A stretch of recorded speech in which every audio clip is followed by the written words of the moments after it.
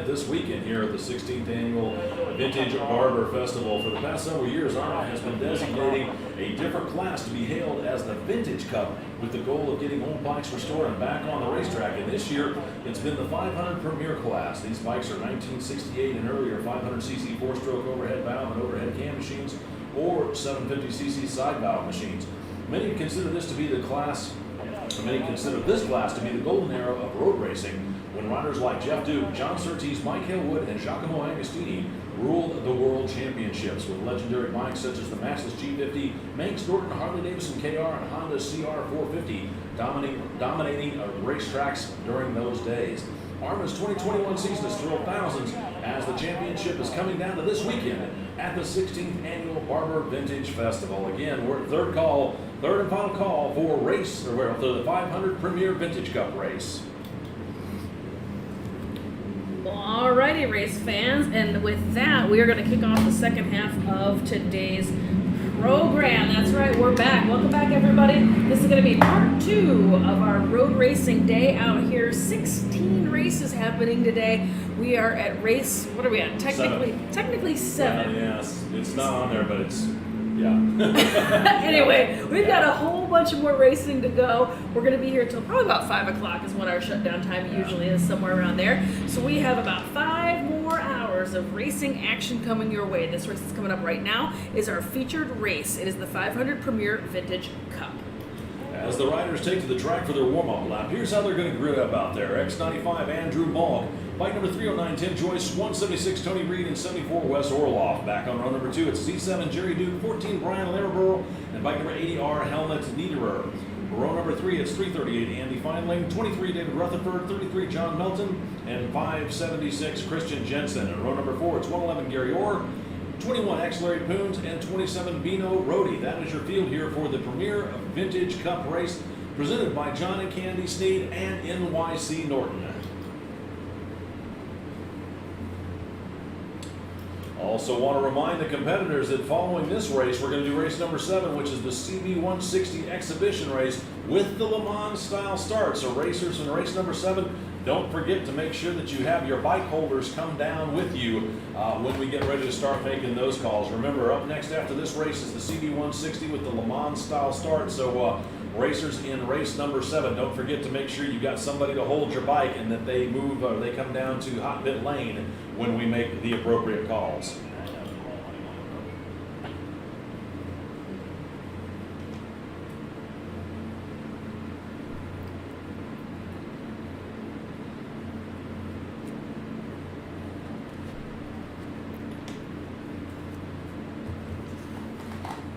And this race is sponsored by our friends at NYC Norton, who is Mr. Kenny Cummings, who is racing in this class. Not racing in this class, sorry, I spoke too soon. Who is obviously Norton specialist. He builds very, very fast Norton race machines, and he also builds custom bikes, street bikes, racing bikes. He builds all sorts of cool stuff. Anyway, that is our buddy Kenny Cummings at NYC Norton, who is the title sponsor for this 500 Premier Vintage Cup race. Now, this one was a super duper heavy duty battle yesterday. Mr. Tim Joyce won yesterday's race. I believe that means technically he has won the championship, and we've not gotten a hard confirmation on that. So it is still going to be a bit of all of the marbles, as the kids say.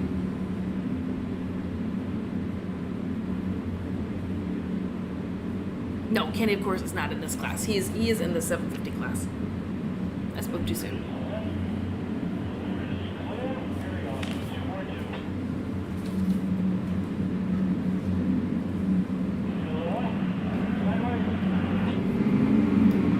As the green flag flies, bike number 95, Andrew Malk, getting the jump on the field, leading them down into turn number 1 as everybody thunders away cleanly here in the opening laps of this first race this afternoon.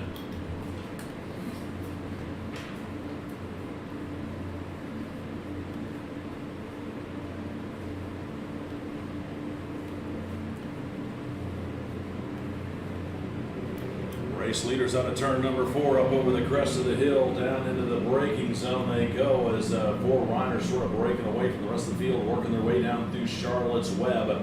Through the center of the turn, 1 rider running just a little bit wide and letting it roll free and clear as they rocket up over the crest of the hill there, turn number 7, down that back straightaway towards turn number 8 and 9 and over into the museum. We'll get the full running order for you in just a moment when they complete lap number 1.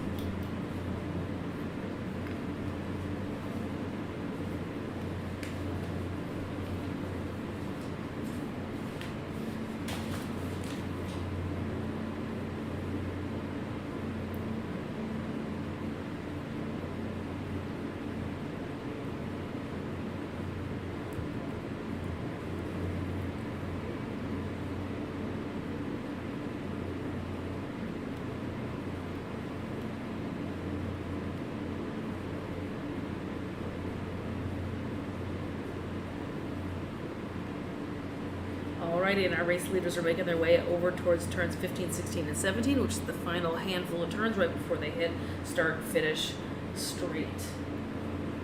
Let's go see where they're at, and there they come.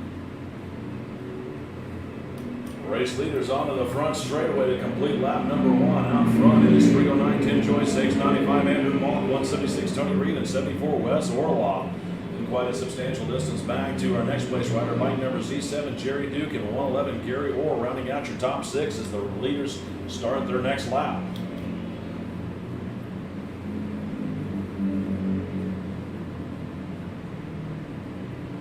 We see Timmy Joyce making his way through this middle straight section, heading towards Charlotte Web, this little hairpin turn.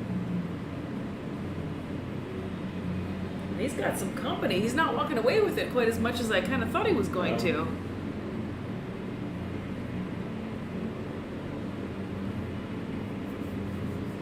Well, there's a big cloud, so there's some shadow over the backside of the track, so it's really hard to see them. But they are currently making their way over towards the museum. So it's a prime time. Let's go check out Race Monitor and see what we got going on over here.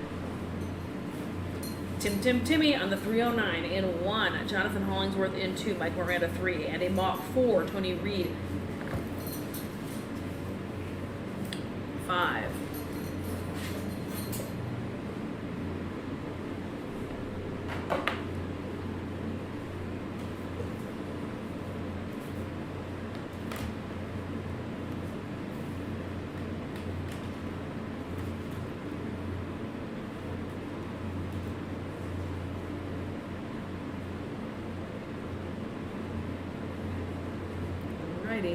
And race leaders are making their way down the home stretch right now.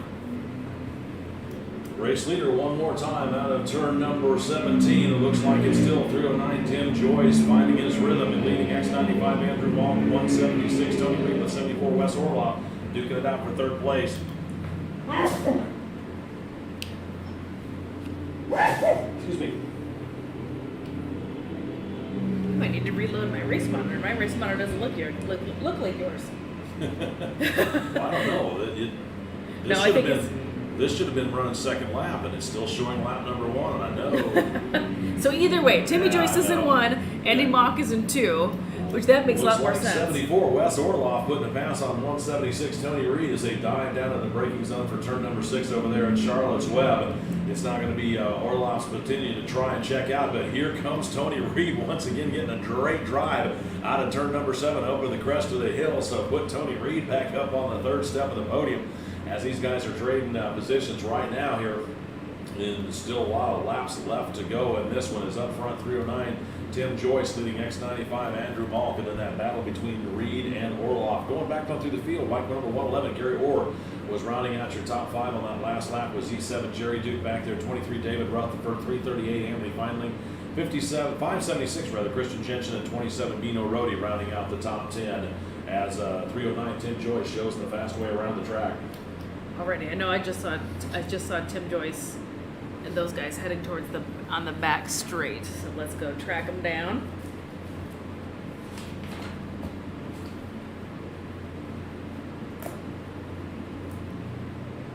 And then we'll go peek in on Race Monitor and see if it's resolved itself. That's Timmy. There's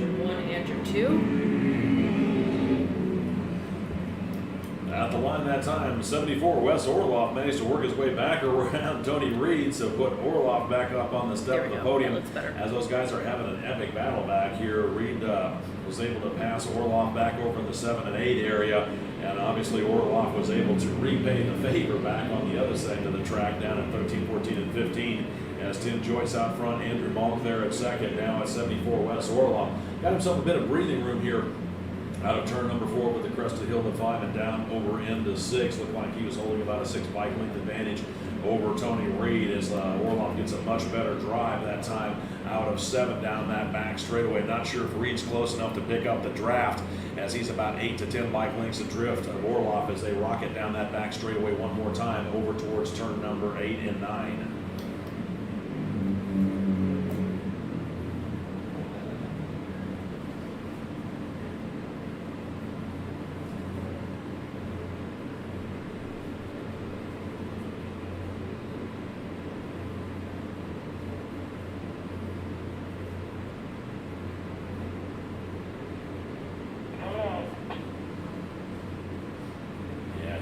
Got white flags in hand. We're off lap here. What's going on? Ed's got the halfway flags in hand, so we're off by a lap. Oh, race monitor is? Yeah, has to be. Yeah, he's doing Technologies. halfway right now.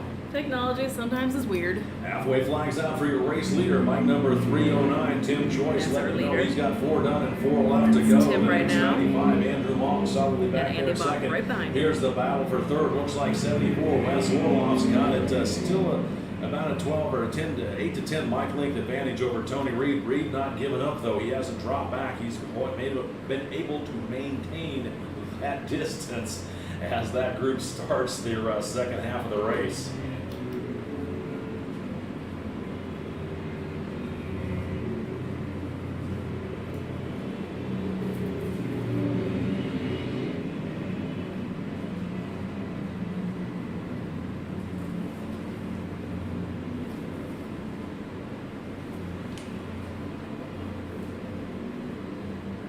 There we go. They came out of shadow a little bit. It's a little more illuminated.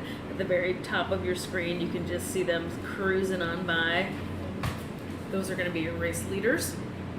And they are headed towards the museum, which closes at 6 o'clock tonight. They're staying open an extra hour or so.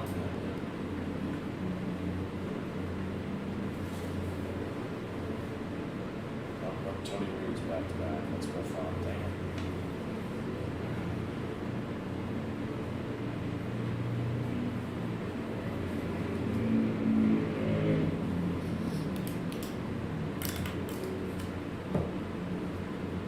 Announce to control.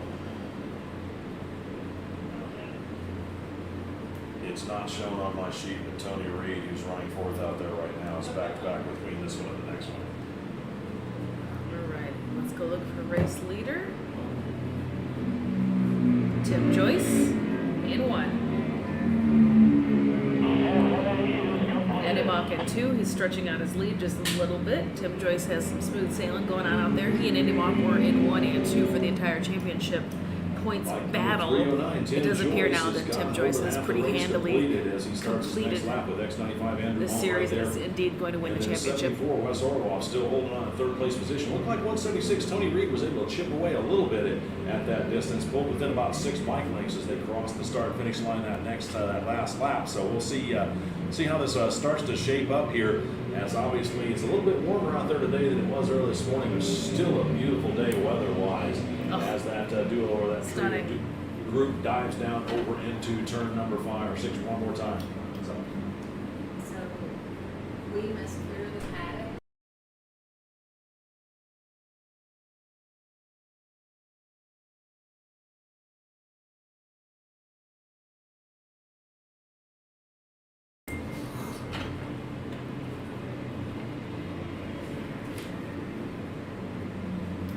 Attention in the paddock. Let's go first call. First call for race number 7, the CB 160 exhibition race.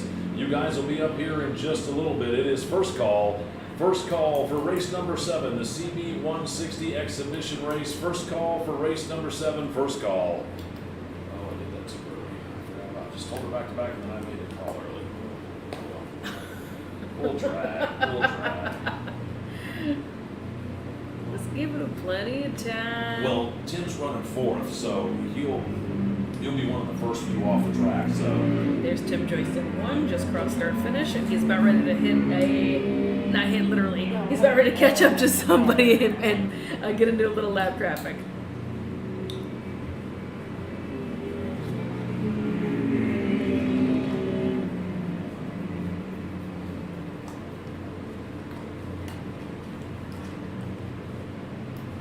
bike number 176, Tony Reed, continues to chip away at the lead that Wes Orloff has on him. So it's still anybody's race for that third step on the podium as bike number 309, Tim Joyce, working his way over through turn number 6, over into 7. And here they come. Looks like Reed now has closed within about 3 bike lengths of Wes Orloff as they dive down into Charlotte's Web one more time. Almost an inside pass. As he tried to work up the inside but couldn't quite make it stick, took a look at it. Here he comes now trying the outside, so moved him, Tony Reed back up to that third step of the podium as Orloff just didn't quite get the drive on his bike out of turn number 7. So Reed back up on the podium as that pair dive down into turn number 8 and 9 one more time. White flag should be coming out this next time by for the race leaders.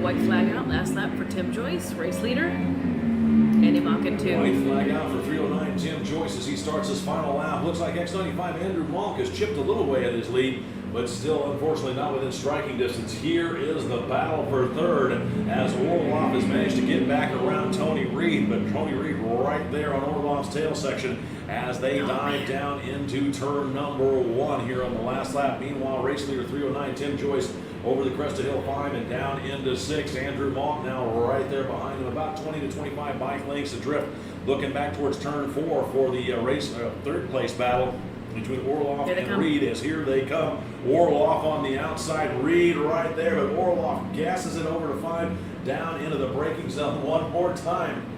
Orloff holds about a 2 bike length advantage over Reed as Reed runs it outside line. Both of them getting a great drive. Looks like Reed now tries up the inside, has a little bit more motor, and slowly pulls ahead of Orloff. So put Reed back up to that third step of the podium, but Orloff's been great in the back section as that duo disappear over into the museum section. We'll see how that's going to turn out.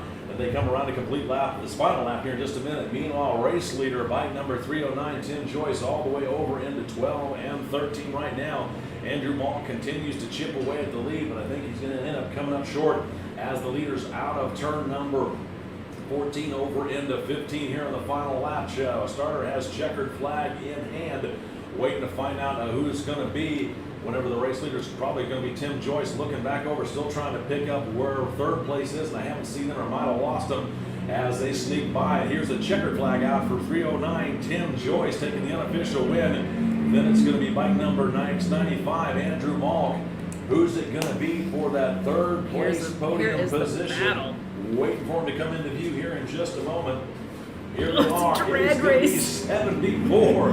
Wes Orloff just nipping Tony Reed for that third place podium position in a hard-fought race. Attention to the paddock. Let's go second call. Second call for the CB160 exhibition race presented by John and Candy Sneed. Please don't forget to make sure you've got your holders coming down here to Hot Pit Lane. Again, don't forget we need the holders for the race bikes in race number 7 to make their way down here to Hot Pit Lane. Again, it's second call. Second call for race number 7, the CB160 exhibition race, a 4-lap race presented by John and Candy Sneed. And please don't forget to send the bike holders down here as quickly as possible. All right, you just heard Jay announcing the CB160 exhibition race is coming up here in just 1 second. This is that Le Mans style start, so you heard him calling for bike holders. You might be asking yourself, what in the heck is a bike holder? Well, it's literally a helper who stands there and holds the bike while the racer is across the track and has to sprint to their machine before they bump start it and can take off in that traditional Le Mans style. Attention out there in the paddock for any of the spectators out there over the hills or anybody back in the swap meet that has never seen a Le Mans style start. You're going to want to make your way over here out of the tree line to watch this one. When the next race we get going, it's going to be a Le Mans style start. So what we'll do is we'll send the competitors out to do their hot lap, and they'll bring their bikes over, they'll back them up against the wall over here on the tower side, and then they'll step over across the track, 1 foot on the track, 1 foot in the grass. And when the green flag flies, instead of hearing race motors fly revving up, you'll hear feet running across the track. And then they jump on the bikes, fire them up, and take off down towards turn number 1. It's an exciting start to definitely watch. If you guys have never seen a Le Mans start, make your way over here to the road race course and check it out. It'll be starting here in about 5 minutes or so. Again, Le Mans start for the CB160 race up next. All right, and while we're waiting for those holders to come out and hold those bikes, I don't see any bodies out there yet. I'm going to take just a hot second because I've got a great little mini interview with our Grand Marshal for this weekend, Mary McGee. We paid homage to her at the Motorcycles by Moonlight fundraising dinner on Friday night, which was excellent, by the way. And she stopped by the booth yesterday, and Jay got a chance to chat with her. So let's go ahead and check out that video. Attention out there in the paddock as we finished our racing. We've got our Grand Marshal, Mary McGee, here. Congratulations, Mary. Welcome to the race. Thank you for being our Grand Marshal today. And tell us how you enjoyed the racing today. I enjoyed everything about being at the Barber. It's utterly fantastic. Of course, fantastic. And of course, the racing is supreme. Absolutely. Did any of the bikes out there bring back any memories from you from all your racing days? You know, every bike I see reminds me of my racing days. There you go. There you go. Congratulations. Yeah, I've been doing this for a couple years myself, and I started racing back in the 80s many years ago myself, and I can remember when many of these bikes were brand new on the showroom floor, and it's always nice to see them come back out and race again. Well, I started racing motorcycles in 1960. Yeah. Road racing, a Yeah. CB92. Well, there you go. Yeah. It's a great. Who knew that a pressed steel frame was going to handle so well and have great brakes? But did you see any of those out here today, or probably some close the bikes that were pretty close to that age? You know, I can't tell. They're going by so fast. The riders are so good. A lot of great riders, I can tell you that. Yeah. Now you got to take a parade lap yesterday. That must have been fun to go around the track in that sports car yesterday, right? It's always fun to go around the track. And there were a couple 3 turns that I really liked. I wish I'd have been in the car. Congratulations. Mary McGee, nice to meet you. Thanks for coming out here at Grand Marshal, and we hope you enjoy the rest of the afternoon. Thank you very much. It's been an honor for me to be here. And a pleasure. Thank you for having us. Nice to meet you again. Mary McGee out there. Give everybody a big round of applause. Thank you for stopping by to see us. So we'll get the row number 14. It's 842 Tom Sanders. Row number 15. It's 13K Rod Skaggs. Row number 16. It's going to be bike number 07, Mike Miranda. Row number 17, 357, Joe Corey. Row number 18, 02, John Hollingsworth. And row number 19, 176, Tony Reed, who just took a hard-fought battle, but ended up 4th in the previous race. So now he's got a back-to-back, getting ready to come out here and do another 4 laps on his CB160. That's how they're going to line up when they come around to take the start here in just a moment.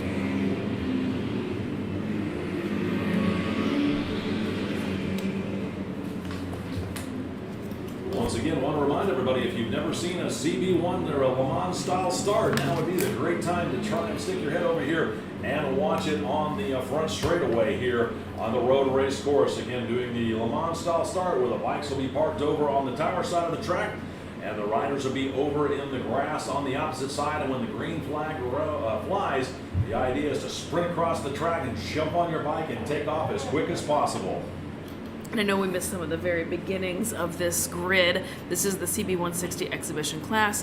It's going to be Acaden, Barnes, Fritz, Habermel, Hall, Hollingsworth, by the way, Hollingsworth on an AHRMA sprint, kind of interesting. Jack Keynes from Wisconsin, Corey, Marlowe, Sidney McLean, who is one of the members of our AHRMA family, Miller, Miranda, Tony Reed, Robb, Sanders, Scales, Skaggs, Terrell, and Tuffley.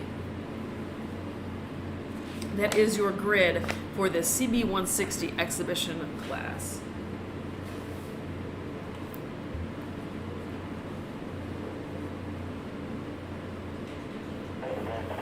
Jack Kane's super well-known racing family name out in the Midwest.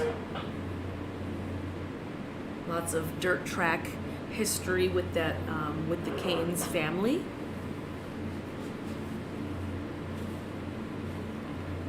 I see them at a lot of Midwestern dirt track races that I have the good fortune of attending, so I've seen that family an awful lot of times. They're always very fast, very talented. Christopher Acaden, ooh, just super fast out here. We've been saying that name all day long in all sorts of classes. Very, very fast. And there's, you know, obviously a little bit stacked in here. Tony Reed, you just watched race, very quick.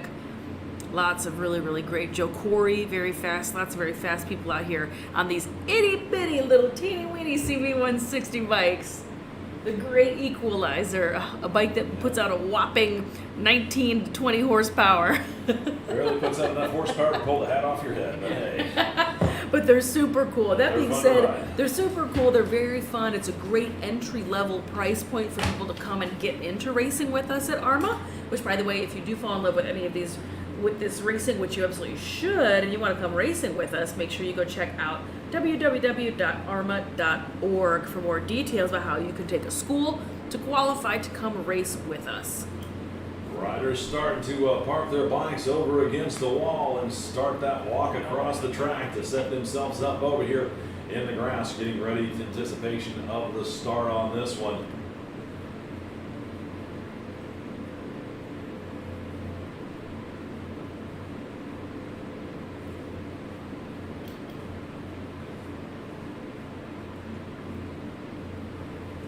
Some fist bumping going on, all sorts of friends out there. Looks like the riders got themselves set up. 1 foot in the grass, one on the pavement. All eyes up on the starter, waiting for him to start. Boards are up. Sideways, and the green flag goes as they sprint across the track, jump on their bikes, hit the starter buttons. It looks like it's going to be 784 Christopher Caden, but he didn't get quite the start. I believe it's Rob Hall on 270 there. For that second place bike to the Caden there in second. I believe it's 294 John Scales. As the rest of the field looks like everybody this time got themselves started and up and running.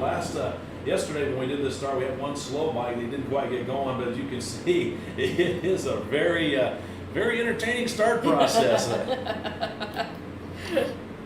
It's a little bit of fitness quest right before your racing quest. Looks like race leaders up over the crest of the hill down into turn number 6 on the first lap. Everybody fairly cleanly spread out, working their way down into 6. Leaders out of 6 over to 7 up the crest of the hill, getting ready to work their way down that back straightaway. Remember, this is a 4-lap exhibition race, so only 4 laps to get it all caught up as everybody fairly spread out right now. We'll get the full, complete running order in just a moment when they complete lap number 1. They're already making their way over to the museum. Attention down the paddock. Sidecars, you guys are going to be up next. Again, sidecars, you folks will be up next. Sidecars, you'll be our next race. So out there in the paddock area or in the park, you haven't seen a sidecar race, you guys are going to want to come watch this one too. These are great machines to watch. Again, sidecars will be up next.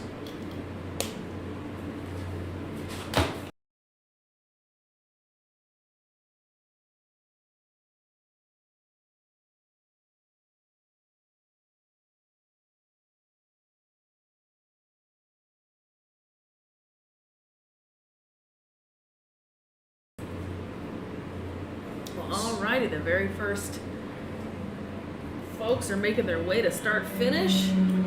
At lap number 1, it is bike number 270, Rob Hall out front, 784 Christopher Caden back there in second. Looks like they got a full front straightaway lead over that third place rider as here he comes across the start finish line. It is going to be 171 Chris Marlowe. Been a heck of a battle out there between 357 Joe Corey and 820 Mitchell Barnes. Those guys are pretty much side by side across the start finish line. Then it's 215 Stuart Sanders in 6th, 27X Ross Tuffley back there in 7th.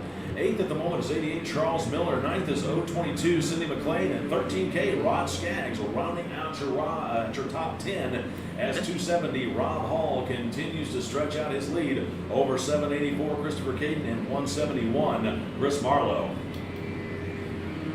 Yeah, another familiar face in there. Tony Reed and Stuart Sanders, both pals of mine from the Wayback Machine. We've known each other and met each other through AHRMA years and years and years ago, both from Tennessee. It's awesome to watch their race programs grow and develop. Tony's now, I mean, they're both pretty fast dudes. Tony's a hell of a racer out here, though, man. Whew.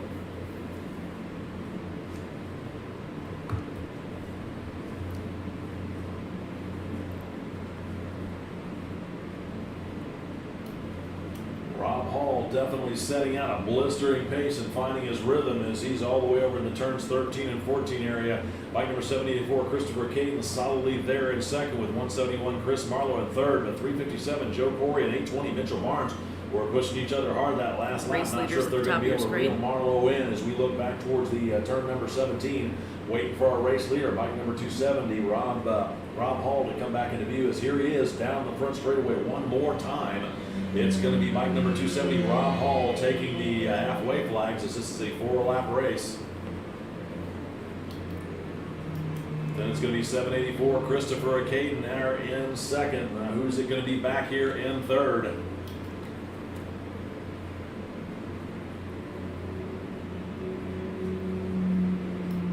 It is still 171 Chris Marlowe, and here comes the battle for fourth between Joe Corey and Mitchell Barnes. That time it was 820 Mitchell Barnes leading Corey as they start the second half of their race. I guess it's not going to hit halfway.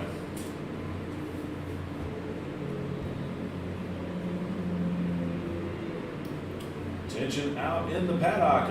Let's go first call. First call for our next race of the afternoon. First call for the sidecar race. You guys will be up here in just a moment. It's first call. First call for race number 8, sidecars. You'll be up here in just a moment. First call for race number 8, the sidecars. Some great racing going on just a second ago over there in that little hairpin, that Charlotte's Web corner.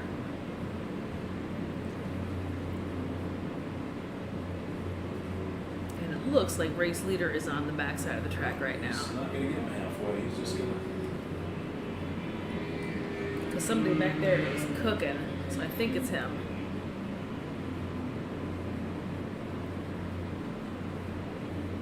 Let's go down and check. Let's go see where they're at.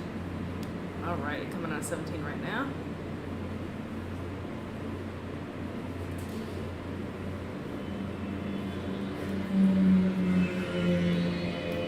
White flag out for your race leader, bike number 270, Rob Hall, letting him know he's got just one more lap. Looking back to this turn number 17. Here comes your second place rider, 784, Christopher Caden. So Rob Hall definitely setting a blistering pace with a full front straightaway leader for second place rider. Putting a beating on Christopher Caden. Almost the second or the same amount, if not even a greater amount. Looking back to the turn number 17, waiting for that third place rider. Here he comes. It's going to be 171, Chris Marlowe holding on to the third, and here's the battle for fourth between Corey and Barnes.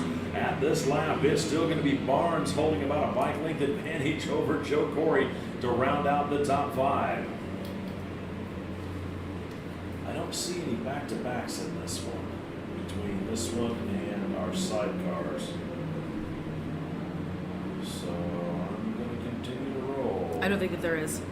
I know there's a couple folks that race 2 wheels and Oh, 3 wheels, but between 8 and 9, we got several in there. but no, I don't think there's anybody that's 160 and then 3 wheels.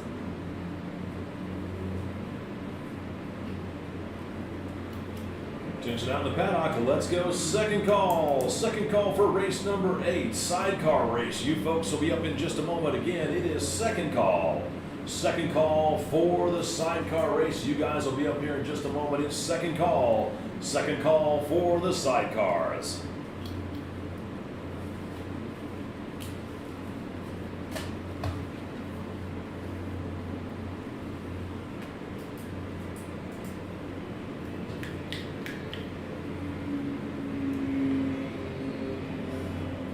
Rob Rob Hall just putting a pounding on the rest of the Checkered field. flag out for your unofficial race winner, bike number 270, Rob Hall, as he put his head down at the beginning of this one, getting a better start than Christopher Caden as they took off, and not looking back. Is looking back here now is what we're doing to turn number 17, waiting for our second place rider, 784, Christopher Caden, to come into view.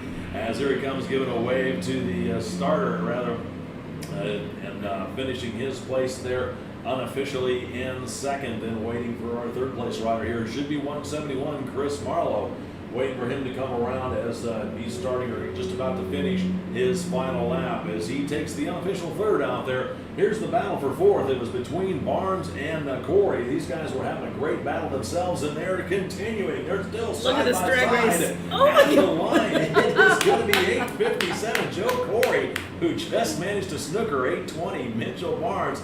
So they're fourth and fifth, respectively, in a great close battle between those two competitors.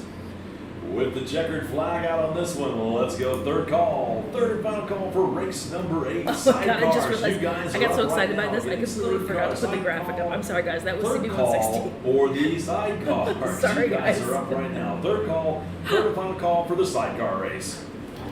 I was so into that race, I completely forgot to change the graphic for that. My bad. But that was obviously the CB 160 class we were talking about the whole time. So, in case you were kerfuffled, that was the CB 160, folks.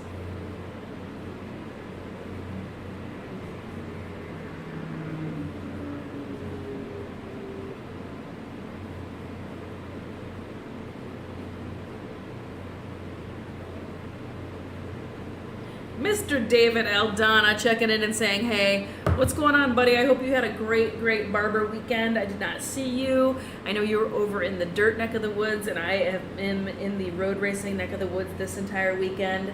But come say hey if you come over here. I'm up in the tower. You know where to find me. All right, and it's going to be winding down the CB 160 class, and our next grid is going to be sidecars. And it is like 6 or 7 combined sidecar classes. It's a little bit of everything, literally. Like super, very old school, very rudimentary, very raw looking sidecars, all the way up to very modern spaceship looking, like TT style sidecars. There's all sorts of really neat sidecars in here. So I'm just going to call it combined sidecar classes because it's a little bit of everything, to be honest with you.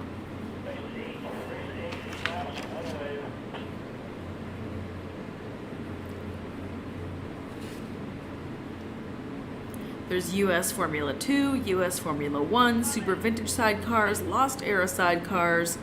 What else is in here? Super Vintage sidecars SC2. And big wheel sidecar. There's a million different things in here. So we're just gonna call it combined sidecar classes. How about that? But thanks for checking in, Mr. David. I hope you had a great weekend.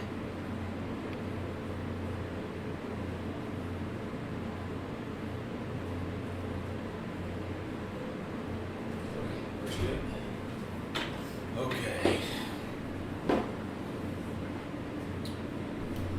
For the sidecar race, AHRMA is the premier sidecar organization in North America, hosting more sidecar racers and races and racers than any other North American organization. Over 50 sidecar teams have raced with AHRMA in 2021 across 22 races from coast to coast. There are both vintage and modern classes, each having their own unique characteristics. In the vintage classes, you'll see both left and right side chairs. Right side chairs favor left-hand turns, counterclockwise tracks, and the opposite is true for the left side chairs. With mixed chair outfits on the track, you'll see a lot of passing as the speed changes dramatically between left and right-hand corners. Skinny tires on the vintage rigs equate to drifting and sliding, where a modern rig will perform more like an F1 car. The modern classes run sleek, spaceship-style-like outfits with modern 600cc and 1000cc four-stroke engines. The outfits are purpose-built and resemble a modern race car more than a motorcycle. Teamwork is vital. The rider and passengers must work together, and particularly for the passenger, it's very physical work. A strong body core is essential for the passenger. Low center of gravity is essential for coring, along with passenger transferring weight to the proper positions. Vintage sidecar classes include the SC1 vintage sidecar, which are front exit outfits built prior to 1968. Engines are air-cooled 2-strokes up to 350 cc and 4-stroke up to 650 cc's. Wheels must be spoked and at least 15 inches in diameter, and tires can be no wider than 4.5 inches. Sidecar 2 super vintage sidecars, by far the most popular sidecar class. These are vintage front exit outfits built up to 1972. Engines are air-cooled 2-strokes up to 500 cc and 4-stroke to 750 cc. Popular examples include the BMW R75 750, Yamaha's XS 650s, and Moto Guzzi 750 powered rigs. Like SC1, these rigs run the skinny tires. SC3, which is the Lost Era sidecars, front and rear exit outfits built up to 1977. 2-stroke engines up to 500 cc's and 4-strokes to 847. And SC4, the Formula Classic sidecars, front and rear exit outfits up to 1981. A variety of power plants can be used up to 1300 cc's. For the modern class, FS1 or USF1 are the long wheelbase machines with 1000 cc power plants. USF2 are the short wheelbase 1000 cc power plants. The TT1 long wheelbase are 600 cc powered plants with FIM rules, and the TT2 are short wheelbase machines, 600 cc power plants built to FIM classification. So as the riders take to the track, here's how they're going to line up out there. Row number 1 for the modern sidecar TT2, it's going to be 14 Peter Essef and his passenger D. Richards, and then 8NZ Tony Dukas with the passenger of L. Dukas. The modern sidecar USF2, presented by Jessup Enterprises, is going to be 285 Brett Levecki with D. Dobrolowski as a passenger. For the modern sidecar USF1, presented by Barnett Clutches and Cable, it's 64B Bill Wamaroth with Argus as his passenger. Then for the Formula Classic, the SC4 back on row number 7, 043 Dave Keckley with Jason Vaden as his passenger, and X48 Paul Kohler with Blake as his passenger. Row number 8 for the SC, the Lost Era sidecar. Row number 9, it's Adam Kramer with Thiesler as a passenger, and 048 Larry Coleman with Harlan as a passenger. Then on row number 10, it's Eric Green with H. Yampolowski as the passenger. For the Super Vintage SC2, presented by Classic Motorcycle Racing Foundation, back on row number 12, 309 Tim Joyce and Schulke. Bike number 93, May and Chihuahua. Then on row number 13, it's X82 Trosper and Trosper, 46X Rammer and Rammer. Row number 14, it's 534 Dixon and Korn, and bike number 42S Crombie and Stefaniak.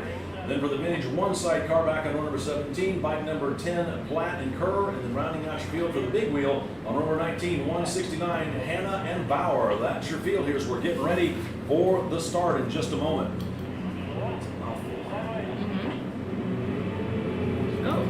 As the flag waves, it is the team of Essef and Richards getting the jump, and I believe it's AHRMA, Dukas, and then bike 285, Levecki and Dobrolowski, as Essef and Richards get a much better start this afternoon than they did yesterday, leading the field. Looks like everybody away cleanly down that front straightaway over to turn number 1s, 2, waiting for the leaders to work their way through 3 and 4 here in just a moment. Race leaders out of turn number 4 up over the crest of the hill, and it's 14 as out front, but here comes 285 Levecki and Dobrolowski making the pass to lead the field down in through Charlotte's Web in turn number 6. I believe Levecki and Dobrolowski are riding a 1000cc bike, where Essef and Richards are back there on a 600cc powered unit themselves, as Levecki wastes no time in trying to check out, but Essef and Richards holding on to the draft, and then bike 8NZ Dukas and Dukas right there back in that 3rd place position as the leaders drop off over to turn number 8 and 9 over there by the museum right now.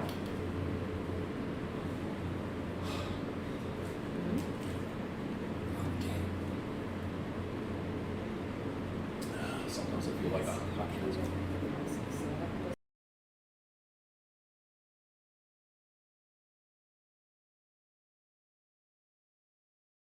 a rig number 14, definitely running hard on that 600cc stock machine. He put out the fastest lap yesterday, but still came up short by 0.2 seconds over the team at 285 Levecki and Dobrolowski. So it's going to be interesting to see that duo working their way back over through turns 14, 15, and 16 right now, waiting for them to come back out on the front straightaway. As here they come. Oh, and it's Essef and Richards has managed to make the pass, but unfortunately Levecki and Dobrolowski just motor right by them.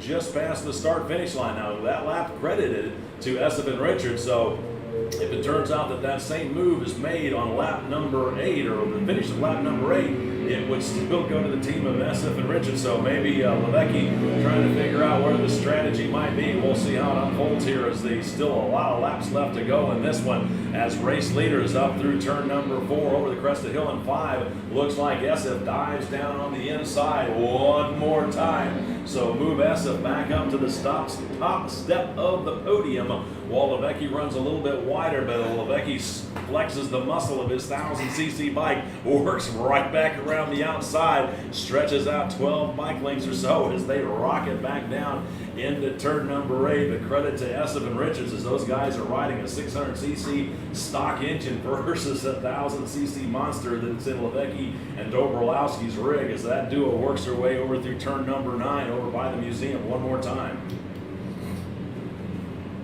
Oh, somebody going wide just past Charlotte's Web.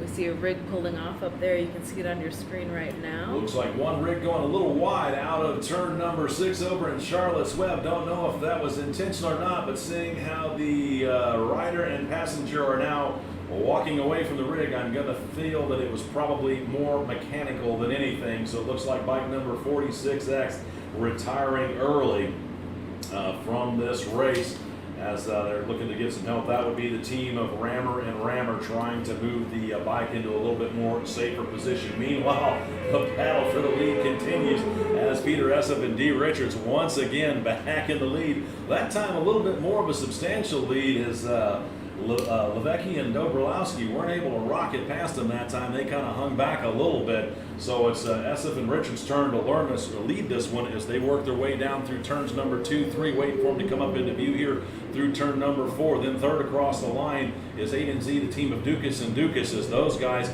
are holding on to that third place position. Meanwhile, Levecki this time sits back and lets SF lead through Charlotte's Web as right there. It looks like Peter Essop gets a great drive out of 6 one more time over the crest of the hill. But once again, Levecki just stretches the legs of that 1000cc monster and rockets past Peter Essop. I know that's got to be frustrating to be leading like that and just have somebody just come blowing past you. And then you got to do it all over again, trying to figure out how to make the pass in the backfield here again. But he's been able to do it twice so far. But we'll see how it's going to work out as that duo is battling their way out of turn number 10, waiting for him to come back into view here in just a moment as they work through turns number 11. Here they come. It looks like Levecki still holds about a 3 bike length or 4 rig length advantage over Essop as they work their way through turns number 11, 12, back over through 13 and 14. We'll see where evidently Essop's making the pass back there somewhere, because the last couple of laps he's been coming out of turn number 17 in the lead. Again, we'll see how it's going to shape up, waiting for him to come back into view here in just a moment. Great job. Here they come down the front straightaway, passing one of the slower rigs, and Essop's still out front with Levecki kind of sitting up there a little bit as they dive down into turn number 1 one more time. Going down through the grids, or through the results rather, A&Z, the team of Dukas and Dukas back there in third. Bill Weimeroff and his passenger Hargis in fourth. Eric Green and Yampolowski on rig number 66D round out your top 5. 043, Dave Keckley and Jason Vaden back there in 6th. 37, Jim Jowers and another Yampolowski as a passenger in that 7th place. The team of X82, Trosper and Trosper, Eric Trosper, I believe it's his wife back there in 8th. 93, Daniel May and Chawla as the passenger in that 9th place position in X48. Paul Dan Kohler May and Blake Craig round Chawla out the top out 10 of Chicago. as another team retires a Couple little of bit BMW early, pulling friends their of rig mine, off over and Paul into the Kohler grass. and So we're going to the have awesome Miss to Andrea do a Blake. pause on our calls for the next race after this one, as it does take us a moment to get And these Kramer, rigs to have them towed back And in. their passenger, Kramer and Thiesler, are out of Where's Philadelphia. Where they go. And Larry Coleman, of Race course, leaders out of turn AMA Hall of number 11 Famer up Larry the hill Coleman, over to 12. Looks like Esseff and Richards still his holding the passenger that lead he's been riding with, sidecars with since, I Levick- think, like the Levick and 1970s, right maybe there 60s. behind him. So, Anywho, they've been not racing sure together if a they're just very, kinda very, very long biding time. They their just time kind a of little bit or reunited what, but recently Esseff and Richards and have been about a 3 or competing 4 bike again length advantage as on they one of work their their way rigs. back Larry in Coleman through saying that that this is going to be his back last year, Levick was, however. going to sit back and find out and watch Esseff to try and figure out where these lines are, because he kept getting passed back there, so he might be just playing a little bit of game of cat and mouse, as it looks like Esseff has really stretched out his lead that time, holding about a 6 bike length advantage over Levick as they start their next race. Halfway flags on this one, letting them know that they've got 4 done and 4 left to go, as a tight race for Peter Esseff and his passenger, Mr. Richards, out there leading Brett Levick and Mr. Dobrowski. Ryan. But yeah, this What's is Richard's going to last be name? the Dustin, combined Dustin. sidecar classes, because this is a little bit of everybody. So we've been seeing a lot, of Dustin course, the more Richards, high the horsepower passenger on modern PF's sidecars rig, up in the leans front. out way out But one you know, more not time as not they pay work their way attention through to turn our number lost 6, era which is sidecar Charles friends Webb, and our up super the crest of vintage the and hill Formula Classic with, friends. Bike number 285, Brett Levick, and he finally decides to motor past him once again with Brian Dobrowski as his passengers moved Levick and Dobrowski once again back up to the top step of the podium, since they're making halfway. Once they come around and complete that lap, then it would be everybody had seen halfway, so then it would be a completed race. So we'll see if Levick is still able to hold the lead as that duo work their way out from behind the museum turns here in just a minute and move Esseff back again to the lead. I've got to try and get some cameras back there to find out where Pete's making his move on Brett, as Esseff once again back up to the lead over Levick and the team of Dukas.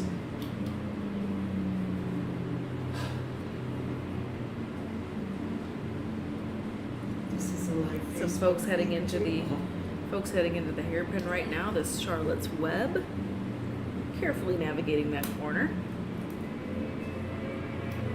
Race leader once again, 14, Peter Esseff again, all the way Cruising down the under front there straightaway right now. with 285, Brett Levick right there behind him. So everybody's seen halfway.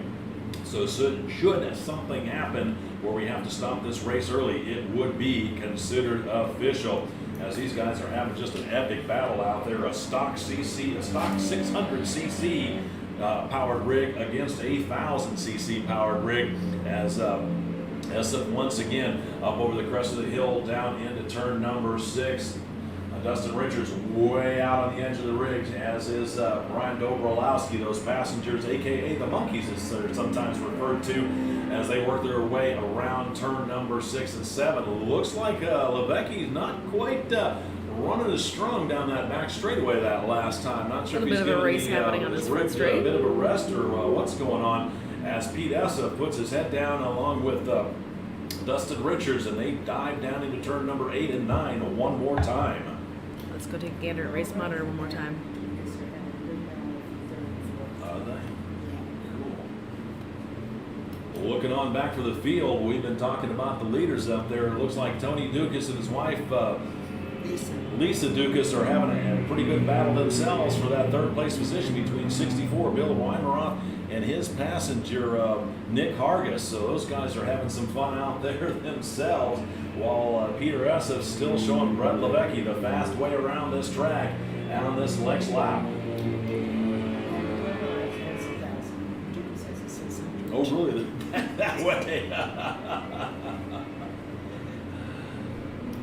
Race leader one more time across the start-finish line, and it looks like Levick's dropped back quite a bit that time, so not sure if he's running into a bit of a mechanical issue or what.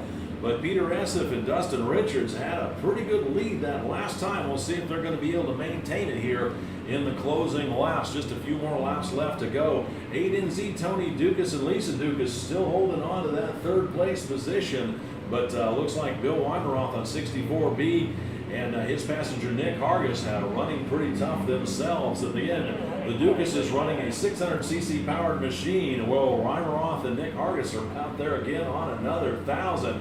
As it looks like Levick on 285 dropping back a little bit more. Now, he and Esseff were racing each other heavy on the track, but they are in different classes. So I believe that Essen was running out there in the modern sidecar TT2, where Levecki was in the US Some of our F2 class. So it Lost maybe era just said, you folks know, out I there don't want to just burn out my crossing start tires. I've finish got to now. win in my class, second overall. It might be enough to handle it, as white Some of the flag should be faster coming out rigs next as time well. by for our Heading race into leader, as turn bike one. number 14, Peter Essett, once again out of turn number 10 up the hill over through 11 and 12 here.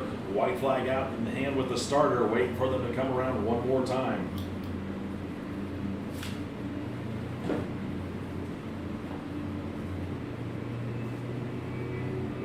Where are you guys out of? Where are you guys out of? Fort Lauderdale. Okay. Alrighty, and white flag is out. Last lap for our next little crew coming through here. There White we flag go. out for your race leader, bike number 14, Peter Essett and Dustin Richards, as they start their final lap. Then it's going to be 285, Brett Levecki and Brian Dobrowski. They are running their final lap too, as we've got one rig stopped out over in turn number 2 off the side of the track with the mechanical. Looks like they're way off of the race line, so they shouldn't be an issue here. Let's go first call. First call for race number 9. Formula Vintage presented by Racetech. Sportsman 500 presented by Niche Cycle. 350 GP presented by NYC Norton. You guys will be up here in just a moment. It's first call. First call for race number 9. First call, race number 9. They got it moved, but that was sketchy. That was really sketchy. It still is sketchy. Yeah. Where's my leader? Is he already over in the back section? Yeah. I think he might be over in the back section. It's about the time he went back over there. So you're looking to fill some time at the restaurant? It's almost the end of all the pickup of the Yep. t-shirts Yep. because it flows into the merchandise. Okay. Yeah. Thank you. Will do. Thank you so much. Looking back up towards the back section of the course, waiting for our race leader to come around here in just a moment. It was bike number 14, Peter Essett and Dustin Richards, had worked themselves out to a substantial lead, as everybody else seeing the white flag. I lost track of where they're at, but they've got to be coming around here in just a moment. There's checkered flag in hand with the starter, waiting for them to pop out of turn number 17. And here they come. Bike number 14, Peter Essett and Dustin Richards taking the unofficial win overall as Dustin celebrates, working their way down the front straightaway. And then it's going to be bike number 285, Brett Levecki and Brian Dobrowski coming home unofficially in second overall out there, first in class themselves. Then looking back up the field here, waiting for our next group of riders to work their way through. Not sure if it was going to be Bill Wilmeroth should be up next. It looks like the team of Ducases might have had a mechanical issue out there, as they dropped out of that third place position. They're shown down in that 7th place position. I know we had a rig that was stalled over in turn number 2. I wonder if that might have been them, as waiting for 64B Bill Wilmeroth to come across the line here in just a moment. Let's go take a gander at the race monitor for your official, unofficial results. Announced to control. I'm guessing it's going to take us a minute to pick So these again, guys this out is and going to control be back in. This is going to be folks that are in the much faster modern sidecars, the TT2, the Formula 2, the Formula 1, Formula Classic. Those much more powerful rigs are usually these guys up at the top, and then as we get a little bit further down, that is going to be folks that are in the Checkered flag waves out there for 64B, Lost Bill Wilmeroth era and Nick Hargis, as they take the unofficial type third sidecar racing. So overall. let's go take a look. Who have we got out there? Kevin Starr. He's renowned as passing in Virginia. He can talk better than me. He's pronounced Bernard's last name. Okay, hang on. But a yeah, second. again, like I was saying earlier, Larry Coleman has been racing for a very long time. He's a Hall of Fame member. He's announcing his retirement from racing this year, but who knows? I don't know. He says he's going to retire, but I don't know if he's going. I don't know if he's going to be able to just sit here and watch. He's a pretty can-do kind of guy, but it was awesome to see him and his passenger as well that he's been racing with for a very long time. And Interview with this guy here in a minute. Sorry about that. It's going to take us a moment to get these rigs pulled down. And that's Harald Carlin from Germany and Larry Coleman, who I was just talking about. But my buddy Eric Green out of New York. Jacob Trosper from the Trosper Racing family out here. All sorts of rad people. I want to shoot a photo clip on that one. All right, let's get back to the track. As it's going to take us a minute to get some of these bikes cleaned up and brought in out here, we've got a special person here with us. Who have we got here, sir? Kevin Starr with Big Dog Garage Sidecar Racing. And who's the team owner for that one? Bernard Hughley, and we race for Jay Leno. Congratulations. Absolutely. Are you, why are you not out here with us Well, today? Bernard's schedule had changed and we had to cancel, but I'm here to support and already have my reservations and I'm just going to come out and have fun. So you're going to come and join us here in January down at the Daytona, Oh, right? we're looking forward to that. Yeah, I can't wait to see those sidecars on that banking down there. It's going to be definitely exciting. And I believe there's going to be a lot of sidecars. That's going to be so cool. You stoked for it? Yes, absolutely. Well, cool. I appreciate you coming on out. Thanks Absolutely. for visiting us. You guys enjoy the rest of the racing out there today. Appreciate it. You got it. Thanks, Your man. sister told me to tell you hi. Oh, Jackie. Jackie. Yeah, we met? Yep. Good Yeah, to see that's you again. right. Good to see you That's again. right, I know. I need to eat. Jackie, No, go turn your eat. Facebook Go on. eat. I've talked to her. Come on.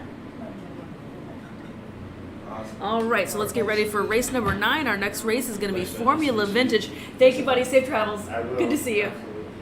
Absolutely. Formula It's not the paddock, and Let's Vintage. go second call. Second call for race number 9. You guys are going to be up here in just a moment. It's second call. Second call for race number 9. Second call for race number 9. If you guys want to make it up here in a minute. Second There call we for go. race number 9. Formula Vintage. Sportsman 500. Once again, second call for race number 9. Formula Vintage presented by Race Tech. Sportsman 500 presented by Niche Cycles, and 350 GP presented by NYC Norton. You guys will be up here in just a moment. It is second call. Second call for race number 9. Formula Vintage presented by Race Tech. Sportsman 350 presented by Niche Cycles, and 350 GP presented by NYC Norton. You guys will be up in just a moment. Second call, race number 9. Alrighty, that's everybody. So this is going to be 350 Grand Prix, Formula Vintage, and Sportsman 500. You want me to read this? Yeah, if you'd like to. Huh? Yeah, if you would, please. Yep.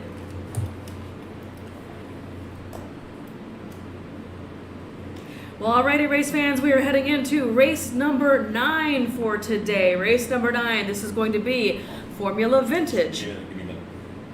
Go. Go.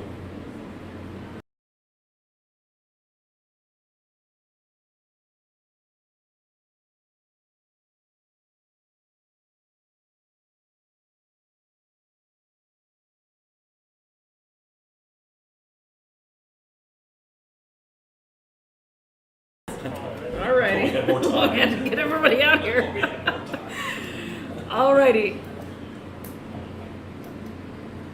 You're good. Alrighty, race number 9, Formula Vintage, sponsored by Race Tech Suspension. This is going to be race number 9, Formula Vintage. Since 1984, Race Tech has been perfecting the science of motorcycle suspension. They offer performance springs, legendary gold valves, G3S custom shocks, TNK fork tubes, drum brake arching, and complete suspension rebuild services for vintage and modern motorcycles. Vintage specialist Matthew Wiley will be at the track this year at several events, including the Barber Vintage Festival this weekend, to assist the AHRMA racers. So make sure you stop by if you've got any questions or suspension needs. Racetech has been an AHRMA sponsor since 2009, and in addition to backing the competitive Formula Vintage road race class, they are a series sponsors for this class.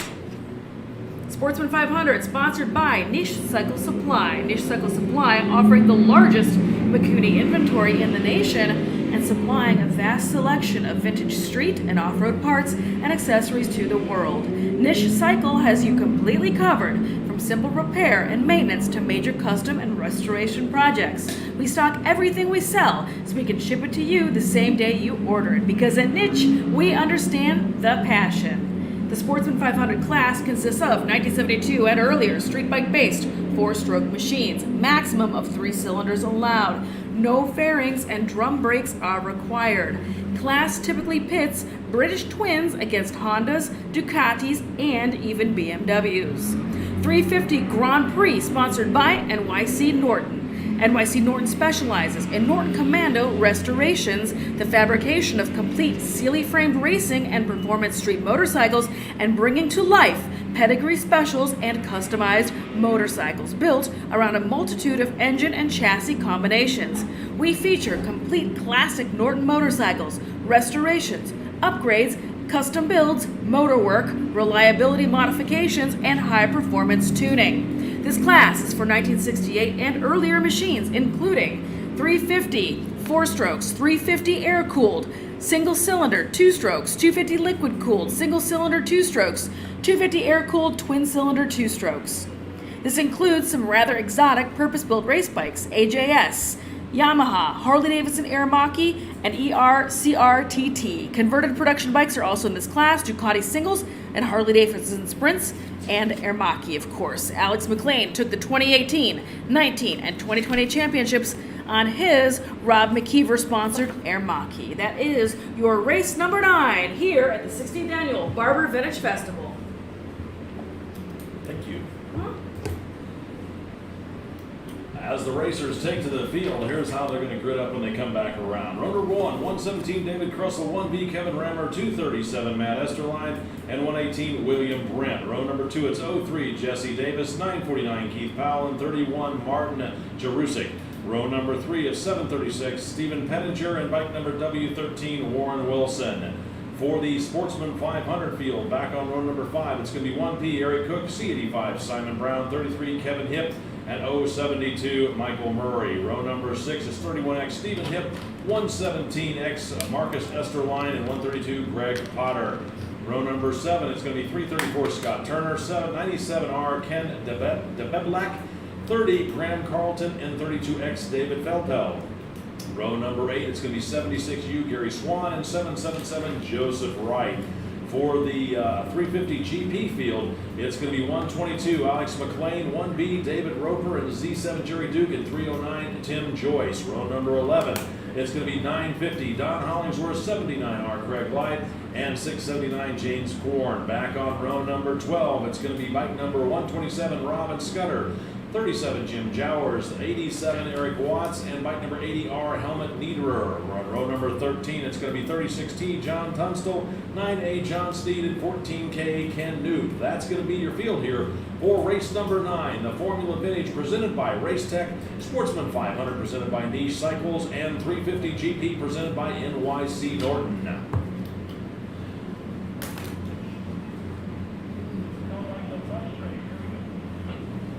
They're all up there already. Wow, that was fast.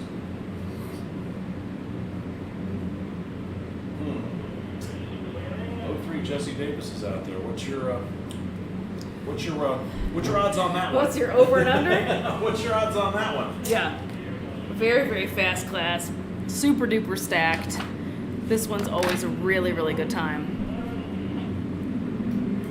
As the flag waves, looks like 1B Kevin Rammer gets a jump, but here comes bike number 03 Jesse Davis storming up the inside to lead the field down in through turn number 1, wasted no time trying to check out the rest of them as he pulls 3 or 4 bike lengths on the rest of the field out on the exit of 1 over into turn number 2. Meanwhile, Sportsman 500 presented by Niche Cycles, those guys rocking across the start-finish line down into turn number 1 themselves. Meanwhile, Jesse Davis on 03 all the way over to turn number 5 down in the braking zone for turn number 6 with 1B Kevin Rammer back there in second. Rammer just coming off of the ride in the sidecar race running second in his class. Meanwhile, the 350 GP field away on the third wave back there as they work their way down into the opening turns here in this race number 9. Maybe that's why Kevin Rammer had to pull off the course real quick. It might be. He just wanted to get to pit out Yeah. and go get ready for this race. Well, actually, He was in a hurry.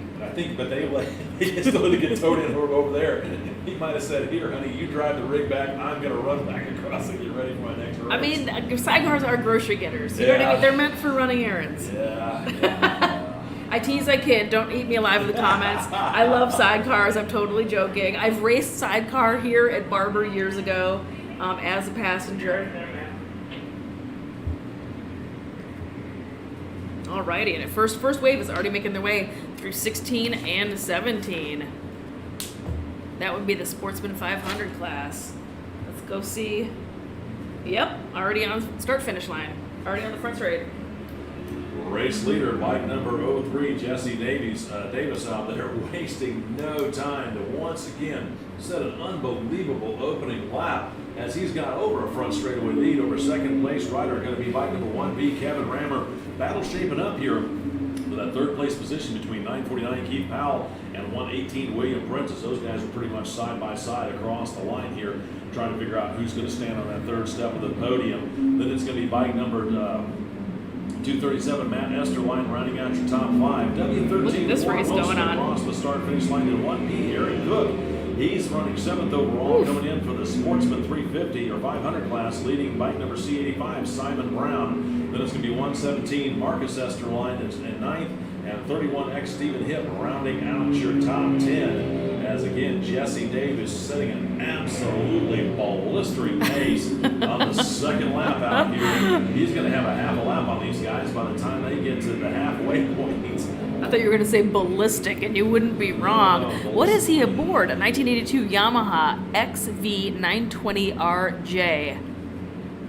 Oh, I know that. I'm not bike. even familiar with that bike, Yeah, he races out of Texas. but it's fast as all get out, is all I know. It's the son of Lurch. I think they actually did an article in Road Racing World and Technology a couple of months ago about it. It was back in the mid to late 80s. They took what used to be the Yamaha had the 920 Virago series that they came out with for the 81, 82, and 83. Well, in Europe, the European models, they came out with the R models, RH, RJ, and RK. Oh, And now they I had want to go closed see chains this and lithium bike. grease, and it was a really weird looking, funky style. They weren't But real it's a good V-twin. sellers, but it was a V-twin. Yeah. And somebody built one for the Battle of the Twins back in the mid '80s to race with AMA, and the thing was just stupid fast. Okay, now I'm curious. And, Now I'm but intrigued. that bike ended up either being blown up or sold, and somebody decided to build another one. You know, I saw that bike over Crescent in Texas back in, I believe, in July,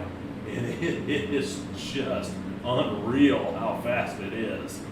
Not much to look at, but boy, it flies. I think that's why they named it Lurch. But that would make sense why he's going so fast on that thing. When you said that, I was like, that's not very nice, Jay. That's true. I don't think we're allowed to say that about people. Oh, not the people, the bike. You gotta be specific, Jay. Well, now I'm really curious about that machine. That sounds excellent. I really want to go check it out. That Virago is making really interesting custom bikes nowadays, too, because they're so cheap. Well, yeah, it's a 40-year-old motorcycle. Yeah. Well, almost a 49. If it's an 82, it's 39 years old. Bike 03, Jesse Davis continues his domination of this race over 1B Kevin Rammer, and bike number 949 Keith Powell still holding on to that third place position as the rest of the field starts to stream out here and spread out here in race number 9.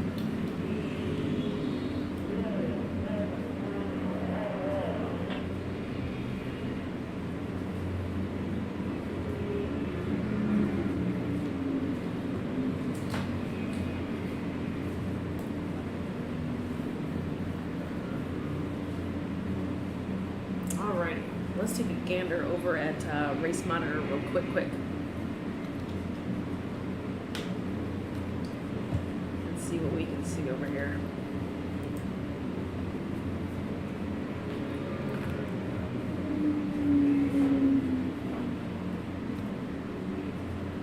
So your scoring: Davis, Rammer, Powell, Brent, Esterline. Powell just crossing start finish. Brent right behind him. So that means Mr. Jesse Davis must be up in the middle of the pack by now. So let's go track him down.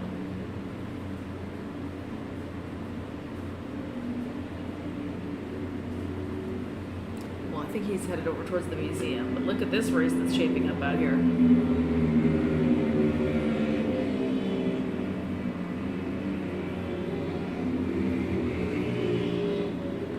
Pretty good looking battles going on.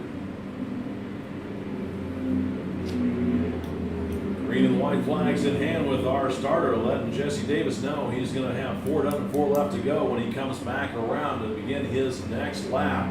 As once again, he is absolutely dominating this race, running away from everybody as he's still working the back section of the course right now.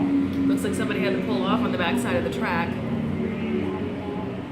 There's something moving around out there. Yeah, it's bike number 950. So this looks like somebody might have had a mechanical. 03 Jesse Davis seeing the halfway flags now as he starts in the second half of his race. Still waiting for bike number 1B, Kevin Rammer. He's holding on to second in class, waiting for him to come back around to start his next lap here in just a moment.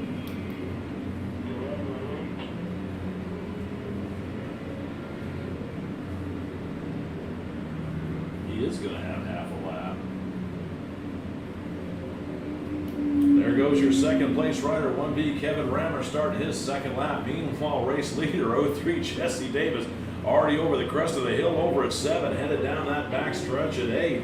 So I was just about right here to halfway. He had just about a half a lap on the rest of the field as he's working his way over through turns. Leader working his way over through turns 8 and 9 right now. Yeah, very smooth sailing going out there for Mr. Jesse Davis. Yeah, he's flying.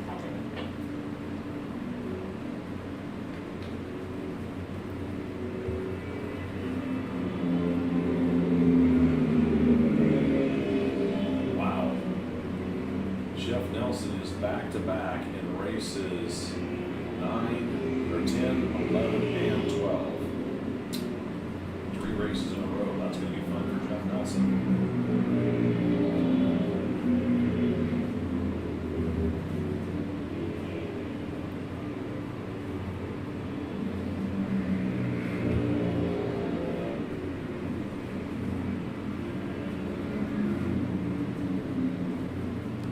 And that was Jesse Davis just now crossing start finish. He's already deep into turn 1 already by the time I switched the camera over there. Slow down, buddy. Bike number 03, Jesse Davis, continues to dominate this race as he's got about a half a lap lead over second place rider, bike number 1B, Kevin Rammer. Since Davis has finished halfway, and everybody has seen halfway, whatever happens in this race, it will be considered a complete race as Davis works his way over into the turn 6 and 7 area right now, looking back up towards turn number 17.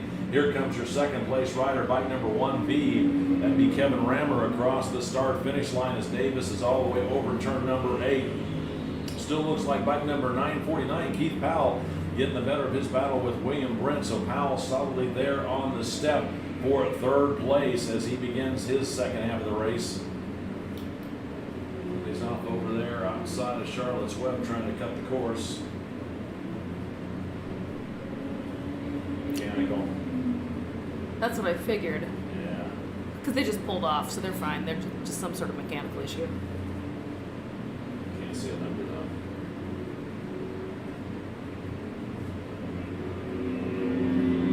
It's good we got back to back to this one because we're certainly going to have to do pickups.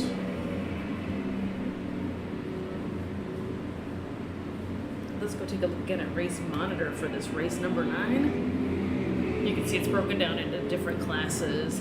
Formula Vintage, Jesse Davis is in 1, Rammer in 2, Powell in 3rd, and then as we keep going down, Sportsman 500, Hip, Stephen Hip, the Hip family, always super fast. Stephen Hip and Kevin Hip. I think so. Yeah, they're always super quick. Father and son team out here. They love to duke it out. They love to bang bars. They're very exciting to watch.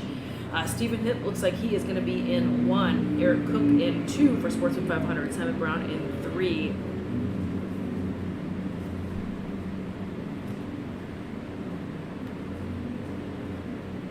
trucking down. And as far as the 350 GP, Alex McLean in one in that 350 GP class.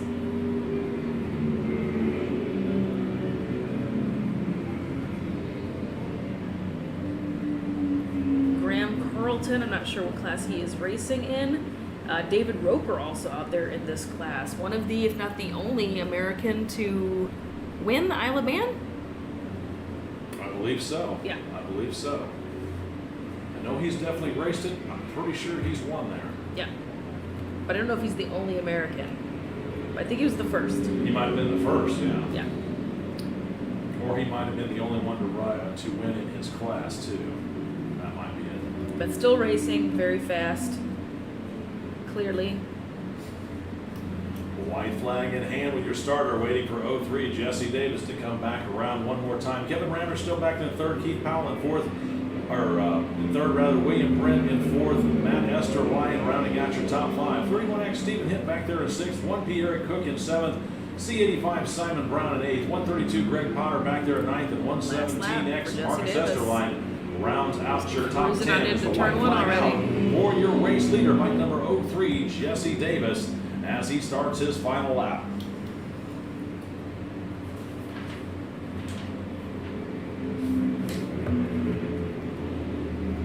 Announced to control.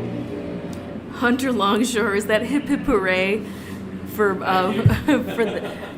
for Kevin and Stephen Hip out here that are racing? Was that a pun? Were you making a dad joke? And yes, it is. It's Kevin and Stephen Hip. Yep. Yeah, they're always fun to watch. They were very exciting at Laguna Seca, which was the last AHRMA race that I was Attention at. out there in the paddock. Let's go first call. First call for race number 10. Sound of Thunder 1 presented by William Dokianos. Next Gen Superbike presented by Midstate Distribution. And Sound of Singles 2 presented by Moto Caddy. Again, it is first call. First call for race number 10. Sound of Thunder 1, Next Gen Superbike, and Sound of Singles 2. Again, first call for race number 10. Sound of Thunder 1, Next Gen Superbike, and Sound of Singles 2. First call for race number 10.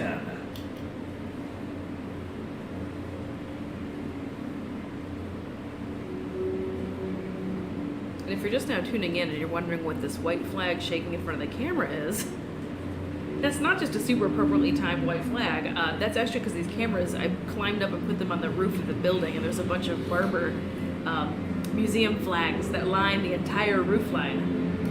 Checkered flag out for your unofficial race winner, bike number 03, Jesse Davis, making it look easy as he is lapped deep into the field here in a very commanding win here for race number 9 in the Formula Vintage field.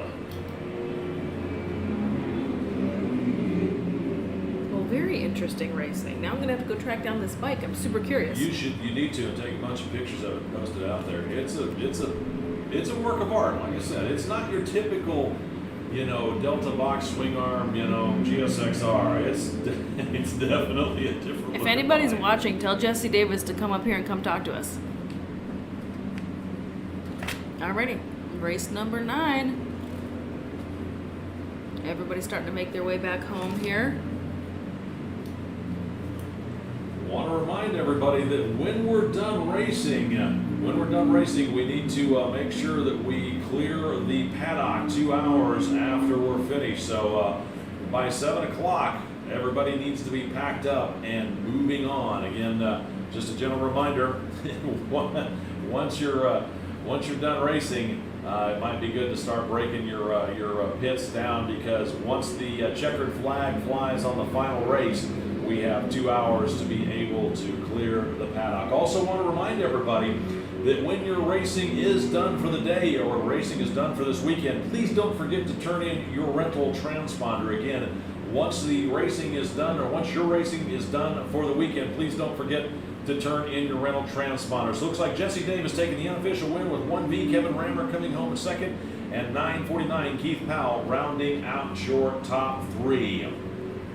Attention in the paddock. Let's go second call. Second call for race number 10. Sound of Thunder 1, Next Gen Superbike, and Sound of Singles 2. You folks will be up here in just a moment Again, it is second call, race number 10, Sound of Thunder 1, Next Gen Superbike 2, and Sound of Singles 3, second call, race number 10.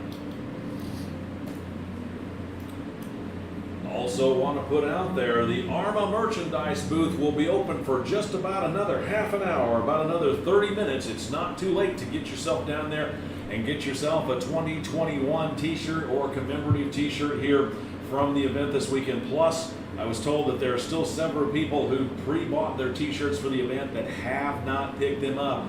If you're here, you need to make your way down to the merchandise booth as quickly as possible, as they will be closing in about 30 minutes.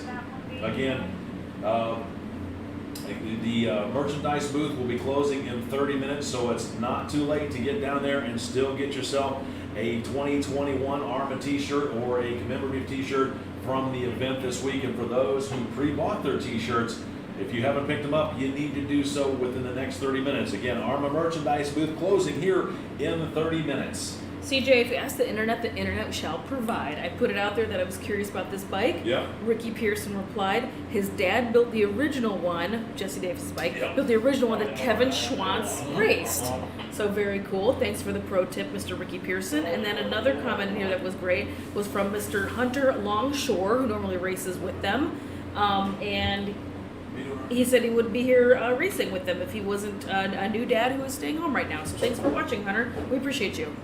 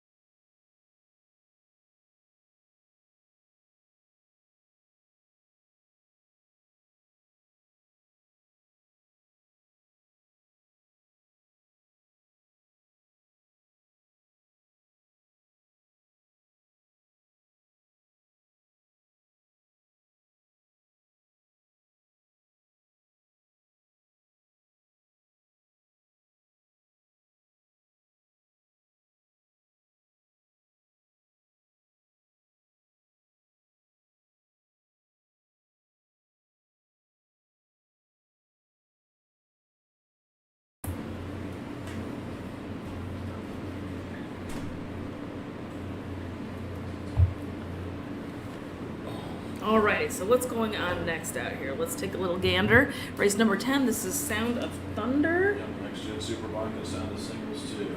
They got some pickups. I'm waiting for them to tell me when I can go third.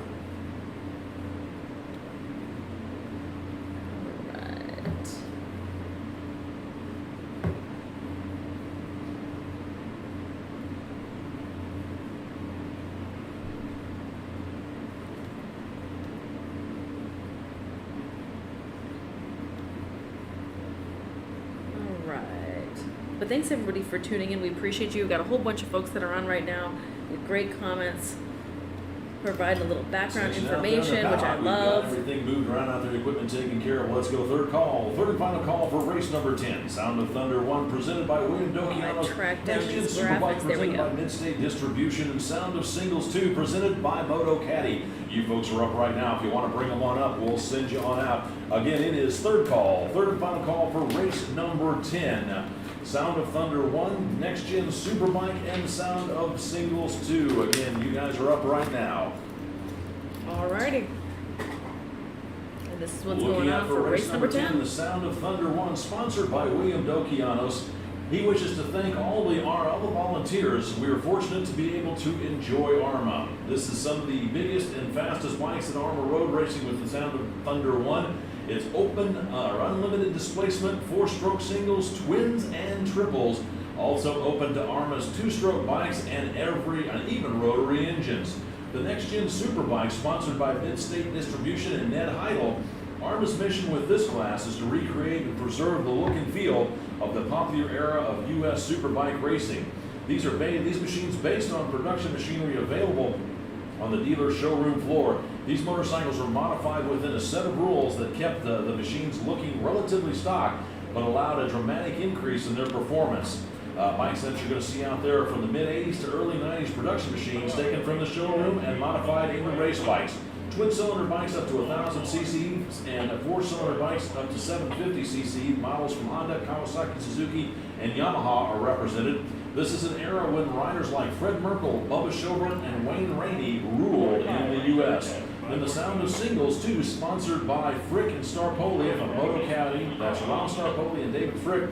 These are liquid-cooled 4-stroke singles up to 450 cc's and air-cooled 4-strokes up to 610 cc's. The 450s typically have state-of-the-art road race chassis with modern motocross-based engines in them. Well, that is how the specs stand up for race number 10. As the field takes to the track, here's how they're going to grid up. On row number 1, bike number 1A, Clint Austin, 15 RJ Padron, 41D, Brian Dobrowski, and 80H, Chris Hasemeyer. Row number 2, it's 131, Steve Metz, 19, Nate Kern, and 020, Jeff Nelson. Row number 3 is 329, Matthew Crabtree, 60, Eric Burrell, 660, John Beldock, and 77L, Patrick Lansau.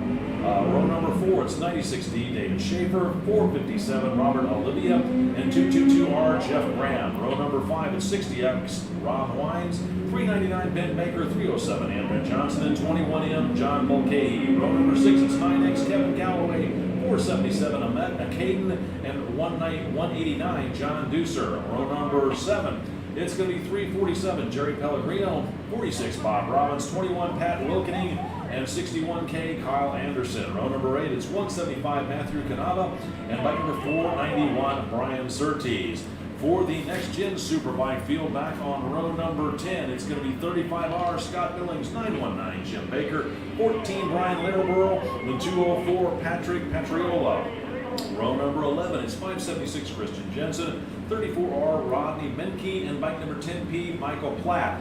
Then on row number 12, it's going to be 610, Christopher Parrott, and 054, Gilbert Jennings. For the sound of singles, too, back on row number 14, it's 3Z, Dave Frick, 80L, Ralph Starpoli, 43A, Steve Alexander, and 112, Adrian Jasso. Row number 15, it's 133, Paul Elledge, 510, Noel Corwin, and 87, Eric Watts. Row number 16, it's 602, Christopher Mock, 297, Mark White, 785, Steve Karatos, and 137, William Doyne. And rounding out your field on row number 17, it's 681B, Andrew Kruder, and 141, Larry Watts. That is your field here for race number 10, the Sound of Thunder 1, presented by William Dokianos, the Next Gen Superbike presented by Midstate Distribution, and the Sound of Singles 2 presented by Moto Caddy.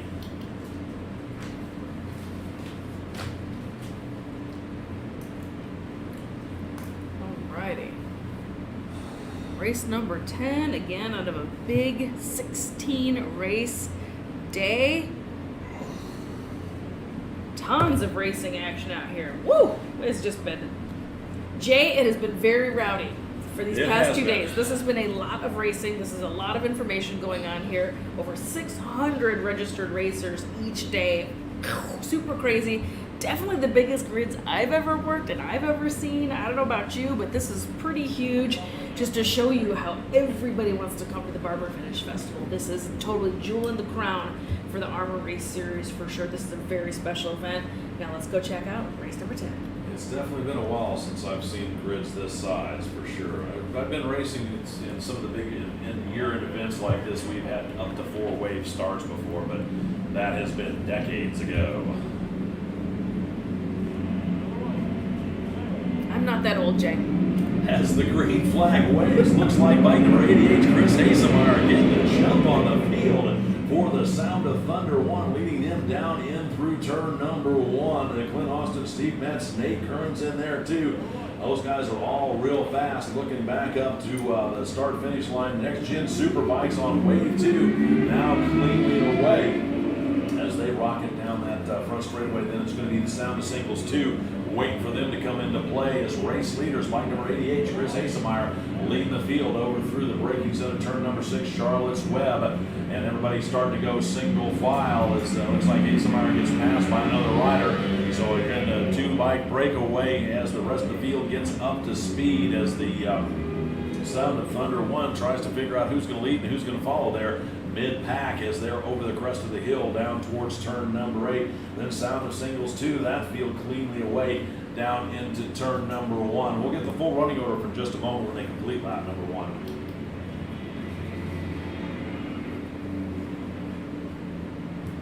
Not sure who the lead rider is out there on the Super Motard, but it looks like Jasso's back there in third. I can't tell who's in second. Of course, I'm also not sure what Star Paul is riding this race either. That 133 Paul Elledge is out front on that Super Motard. It's pretty fast.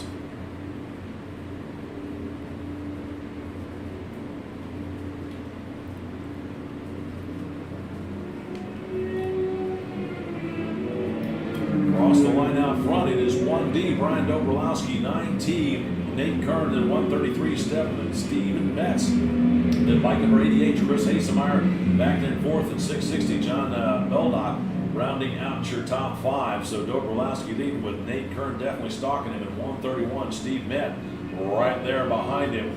As Dobrowski once again up over the crest of the hill, then down into turn number 6 over in Charlotte's Web. Meanwhile, Steve Metz was trying to get racy there with Nate Kern, but Kern was able to outbreak him. So Metz trying to work his way up to the front, and he does. He rockets right past Nate Kern, so not sure what's going on over there. Handful as of a couple people of bikes running run off. wide down into Charlotte's Web.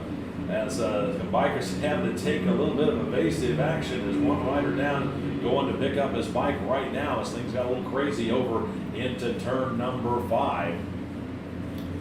Missed that one. So yellow flags are out.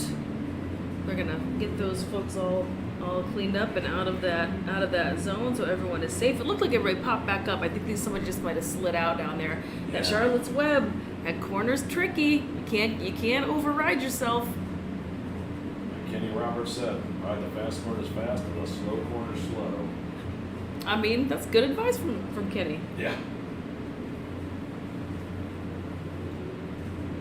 Right, looks like race leaders should be coming up Race here. leader one more time across the start-finish line. 41D Brian Dobrowski, then 131 Steve Metz, 9T Nate Kern holding on to that third place position.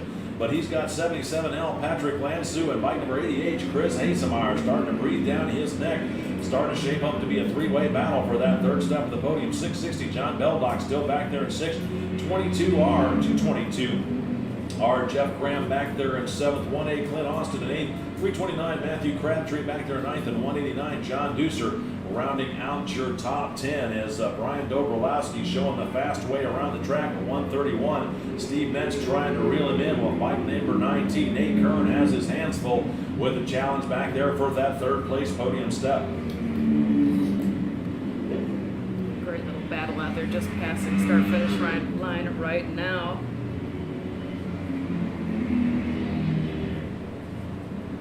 Let's go take a gander at race monitor again and go a little bit further down the field into the next wave.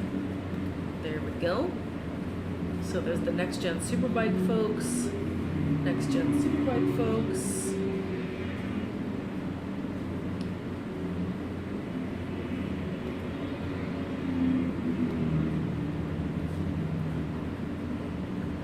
Then we get into some Sound of Singles folks.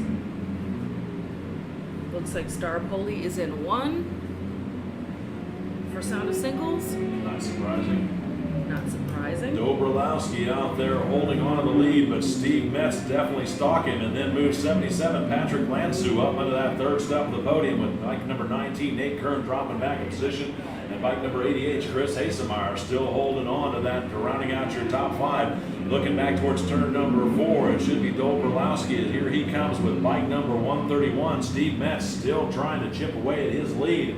They're going to start encountering some lap traffic here. Leaders going into We're Charles gonna Curve see right how now. that's going to shake things up as Dobrowski is out front flying, but Metz really charging hard here. And the opening laps trying to reel him in as that pair gaps out over the rest of the field, rocketing down that back stretch between turns 7 and 8 over by the museum one more time. Patrick Lansu again back there in 3rd. Kern in 4th, Hasemeyer in 5th. Beldock still holding on to that 6th position with Graham back in 7th. Clint Austin back there in 8th. Doozer in 9th, and Matt Crabtree rounding out your top 10 as Brian Dobrowski is still leading with bike number 131, Steve Metz, trying to reel him in.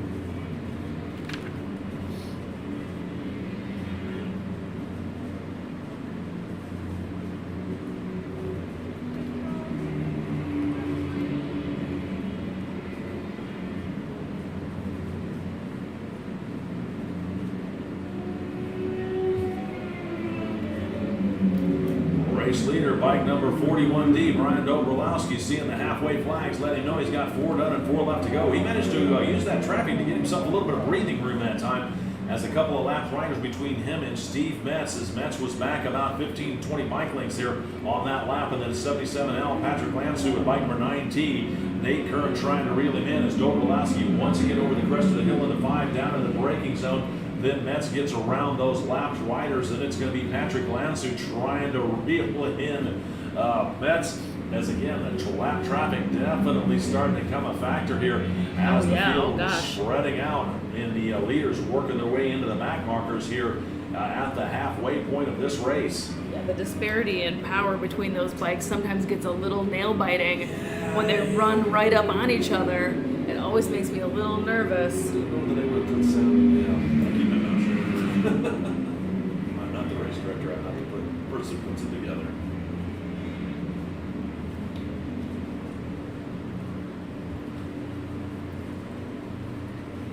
That feels awfully fast back there. I bet you that has probably got to be our next gen, our Thunder or next gen Superbike. I bet you it's Thunder. It's got to be Thunder coming down the last curves right now. Let's go check it out.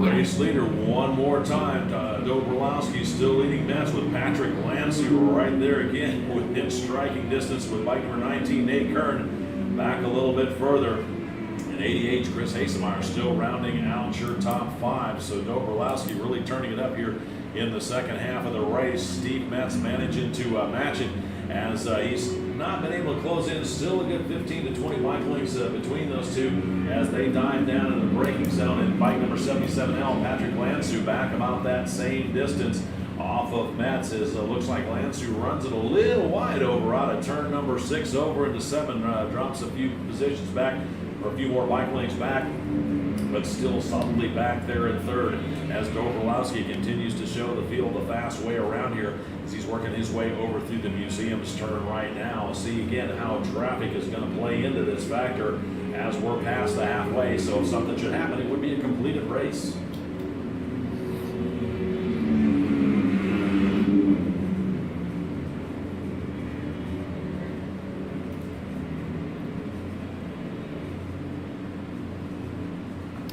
Real quick bikes on the backside of the track. I'm guessing again that this is the race leaders for Sound of Thunder 1. Not yet. These ones that are making the corner right now. That's what I'm guessing. Look at this drag race. Looks like Brian Dobrowski had his issues out there as Steve Metz, 131. This time was right on Dobrowski's tail section, so it looks like traffic may be coming into play. Either that or Metz just pulled out all the stops on that last lap because they were about 2 bike lengths separated from each other, now about 6. Separate that pair as they dive down into the braking zone one more time over into Charlotte's Web, as they're going to have to get around one of the other back markers, but I don't think it's going to be an issue as they're both going to rocket by this guy on the back stretch going into turn number 1. Metz gets a great drive out of turn number 7. Looks like he's not able to make the pass on Dobrowski, but Brian's got to understand he's got Steve right there with it. He's got some company as these guys are chasing the lead out there, working their way down through turn number 9 over into 10. I believe they're going to come up with a battle up here for the Sound of Singles, as there's 2 riders out there. I believe it's Adrian Jasso racing one of the Super Motard bikes. Those guys have been pretty much glued together nose to tail for the last few laps themselves, as Dobrowski still leading Steve Metz out there for the Sound of Thunder 1.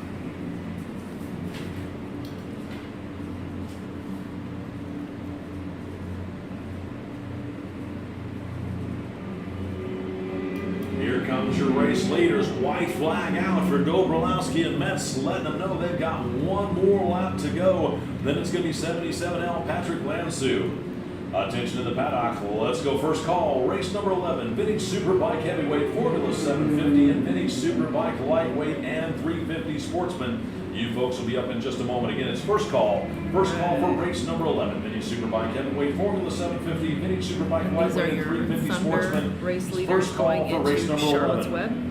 Out on the track, looks like the race leaders are in heavy traffic as Dobrowski gets around him. Oh, and Metz gets checked up by one of the riders. Now free and clear on the other rider, so Metz has got his work cut out for him. About 15 bike lengths between him and Dobrowski, where that last lap they were nose to tail into turn number 8 and 9.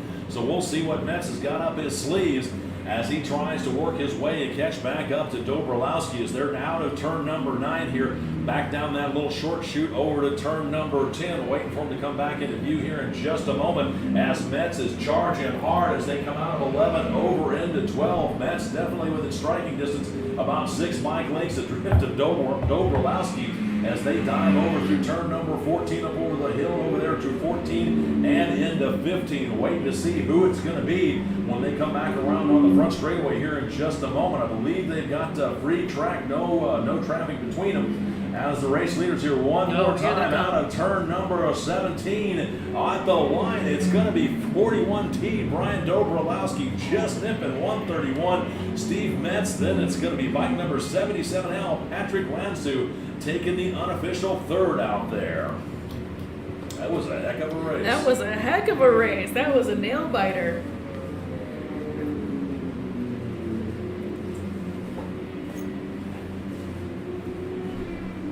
Checkered flag continues to wave for everybody as they continue across the line. ADH, Chris Asemeyer was up there in 4th. John Beldock was back in that top 5. 19, Nate Kern was back in 6th. 1A, Clint Austin in 7th. 222R, Jeff Graham back there in 8th. 189, John Deucer back in 9th. And bike number 60X, Rob Wines rounds out the top 10 here as the checkered flag continues to wave. Attention out there in the paddock. Let's go second call. Second call for race number 11, Vintage Superbike Heavyweight, sponsored by the International CBX Owners Association. Formula 750 presented by NYC Norton. Vintage Superbike Lightweight presented by Jim Ike.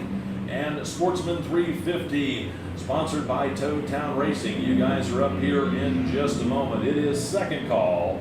Second call for race number 11, Vintage Superbike Heavyweight, Formula 750, Vintage Superbike Lightweight, and Sportsman 350. You folks are up right now. Again, second call for race number 11.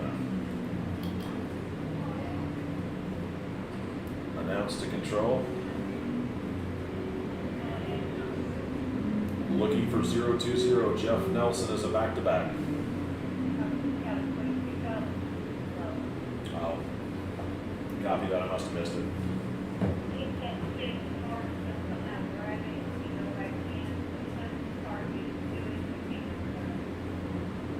Copy that.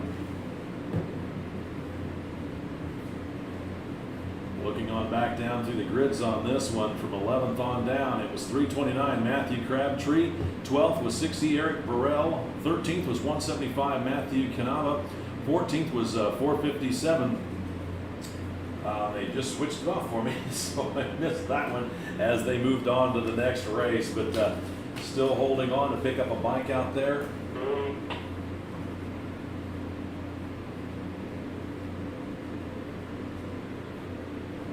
Looks like 020 Jeff Nelson. This was his first of 3 races.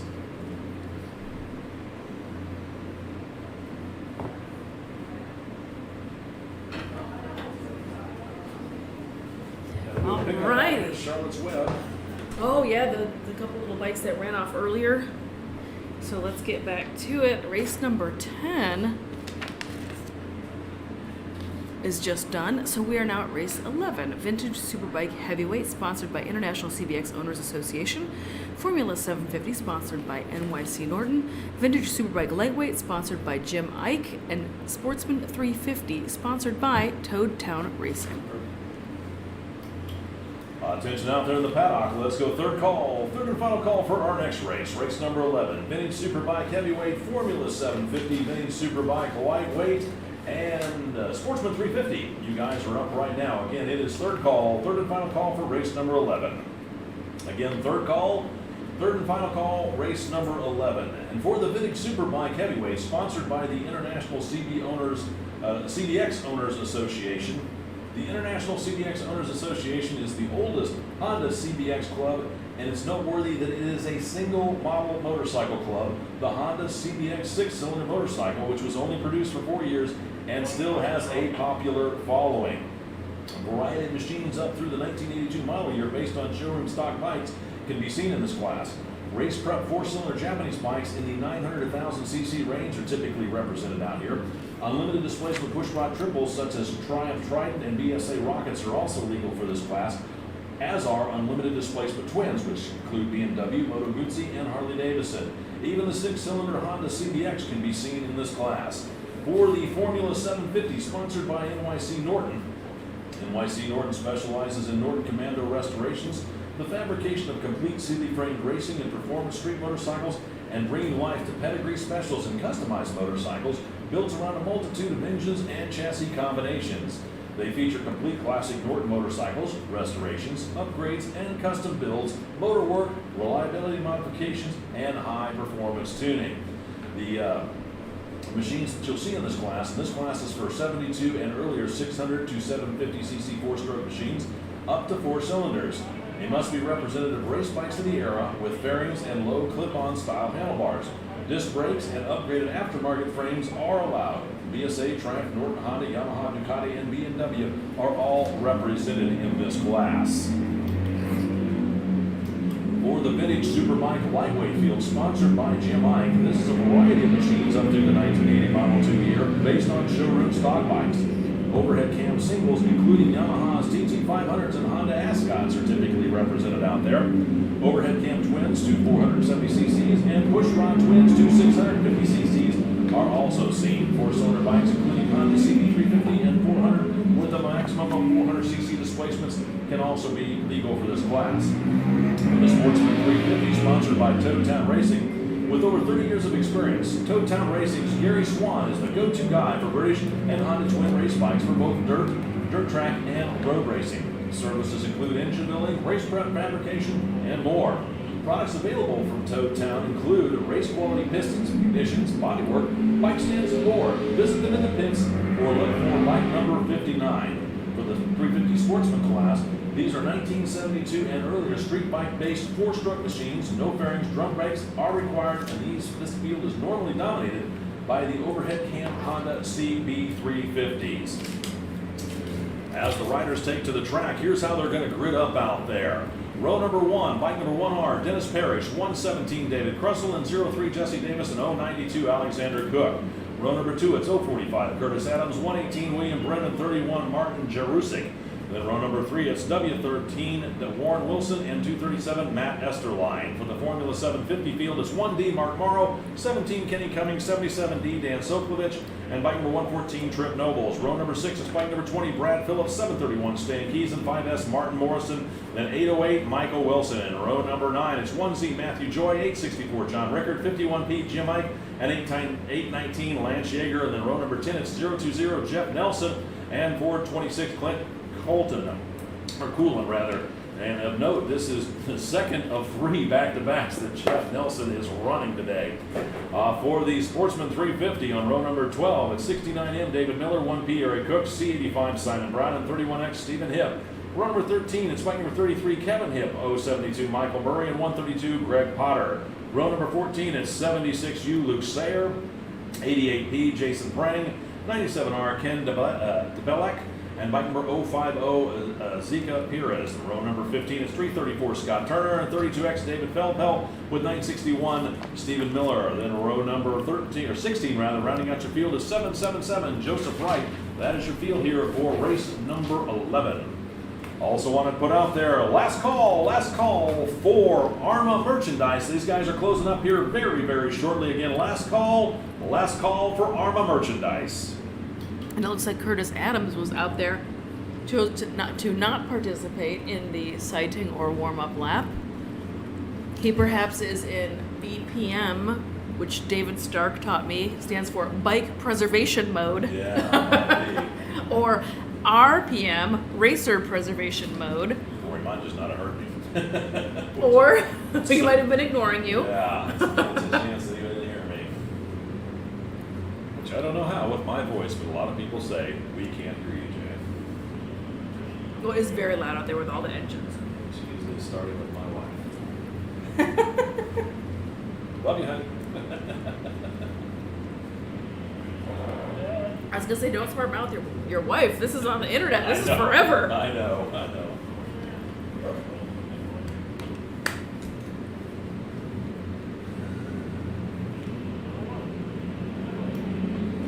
As the green flag waves, once again, 03 Jesse Davis drops the hammer, leading the Vintage Superbike heavyweight field down into turn number 1.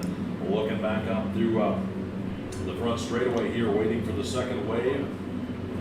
Green flag and now in the air for them as it looks like bike number 1D, Mark Morrow, gets a great jump, ripping down the front straightaway as he runs up through the gearbox, then downshifting once down into turn number 1. Meanwhile, Jesse Davis up over the crest of the hill, leading the rest of the field down in through turn number 3. Here comes your third wave for the vintage for the Sportsman 350 class as they thunder off the front straightaway down into turn number 1. While Jesse Davis once again taking off and checking out on the rest of the field over in the museum turn right now.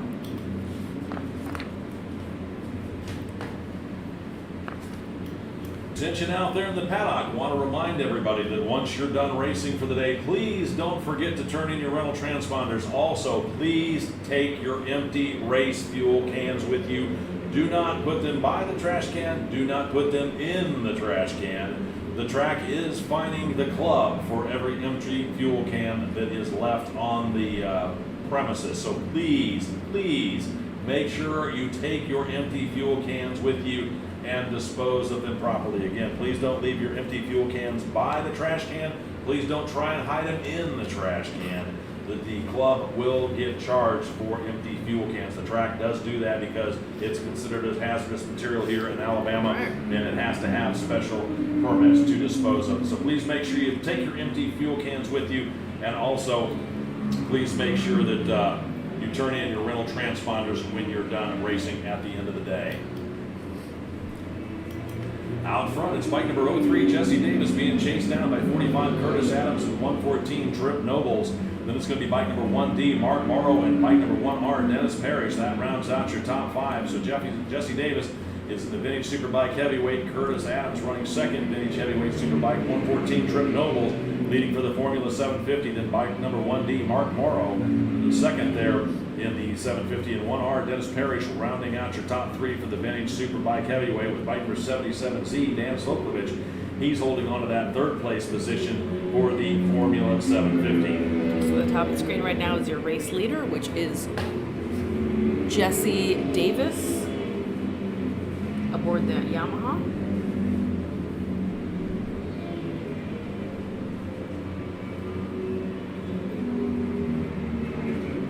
And again at the top of the screen, making his way towards turns 15.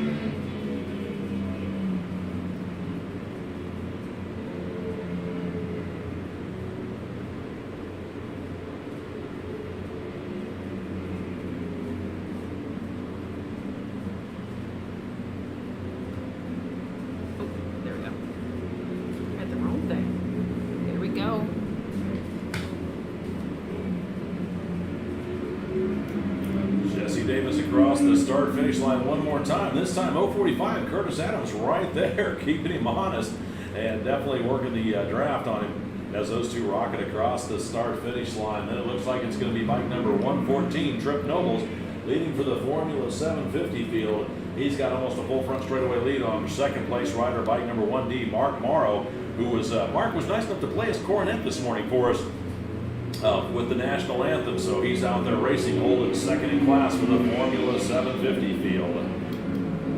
I know, super talented Mr. Mark Morrow. Yep. Plays the horn, races like nothing, like amazing, Yep. and then also teaches is our AHRMA race instructor, Yep, right? Yep. He For the race helps school. run the race academy. Yeah, he's been doing it forever too. Well, not forever, but enough years. I was gonna say races like something and put a dirty word in there, which is why it took me a second. just to keep it real with you.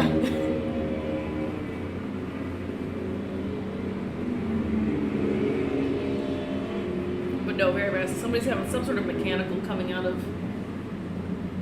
Maybe a missed shift. Yeah, probably just missed a shift. Yeah, Missed he's back shift or up to something. speed now.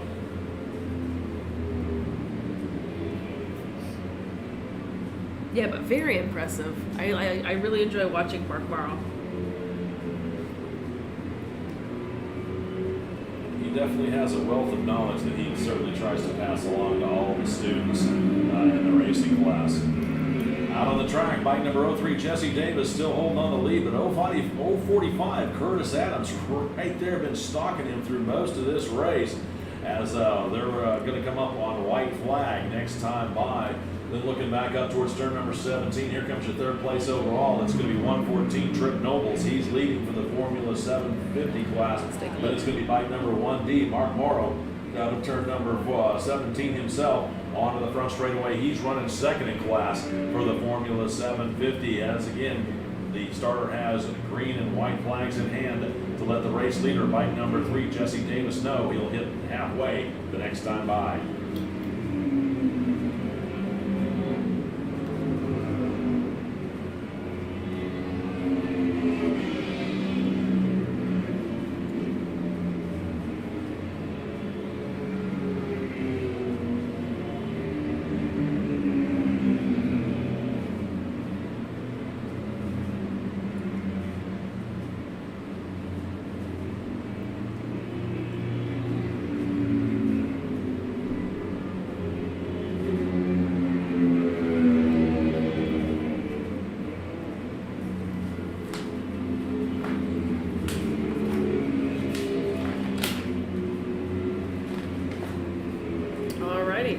We are just underway with race number 11. This is obviously the Sportsman 350, Formula 750, Vintage Superbike Lightweight, and Vintage Superbike Heavyweight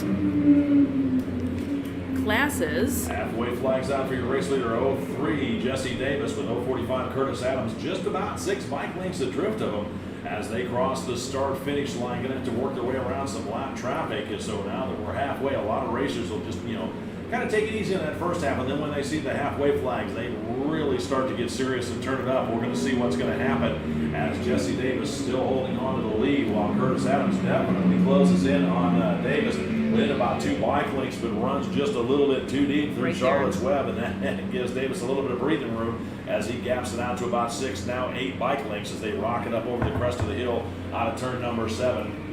Back down that back straightaway. Trip Nobles still leading for the Formula 750 with Mark Morrow right there behind him, and it's going to be bike number 20, Brad Phillips. He holds on to that third place position for Formula 750. Then 1R, Dennis Parrish rounding out the top 3 for the Vintage Heavyweight Superbike as he sees the green and white flags cross, let him know he's got 3 done and 3 left to go himself.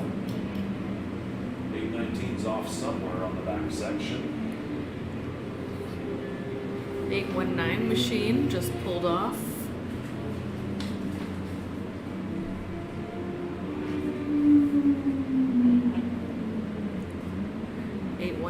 Kawasaki just had to pull off. They're fine, some sort of mechanical issue.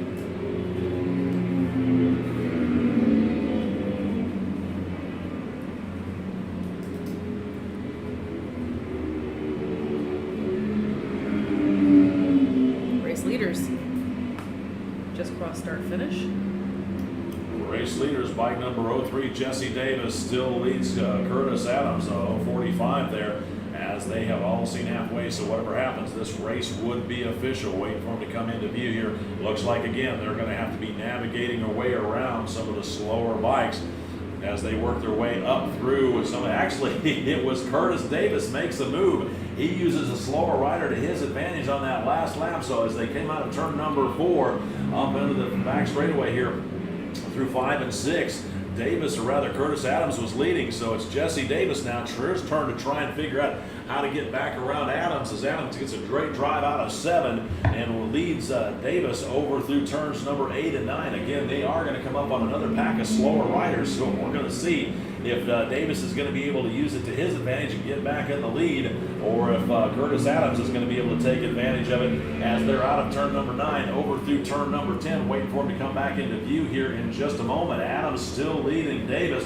That's as them at they the top work their of the way screen. around another couple of slower riders. Looks like Davis gets checked up just a little bit over into 12, into 13. Now he's clear around him as Adams still leading this one, as here they come, race leaders out of turn number 16 over towards turn number 17 here in just a moment. Rider down over in turn number 17. Here come your leaders out of 17 onto the front straightaway. At the line, it's a drag race. Who's it going to be this time? It's going to be Davis leading Adams once again. So Curtis Adams took advantage of some slower riders, but Davis managed to motor back around him on the front straightaway.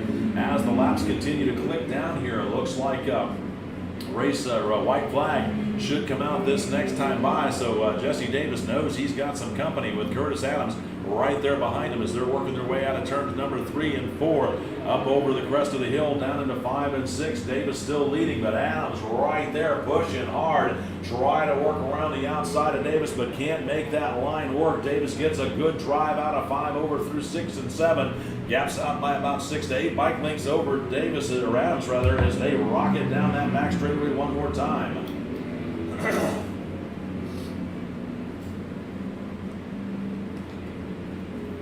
Yeah, those two are having quite a battle out there.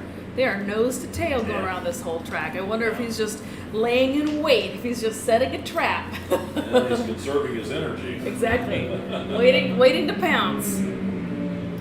Race leaders one more time out of number 10 over through 11 and 12. Davis still holds about a 4 bike length advantage over Curtis Adams as those guys work their way up through turn number 13 over into 14 one more time. White flag in hand with the starter.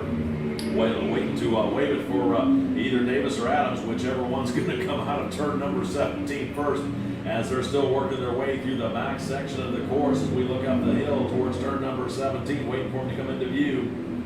Here they come. It looks like Davis is going to be pulling the motor with the white flag out over Curtis Adams, as Adams still within striking distance on this last lap. Tension in the paddock, tension in the paddock. First call, race number 12, Next Gen Superbike 2, Sound of Thunder 3. Again, first call, race number 12. Next Gen Superbike 2, Sound of Thunder 3, first call, race number 12. All right, let's take a gander over at Race Monitor. This Out is going on to the be track, Jesse Davis dives down into the braking zone, turn number 6. Looks like Adams might have gotten checked up just a little bit or had a bit of a moment out there as he's not looks able like to Matthew reel in. Joy is in Looks one. like Adams might be having maybe some mechanical Vintage difficulties as his Superbike bike just didn't lightweight. seem to go out of Jim turn Ike number in 6, and that gave second. Davis the breathing room that he needed. So Adams got some work to do if he's going to be John able to Rickard try in and reel third. him in, as Jesse Davis, bike number 03, continuing to lead. 045 Curtis Adams. Trip Noble back there on 114, still leading for the Formula 750 class.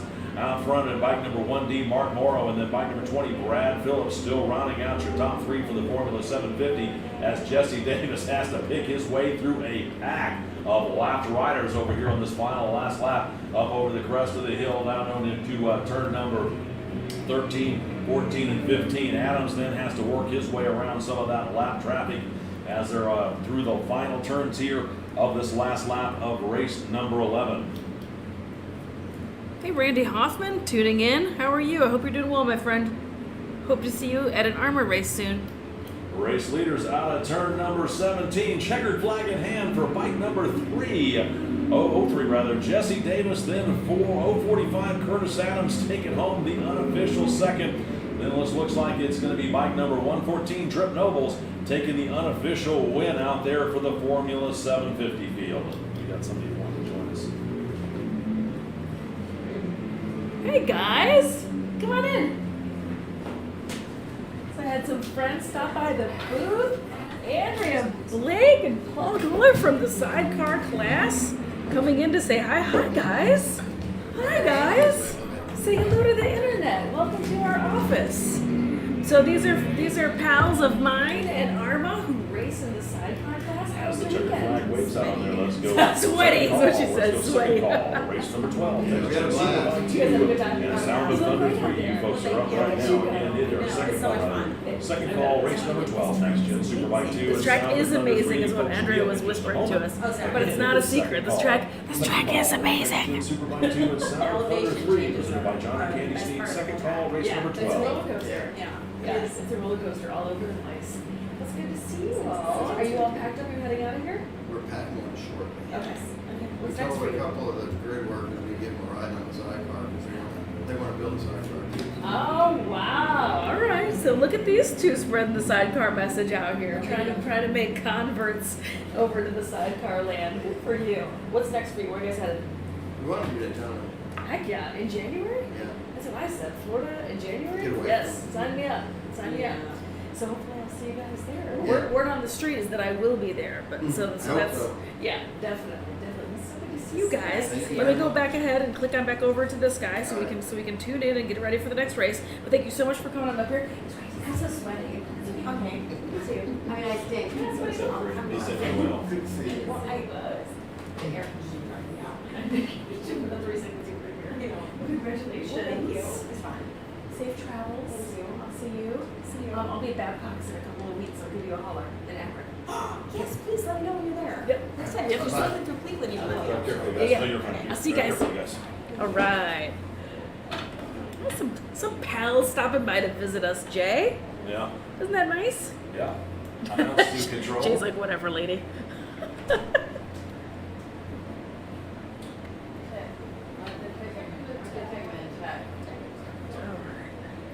Sometimes towards the end of the day, maybe at the end of the day, our new assistant over here, Jennifer Miller, she said, I just want to hear him say, Jennifer Miller, come on down, like it's the prices. She goes, Special "That was requests so cool." here in the I AHRMA said, booth yeah. for Jay's special skill set. Okay, so race number 12 is Next Gen Superbike 2, Sound of Thunder 3. You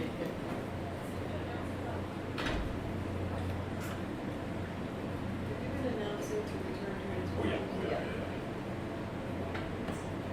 Where is this?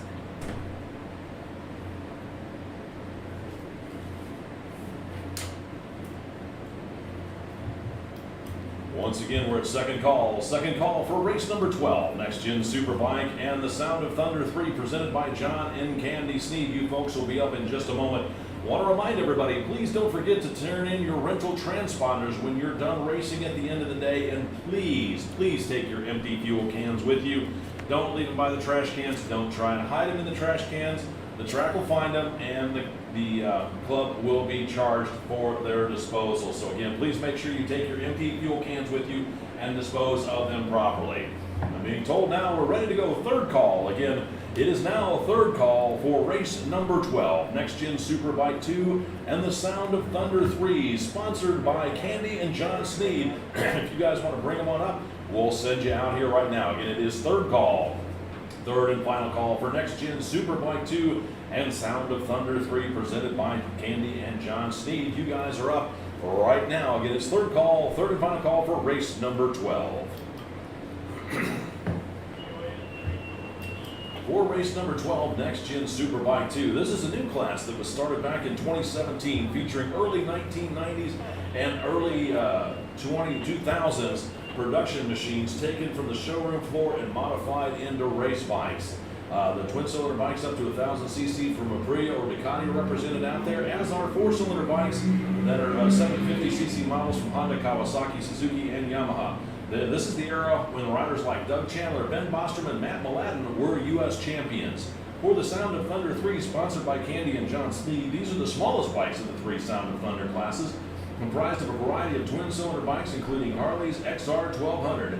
Machines can run push-rod overhead valve machines up to 1,000 cc's, overhead cam engines up to 3 valves per cylinder to 805 cc's, Single overhead cam liquid cooled V-twins up to 750 cc's, and overhead cam liquid cooled 4-valve engines up to a maximum of 650 cc's are represented in this class. As the riders take to the course for their warm-up lap, here's how they're going to grid up. On row number 1, 35R Scott Billings 020, Jeff Nelson racing his 3rd race in a row. 15R J.M. Padron and 919 Jim Barker. Row number 2, it's 14 Brian Larraborough, 399 Ben Baker, and 6E Eric Burrell. Row number 3, it's 67M Mark Perone, 640 Jay Letts, 22 Philip Johnson, and 4X Irvin Kolek. Row number 4, it's 457 Robert Olivia, 784 Christopher Caden, and bike number 243 Steve Wilkening. And then row number 5, it's 111 Gary Orr. For the Sound of Thunder 3. Back on row number 1, it's bike number 80H Chris Hasemeyer, 811 Thomas Ryan, 553 Paul Canali, and 69M David Miller. Row number 8, it's 762 Shane Quigg, and 97K Kevin Grimmel. And bike number 75M Daniel Miller. Row number 9, it's 189 John Deucer, 410 Nathan Jessup, 1D Steve DeCamp, and 6T Teddy Honan.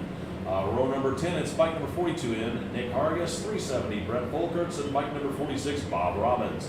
Row number 11, it's 242 Michael DeRoche, 600 Bob Demetrius, 2A Alex Spanos, and 901 Sean Vies. Row number 12, it's bike number 121 Rhett Horton, 4A John MacArthur, and 899 Clifton Ginger. Row number 13, it's X16 Ray Call, 55T Eric Eads, 18T William Kazzer, and bike number 347 Jerry Pellegrino. And rounding out your field on row number 14, it's 576 Christian Jensen, and 49 Dale Quarterly. That's your field here for race number 12, Next Gen Superbike 2 and Sound of Thunder 3. Man, Next Gen Superbike 2, 15 on the grid, and Sound of Thunder 3, which would be the smallest displacement of the Thunder classes, is not the smallest class because there's 27 people out there on this grid. And it is dominated by Suzuki SV650s. That is clearly the weapon of choice out here for this field, except for Kevin Grimmel, who is on a 2009 Harley-Davidson XR 1200. Oh my goodness. A little V-twin action out there. There's also going to be, he's a rebel for sure. And then there's also going to be Brett Folkerts is aboard a 400 Cowie Ninja, which is a very interesting choice and a great little track bike. Yeah. So, I mean, I support that. As well as Christian Jensen is also on a Ninja, and William Kazzer is also on a Ninja. So that's cool, but it is absolutely Suzuki all over the place. Dale Quarterly is on a Ninja 400. And unless it's a typo, James Rich is on a Ninja 300. Again, this is all the smallest displacement of the Thunder classes. It's an older one, it could be a 300 Ninja. It could be an older one that's a 300 Ninja. You're not wrong. That's just a little guy, but it says it's 2015. I don't know if they still made them in 2015. Oh, 300? yeah, they made the 250 Ninja from, oh my gosh, like 2000, what? 2, 8, somewhere in there. They were making it when they were making the EX500. Well, no, what I'm saying is that by 15, I thought they bumped to 400 by then. Yeah, that probably was the last year for a 300. Oh, gotcha. So I want to say they bumped to the 400s in 18, maybe. But a great little track bike, and away they go. Green flag waves as looks like 020. Jeff Nelson gets a good jump at 15R. J.M. Padron gets a better jump. And I believe he's the one that leads the field down in through turn number 1. Looks like they're cleanly through. Looking back to the Sound of Thunder 3. Here comes that field. And as they rocket off the start-finish line, bike number 88, Chris Hasemeyer getting the jump on that field, leading them down into turn number 1. Meanwhile, the Next Gen Superbike 2's up over the crest of the hill down in the braking zone. It's Padron Burrell that can't quite make out the rest of the field, but Burrell's got a real easy bike to see in that vintage purple and yellow livery from, dare I say it, Joe Camel days, but don't ask me what Joe Camel means because you can't talk about that online anymore. But yeah, Eric Burrell out there on that vintage painted bike out there at second, chasing down J.M. Padron on bike number 15R, and the rest of the field for the Next Gen Superbike 2 diving down over into the museum turns right now. It's amazing how, and yeah, Joe Camel was, one of the sponsors back in the 90s, and then they took all that away. Well, yes. Yes, they did. That's all right. We've got Monster Energy drink money now. Exactly. I mean, not me literally, Red not Bull. we like AHRMA, and not Yeah, me no. like Jackie Van Yeah, Ham, yeah. but I mean in motorsport. Yeah, Red Now Bull. it's just been taken over by energy drinks. Red Bull and Monster, yeah, pick your poison. But I mean, I love our sponsors, Monster Energy. I don't got nothing wrong with it. I'm not throwing shade. I'm just saying. Race leaders out of turn number 17 and on down the front straightaway. Out front, it is going to be bike number 15, JM Padron, 60, Eric Burrell, 784, Christopher Caton, he was my mystery rider, then 020, Jeff Nelson. Rounding out your top four, as I said earlier, this is his third race in a row, but he's not showing being tired at all as he's holding on to that fourth place position. And 35R Scott Billings rounds out your top five. 399 Ben Baker back there in sixth. 4X Irvin Kolick back there in seventh. 14 Brian Laraburl back in eighth. 457 Robert Olivia back in ninth, and 67M Mark Perrone rounding out your top 10. How Quarterly's doing for the Sound of Thunder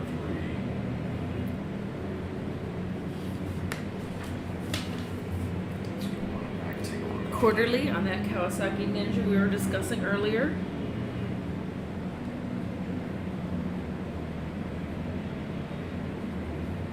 Everybody having some smooth sailing. Showed up. Either that or he hasn't completed the lap yet. So there's a bunch of people here. Oh, he should have by now. Did he make the grid? Well, they had 42 on the grid, but you said you counted, what, 27? I just was saying off of this, Oh, there's off that, 27. yeah. I didn't literally count that fast, Jay. I'm blind as a bat. You see that I'm wearing these glasses, right? What glasses? I don't have mine on. I'm almost that blind. Almost that blind. Alrighty, and your Next Gen Superbike 2 folks are making their way down the front straight right now. Rider out of turn number 6. Here comes the drag race down the front straightaway. 784 Christopher Caton finding his rhythm, making a pass on JM Padron. Those guys were basically side by side as they crossed the start-finish line with 60 Eric Burrell there in that third place position, and 020 Jeff Nelson. Those four were all side or pretty much close together on that one. And 35R Scott Billings rounds out your top 5. So Christopher Caton, feeling racy, wants to step up on the top step of the podium, push JM Padron right back there in second rather. Eric Burrell in third, Nelson back and forth, Billings in fifth, and Ben Baker back in sixth as that sixth rider freight train works their way out of 6 up over the crest of hill in 7. Back down the back straightaway they go. It looks like Eric Burrell trying to put a draft pass on Padron, trying to move himself up a podium step position as they drive down into turn number 8 and 9 over by the museum one more time. Want to remind everybody the museum has extended hours today. They are open until 6 o'clock this evening, so everybody out here in the Motorsports Park, if you hadn't had a chance to get over there, it's definitely worth checking out. Again, the museum is open until 6 o'clock this evening. Alrighty, and the leaders are at the top of your screen right now. They're making their way towards turns 15 and 16. Sound of Thunder 3 is still making their way through that Charlotte's Web area right there. And then now let's go check out turn 17. So we should have somebody coming out here in just 1 second. Oh. Somebody from scoring. Is that your wife? Race leaders once again, 784 Christopher Caton, Eric Burrell managed to make that pass stick as he's up to that second step of the podium. Then it's 15R JM Padron, 35R Scott Billings in fourth, and 020 Jeff Nelson dropping back a position, but still rounding out your top 5, hanging on with bike number 399 Ben Baker back there in 6. So a Caden up front, Burrell trying to reel him in. Here comes Burrell, takes a look up the inside. Can he make the pass work? They're down on the brakes, so put Burrell up to the front. Nope, they're still side by side out of turn number 6. Now Burrell finally gets to the power, puts down the power, and now he steps up onto that top step of the podium. Boy, that was a gutsy pass through turn number 6 and 7. And bike number 60, Eric Burrell, made it work as he's now up to the top step of the podium. 784 Christopher Caton back there in second. 15R JM Padron still back on third with 35R Scott Billings in fourth, and 020 Jeff Nelson still rounding out your top 5 as Burrell finally finding his speed,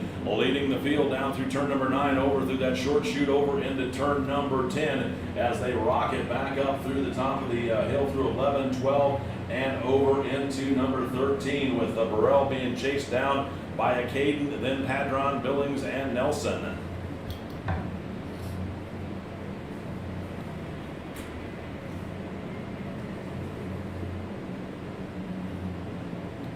All right. And your race-monitor.com results up on the board right now. Come on, you. Halfway flags out for your race leader. Burrell still leading to Caden. Billings getting the better of his battle with Padron. So put 35R Scott Billings up onto the podium. 15R J.M. Padron at fourth, and 020 Jeff Nelson still rounding out your top five. So Burrell definitely turning up the power. Caden trying to stay with him as that bike. So those two bikes have had a bit of a breakaway over the crest of the hill. And Caden closing in on the brakes of Burrell, with Billings up there solidly in that third place position with 15R. J.M. Padron still in striking position. So if they run into some lap traffic, that may come into play with 020 Jeff Nelson, Ben Baker back there on 399, and I believe 111 Gary Orr starting to join the fray too as the laps continue to click down here as we've reached halfway. 69M. That would be David Miller.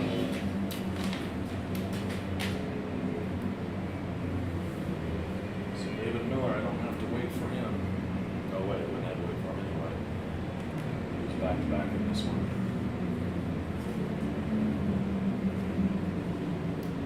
Eric Burrell continues to lead Caden, but Caden really keen to try and work his way back up onto that top step of the podium as that duo works their way over through turns 14 and 15 right now, waiting for him to come back into view here on the front straightaway in just a moment to see what the gap's going to be as 35R Scott Billings still back there in third. Here come your race leaders. It is a horse race down the front straightaway. Burrell holding about 4 bike length advantage over Caden, and Billings out there solidly in third. Padron and Baker now mixing it up for that fourth place position has put Ben Baker up to fourth, Padron fifth, and 020 Jeff Nelson drops back into that sixth place position as bike number 784 Christopher Caden continues to stalk bike number 6E Eric Burrell as they work their way out of turn number 4 up over the crest of the hill down into 5. It looks like Caden just a little bit further back that lap, about 6 bike lengths adrift of those two as Caden closes in. Looks like Burrell got just a little bit out of shape over there in Charlotte's Web. It gets it gathered back up as he holds again, stretches it out to about 6 or 8 bike lengths, working their way down that back stretch. They are going to start encountering some lap traffic, so we're going to see how that's going to work out here in the latter half of this race. Everybody's seeing halfway, so it is considered a complete race if something were to go down out there.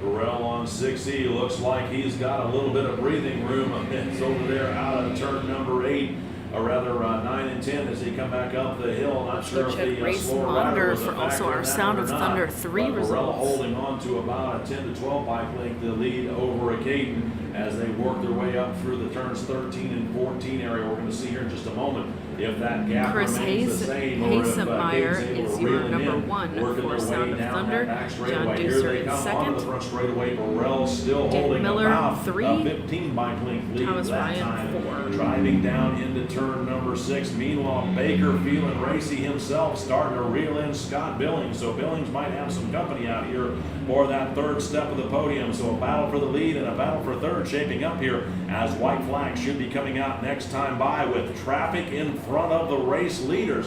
3 bikes that they're going to have to get around as Burrell still holds about 6 to 8 bike lengths, then Caden closing into about 2 bike lengths through the middle of Charlotte's Web. Out of Leaders 6 are in the corner over right into now. 7. Burrell missed a shift, and that gave a Caden the opportunity that he looks for. I don't know if Burrell missed a shift or his bike just burped on him, but it did not go like it was supposed to. Out of turn number 6 into 7. So a Caden is right on him like a duck on a June bug as they've got lap traffic to get around down in turn number 9. It's going to be interesting to see what Burrell's going to do with this one as they work their way through that lap traffic over into turn number 10 and 11, waiting for him to come back into view.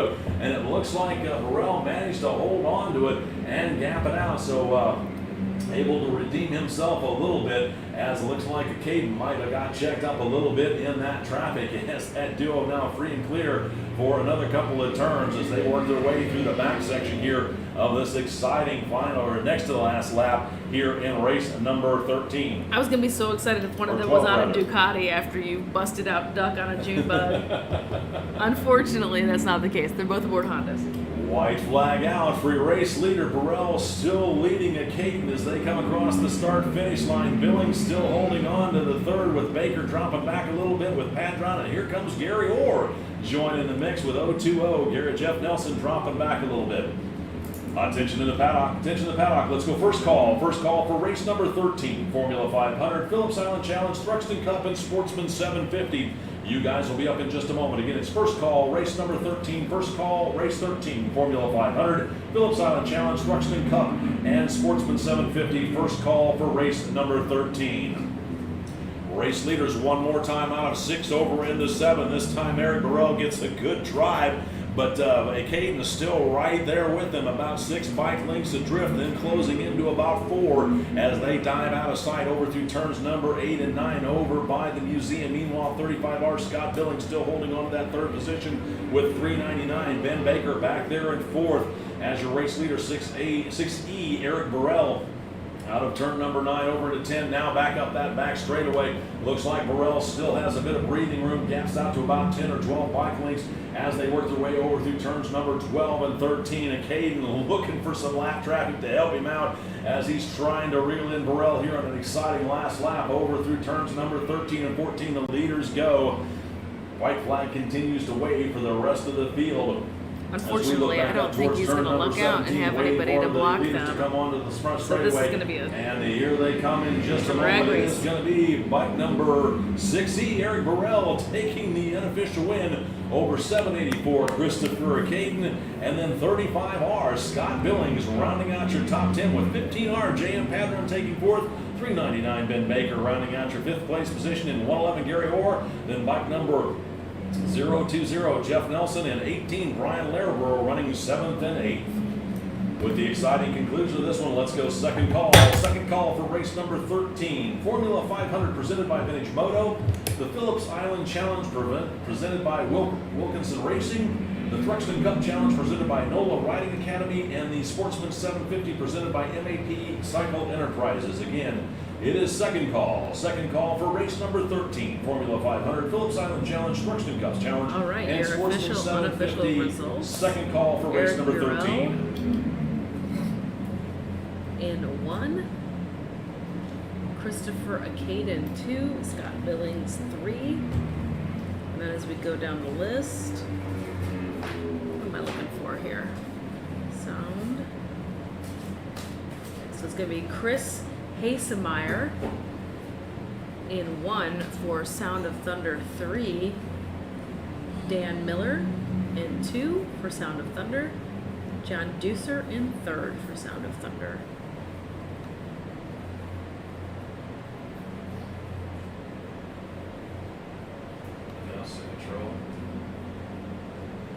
Like a duck on a June bug. I've learned so much today. I've learned so much. Let me know when we got to go 3. All right. Do we have a back-to-back racer for this class, Jay? We got one still left, and we're going to do a quick pickup. We got some Gotcha. company too. When you were, I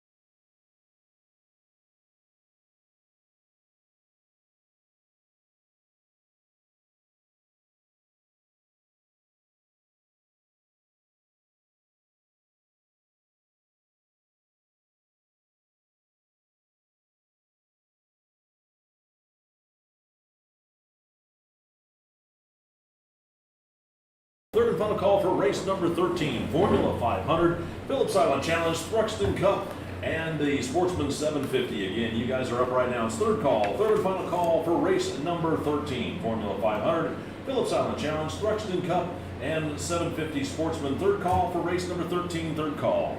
You want to read this one or not? It's fine, yeah. Okay, I'll try back.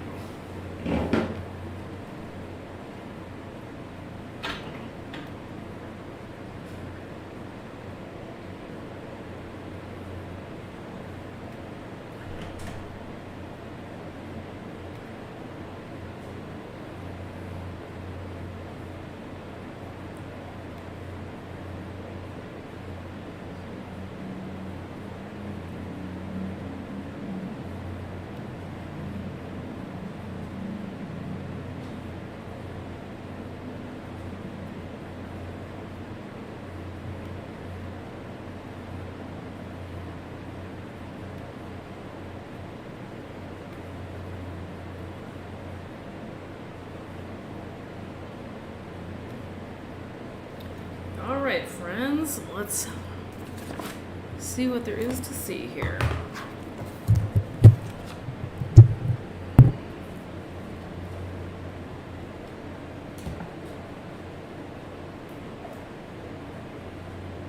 And this is race number 13, the Phillip Island Challenge, presented by Wilk Wilkinson Racing. This class is designed to allow entrants of Team USA to have a place to race and exhibit the machinery in preparation for the International Challenge held annually at the Phillip Island Classic, Phillip Island, Australia. The Thruxton Cup Challenge, sponsored by NOLA Racing Academy and Clint Austin. Clint, the owner of NOLA Racing Academy, or Riding Academy, won the Thruxton Cup Challenge in 2019 and 2020. His other accomplishments in 2020 also include winning the Sound of Thunder 1, Sound of Thunder 2, and Battle of the Twins 2 national championships. When out racing, Clint can be found teaching new riders to ride on both 2- and 3-wheel motorcycles in New Orleans, Louisiana, and Gulfport, Mississippi. You can also find him wrenching or selling used motorcycles. Additionally, they are an authorized AHRMA helmet dealer, so if you're in the need of a new AHRMA, tell Clint you are an AHRMA racer for a discount. This Thruxton Cup Challenge, open to lightly modified Triumph Thruxtons and Harley-Davidson Sportsters. Thruxtons are limited to air-cooled 865cc twins produced up until 2015. Formula 500, sponsored by Vintage Moto USA. This class is for 1972 and earlier 2- and 4-stroke machines up to 500cc, based on an index of performance. Includes 2-, 3-, and 4-cylinder bikes, both purpose-built racers and converted street bikes. Machines must be representative of the era, with fairings and low clip-on style handlebars. Dual disc front brakes are allowed. Sportsman 750, sponsored by MAP, Cycle Enterprises, Merino, Pima. 1972 and earlier, street bike focused street bike-based 4-stroke machines. A new addition to the class for 15 was the single overhead cam Honda CB754, ready to take on the class-dominating twins of the Yamaha XS650.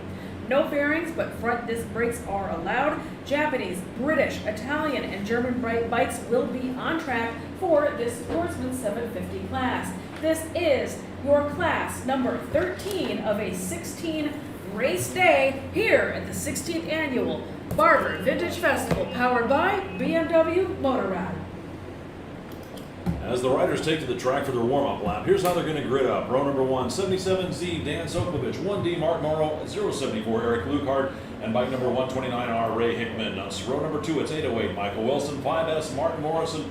And 26Y, Arch York. Row number 3, it's 662, Mark Williams. 709, Joe Ackley. And then 304, Kevin Dinsmore with 52, Kayla Thiesler. For the Phillips Island Challenge, back on row number 5. 515, Jeremy Madrill. 427, Kyle Boyce Clare. And W13, Warren Wilson. For the Thruxton Cup Challenge, back on row number 7 is bike number 1A, Clint Austin. 553, Paul Canali. 76X, Patrick McGraw. And 69B, Matthew Esterline. Row number 8 is bike number 69A, Matthew Estelle. And then Carl Estelle is 69A. 044, Jonathan Devine. And 81X, Wilkinson. And row number 9, it's 851 Sean Guy, 42 Scott Cuban, 858 Charles Steinman, 737 Alexander Nicole. Row number 10, it's 36 Greg Gionis, 385 Edward Blount, and bike number 593 Dustin Fortich. For the 750 Sportsman field, back on row number 12, now it's 237 Matt Esterline, 24 Grant Spence, 834 Michael Dixon, and 700 Cameron Crockett. Row number 13, it's 736 Stephen Pettinger, 451 Brandy Anglese, and 171 Chris Marlowe. Then row number 14, it's 92 Steve Enner, R58 Pete Bayer, and bike number 42 in Nick Hargis. That is your field here for race number 13. The Formula 500 presented by Vintage Moto USA, the Phillips Island Challenge presented by Wilk Wilkinson Racing, Thruxton Cup Challenge presented by NOLA Riding Academy, and the 750 Sportsman Field presented by MAP Cycle Enterprises. Okay, boys, let's play nice today. As the green flag waves, no surprise that bike number 1, Mark Morrow, gets a great start out there, as does 515 Jeremy Madrill, starting back there in, looks like, actually take that back. I'm not quite seeing if somebody jumped in the field, but somebody was definitely working their way fast for the Formula 500. Again, we'll get the full running order when you come around to complete lap number 1 in just a moment. Boy, I could have swore I saw a drill back in there. Are you imagining things? Man, I must be seeing things. Mr. Mark Morrow up front. Maybe it was 5S. Might have been 5S Martin Morris who I saw get a good start, because the Madrill was back in the second wave with the Phillips Island Challenge. So again, apologize for that. Third wave looks like they're away cleanly now to start race number 13. Once again, we'll get the full running order for you when they come around to complete lap number 1 in just a moment, as bike number 1D, Mark Morrow, shows the rest of the field the fast way around. Literally, because he's a race instructor. Oh, yeah. He's Yeah, he is. He's literally showing them, Jay. He's showing some of these guys out there how their first way around the beginning. Actually, I think at Laguna somebody was saying that he was their instructor and he was now racing with them, which they were pretty pumped about. I thought that was pretty cool. Yeah. Alrighty, speaking of, that first wave is already making their way through 15 and 16, so they will be back here on the front straight here in short order. Need a bottle of water? No, I'm good to get up.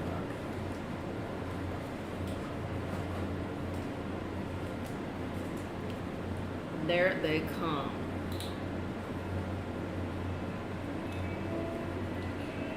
Race leaders out of turn number 17. It's 1D, and then it is going to be 074 Eric Lucart rounding out your top 2. Third place across there, and it was 515 Jeremy Madrill. I've got him starting here on the second wave of my list, but I could be wrong. But he's up there running third overall right now. Then 129 Ray Hickman back there. Then it's going to be 304 Kevin Dinsmore, 808 Michael Wilson in that 6th place position, 52 Kayla Fiesler in 7th, 553 Paul Canale in 8th, 1A Clint Austin in 9th, and bike number 385 Edward Blount rounding out your top 10.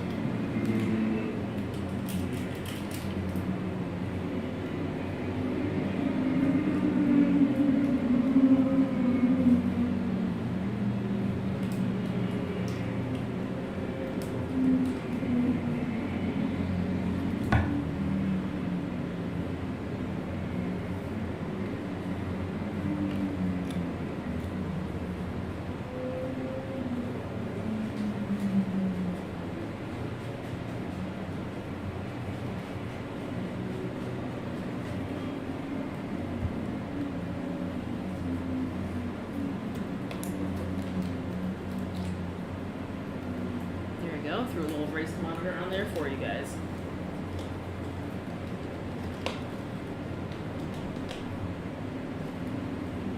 So this is the Formula 500, folks.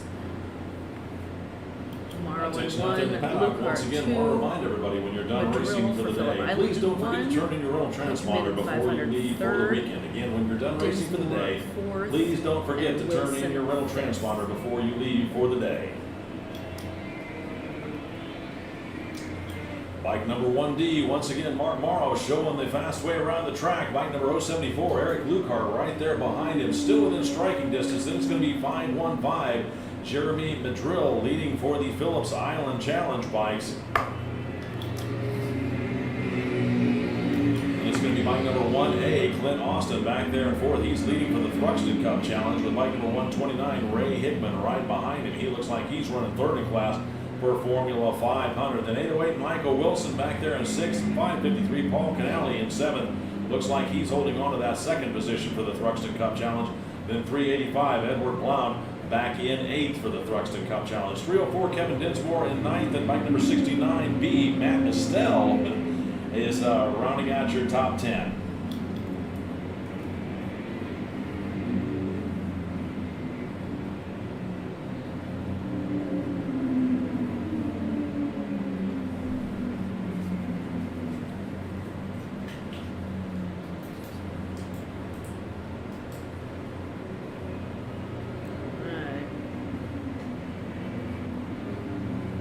Check out Race Monitor over here. The full show. Morrow, Lukehart, Austin, Hickman, Wilson, Canale, Blount, Dinsmore, Estelle, and Pat McGraw, my buddy from North Kakalaki. Kayla Thiesler in Formula 500.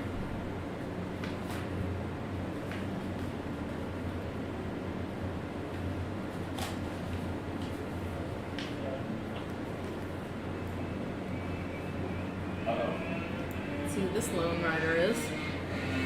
Off at 17.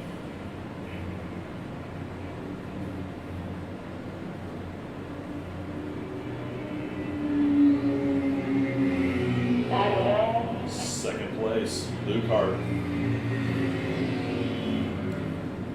Looks like our race second place rider out there, 074, Eric Lukehart. Unfortunately, his race coming to an early end over at the beginning of turn 17. Looks like the rider's up and okay, but tough break for Mr. Lukehart. Eric Lukehart on 074 as he crashed out of second place here in this race. So 1D, Mark Morrow still leading for the Formula 500. Then it's going to be bike number 1A, Clint Austin. He's running second overall, still leading for the Thruxton Cup Challenge.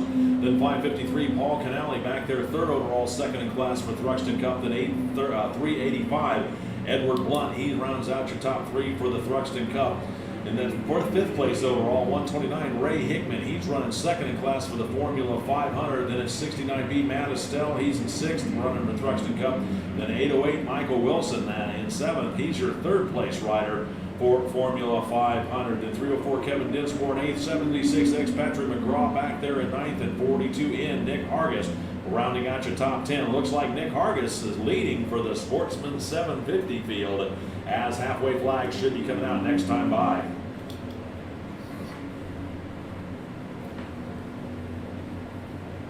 Why 17's got a debris flag out. They'll see it before they see the flag.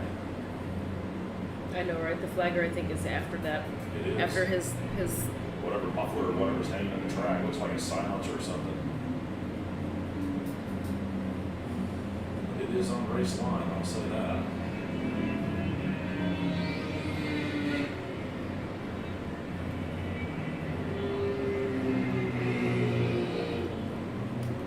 Green and white flag out, letting Mark Morrow know he has got 4 done and 4 left to go. And Jackie and I were sitting here contemplating or commenting that Mark Morrow is leading the field, and since he is an instructor, there's a chance he's taught some of the fellow riders behind him as he's leading the field more than one way, as Mark Morrow continues to show everybody the fast way around this track, still being chased down by 1A Clint Austin, 553 Paul Canale, and 385 Edward Blount.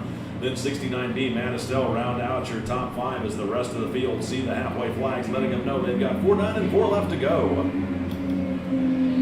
Yeah, I think it's actually super possible that he's coached, Oh, yeah. coached and taught a lot of these folks how to ride. I have. Everybody's missing whatever's on the track out there at 17.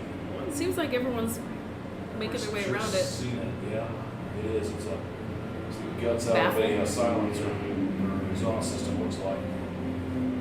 So yeah, unfortunately, the second place racer for this Formula 500 class, I think, right? Or what class were they in? Thruxton Cup? It was somebody who was right on his heels. It was like a second place racers who ended up kind of sliding out in 17, wasn't it? So I think so. I'm sure very disappointed. But they're okay, by the way. They got up, they're walking around, everyone's fine. Just letting the folks at home know. We have safety cameras here. I can't show you the footage, but we can see everything that's going on the track, and we can let you know when people are all right, and they are totally all right. Oh, yeah.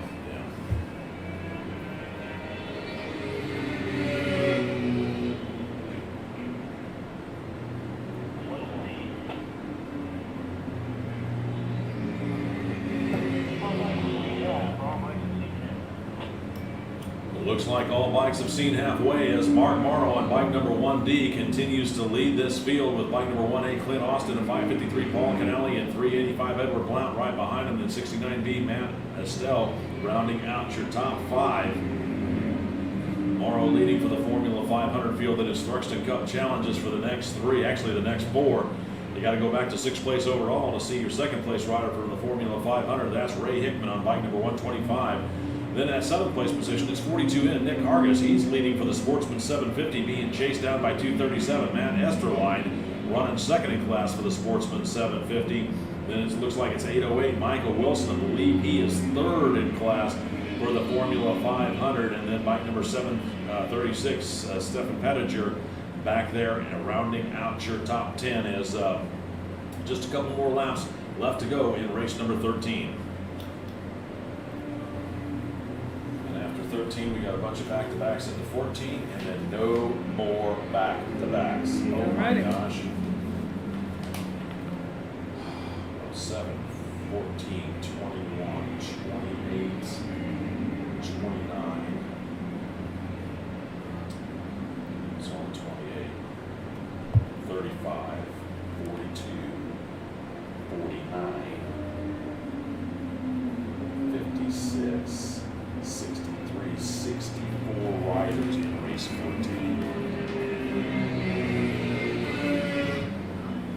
Mark Morrow just crossing start and finish with that bright red suit. He makes it very easy to spot him out there. We appreciate you for that, Mark Morrow. I think it's why he's kind of one of my favorites. I can always find him. Here's the pro tip. If you ever want a lot of extra attention from the announcers or race broadcasters, just wear really obnoxious colors. Makes it easy It's to true. see. It's true. I've got a couple of favorites that wear like bright orange and high vis and really crazy stuff, and it just makes it so much easier to find them out there. Of course, I've also done race teams who have 3 race bikes with 3 riders in the bikes, and the riders would all wear the same color leathers, and the bikes would be painted identical. The only way you can tell the difference is the color of their helmets. Right. That's pesky.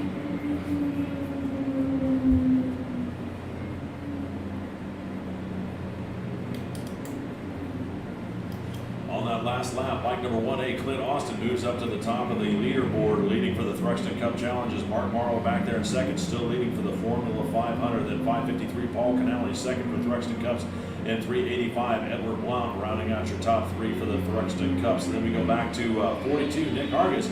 He's leading for the Sportsman 750. He's still being chased down by 237 Matt Esterline running 2nd for Sportsman's, and 129 Ray Hickman.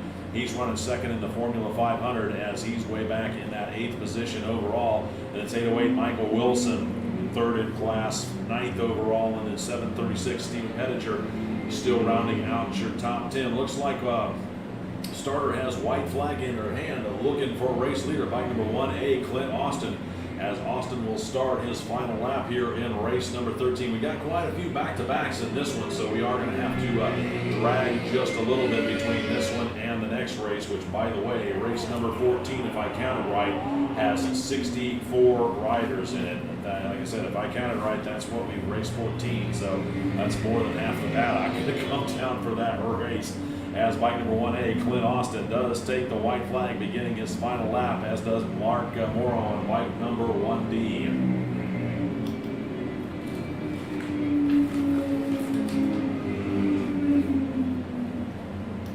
Attention out there in the paddock. Let's go first call. First call for race number 14, Sound of Thunder 2, presented by Barber Motorsports. You folks will be up here in just a moment. Again, it's first call. First call for race number 14. Sound of Thunder 2, presented by Barber Motorsports. You folks will be up here in just a moment. First call for race number 14. Sound of Thunder 2, first call, race number 14.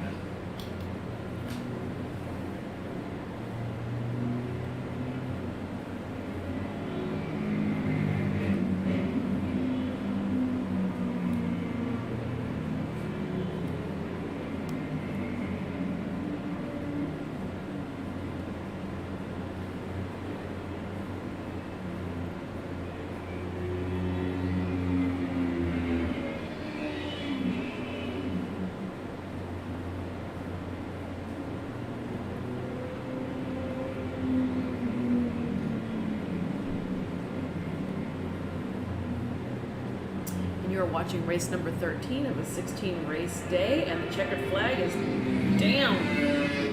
Clint Austin with Mark Morrow right on Checkered his flag heels. flies for bike number 1A, Clint Austin, with bike number 1D, Mark Morrow, right there with them. Those guys are making a race of it, even though they're in different classes. So Austin taking the unofficial win out there for the Thruxton Cup Challenge. Mark Morrow taking the unofficial win for Formula 500. Looks like 553, Paul Canale taking the unofficial second for Thruxton Cups. And then it's going to be bike number 42 in, Nick Hargis. He takes the unofficial win for the Sportsman 750. He worked himself up to fourth overall from that third wave way back yonder. Then 385, Edward Blom, looks like, I believe he came in unofficially third for Thruxton Cup. 237, Matt Esterline, looks like he took the unofficial second for Sportsman 750. Then 69, Matt Estelle, he was back there in seventh.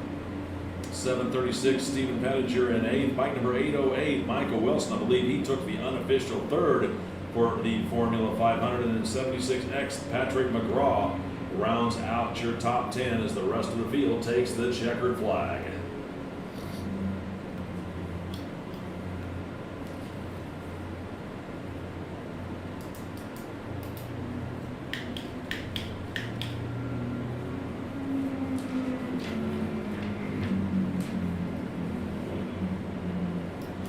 Attention out there in the paddock. Let's go second call. Second call for Sound of Thunder 2, presented by Barber Motorsports. You folks will be up here in just a moment. It is second call. Second call for race number 2, or race number 14, Sound of Thunder 2. Second call, race number 14, Sound of Thunder 2, presented by Barber Motorsports. Again, second call for race number 14. Now we'll go back to race number 2.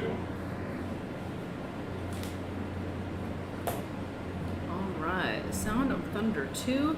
This is the middleweight class, as it were, for the Sound of Thunder. And this is this really 52 people on this grid?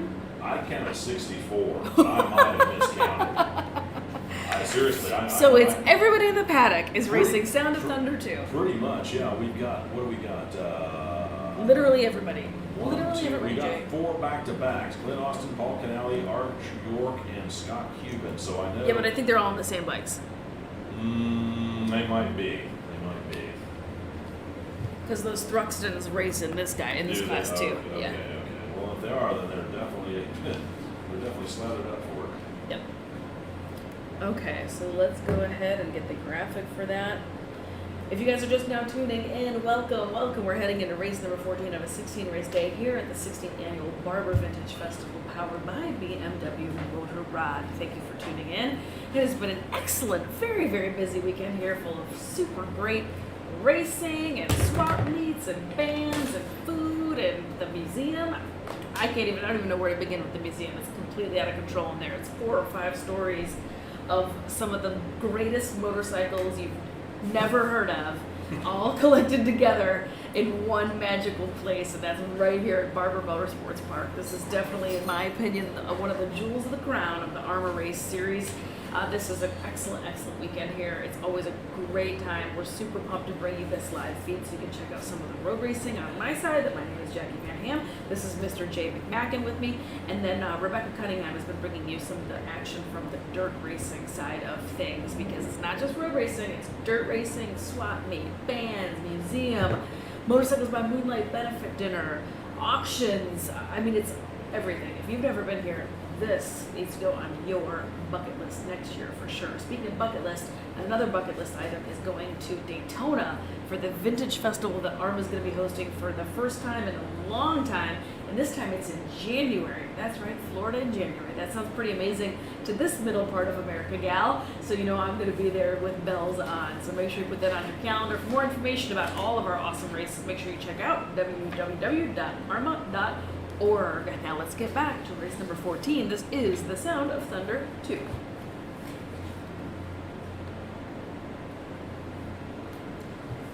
Go ahead and grab these graphics.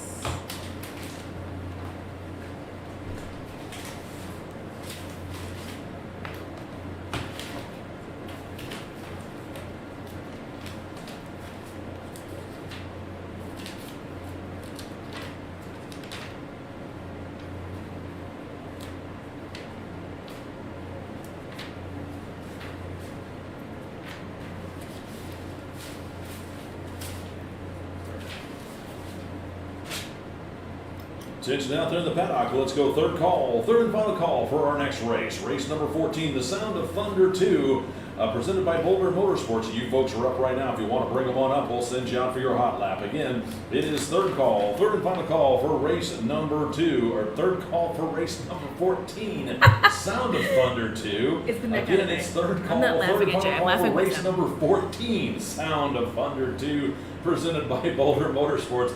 Bring them on up, guys. It's been a long day. For the Sound of Thunder 2, sponsored by Barber Motorsports and Brian Sharp. Since 2006, Barber Motorsports has specialized in high-quality Ducati service and performance with one-on-one customer service. They provide knowledgeable information and comprehensive service solutions for Ducati enthusiasts and racers. Housing one of the largest and most comprehensive Ducati parts inventories in the U.S., they cover everything from performance and upgrades to simple hardware and maintenance items. Boulder's tents can be seen in the paddock today. For the Sound of Thunder 2, this is open to any of AHRMA's Sound of single or motard motorcycles. This are liquid-cooled twins to 850 cc's, unlimited air-cooled twins, 3-cylinder machines to 675, like the Triumph Speed Triple 2-strokes, up to 250 cc's. And if I made the count right, I believe there's like 64 people in this class. I could be wrong, but we'll see as they come out to take the grid position here in just a moment. As the racers take to the track, here's how they're going to grid up on row number 1. 1-8 Clint Austin, 111 Gary Moore, 80H Chris Hasemeyer, and 553 Paul Canale. Row number 2 at 762 Shane Quigg, 41D Brian Dobrowski, and 9X Kevin Calloway. Row number 3 it's 9T Nate Kern, 189 John Deucer, 660 John Beldock, and 15R JM Padron. Row number 4 it's 329 Matthew Crabtree, 370 Brett Folkerts, and 14 Brian Lairborough. Row number 5 it's 46 Bob Robbins, 117 David Russell, 090 Arch York, and 6E Eric Burrell. Row number 6 it's bike number 60K Ron Wines, R73 Greg Levicki, and 75M Daniel Miller. Row number 7 is bike number 21M John Mulcahy. Back in row number 10 it's 6T Teddy Honan, 796 Paul Vance, 811 Thomas Ryan, 781 Paul Nelson. Row number 11 it's bike number 90 Lee Trollope. Bike number 410, Nathan Jessup, and 69M, David Miller. Row number 12, it's 45C, Carl Cohen, 94, Ryan Rader, 033, Kevin Madigan, and 25, Frank Schroenbeck. Row number 13, it's bike number 4A, John MacArthur, 901, Sean Peace, and X16, Ray Call. Row number 14, it's bike number 90, Lee Trollope, 121, Rhett Horton, 899, Clifton Ginger, and 18T, William Kasser. Row number 15, it's 878, Peter Kotsakis, 509, Robert Cole, and 911, Lorraine Kressel. Row number 19, it's 41, James Mayo, 341, Jerry Pellegrino, 42, Scott Cuban, and 328, Jim Rosinski. Row number 20, it's 2A, Alex Spano, 66, Chuck Rocco, and 9Q, Jim Barker. Row number 21, it's bike number R9, Alfredo Braca, 221, C. Benedetto Cardella, 2X, Tim Connor, and 53, Mike Robinson Jr. And rounding out the field on row number 22, it's 21, Pat Wilkening, and bike number 61K, Kyle Anderson. That is your full field here for Sound of Thunder 2, presented by Barber Motorsports. This is the Clear the Paddock special. Pretty much. Happening right here. This is everybody in AHRMA. This is the Team Participation Award race. Yep. Everybody come on out. Grid for race 16.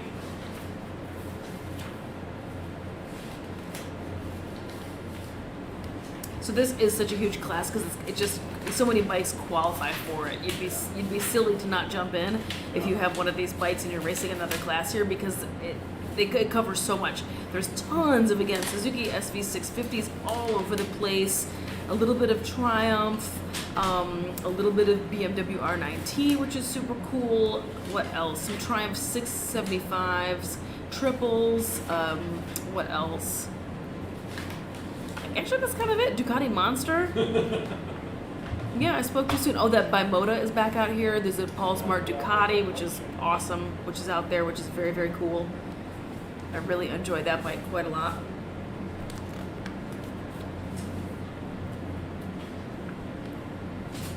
Oh, that Kramer is out there. Tim O'Connor aboard that Kramer, which is KTM engined. Kramer? Okay, that one I don't recognize. Yeah. Kramer KTM engined, if I remember that correctly. I wonder if Jasso brought out. Well, that's probably a twin, though. I don't think he can do that. Ducati Supersport, Ducati 899, Ducati 848. All right. I didn't see It's just Jasso. everybody. Let's just make it simple. I It's just didn't everybody. see Jasso on the grid. As the checker of the green flag waves, 19, Nate Kern, no surprise there, absolutely drops the hammer one more time from row number 3 and works his way into the lead, putting his head down once again, trying to check out on the field as everybody cleanly away through turn number 1 over into turn number 2 on this opening turns here of this 8-lap race number 14. Race leader 9T, 8 Kern up over the crest of the hill down at 15. Or rather over in turn number 5 down into Charlotte's Web. Whoa, we got a big pack of riders, all of them going into Charlotte's Web. Everybody cleanly through there so far, but I'm going to tell you, from about 4th all the way back to 10th, it got a little sketchy there as everybody trying to figure out who's going to lead and who's going to follow in the opening turns here of this large field for race number 14. It's definitely a nerve-wracking moment when that freight train of 60 motorcycles all hauls, you know what, into that Charlotte It's corner. nerve-wracking for us to watch. You can imagine it's what it's like to be out there on a race bike. I'm sure there were more than a Those few people people don't screaming in have their helmets. Those people don't have nerves. Yeah. They're all cool as cucumbers. Right. The race leaders back up over the crest of the small rise over there in 13 and 14. Waiting for him to come back around to show us the leader here in just a moment. I bet it's going to be bike number 19, Nate Kern, as here he comes across the start-finish line to lead lap number 1. Then it's going to be 41D Brian Dobrowski, 88 Chris Hasemeyer, bike number 660 John Beldock, and bike number 1A Clint Austin, rounding out your top 5. Austin took the unofficial win back in his race before. He's still up running race top 5 here in his back-to-back. 762 Shane Quigg back there at 646. Bob Robinson 553. Paul Canelli back there in 8th. I believe he took a second in his back-to-back race here just previously.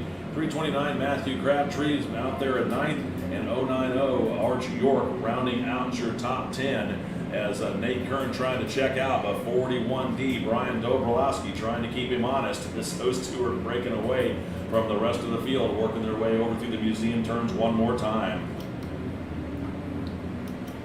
Attention out in the paddock. I want to remind everybody, when you're done racing for the day, please don't forget to turn in your rental transponders. Again, when you're done racing at the end of the day, please turn in your rental transponders as quickly as possible. It seems like we're always having to run around and chase those things down at the end of the weekend. So when you're done racing for the weekend, please don't forget to turn in your rental transponders. Also want to remind everybody, we're going to have to clear the paddock. I believe it's going to be 2 hours after the last race is done that we have to clear the paddock area. So for those of you that are kind of hanging out when you're done racing, if you want to try and get your pits packed up as quickly as possible, we appreciate it. Again, we've got to clear the paddock 2 hours after the racing ends.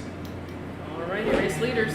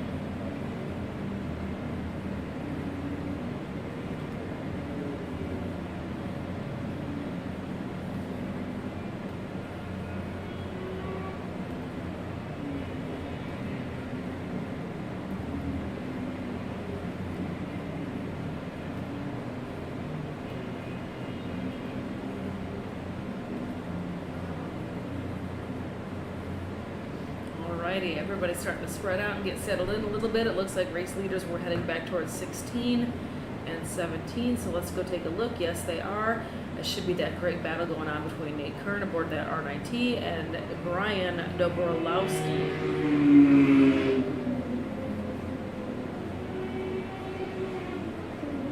Dobrowolski. Sorry, buddy.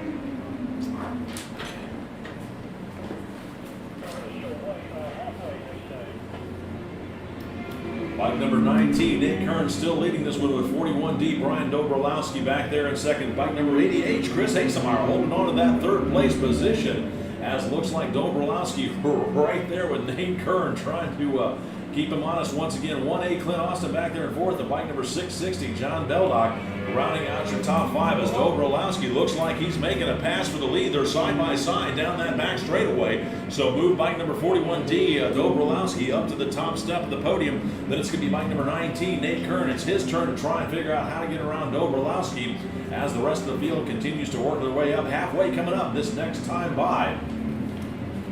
And the good thing is we're done with our back-to-back, so unless we have to do a pickup, we can really roll from here on out. Again, bike number 41D, Brian Dobrolowski, still leading Nate Kern. Looks like Dobrolowski's got a few bike lengths of a breathing room over Kern as they work their way back up through the back section of the turn of the course over there through 15 or 13, 14, and turns 15.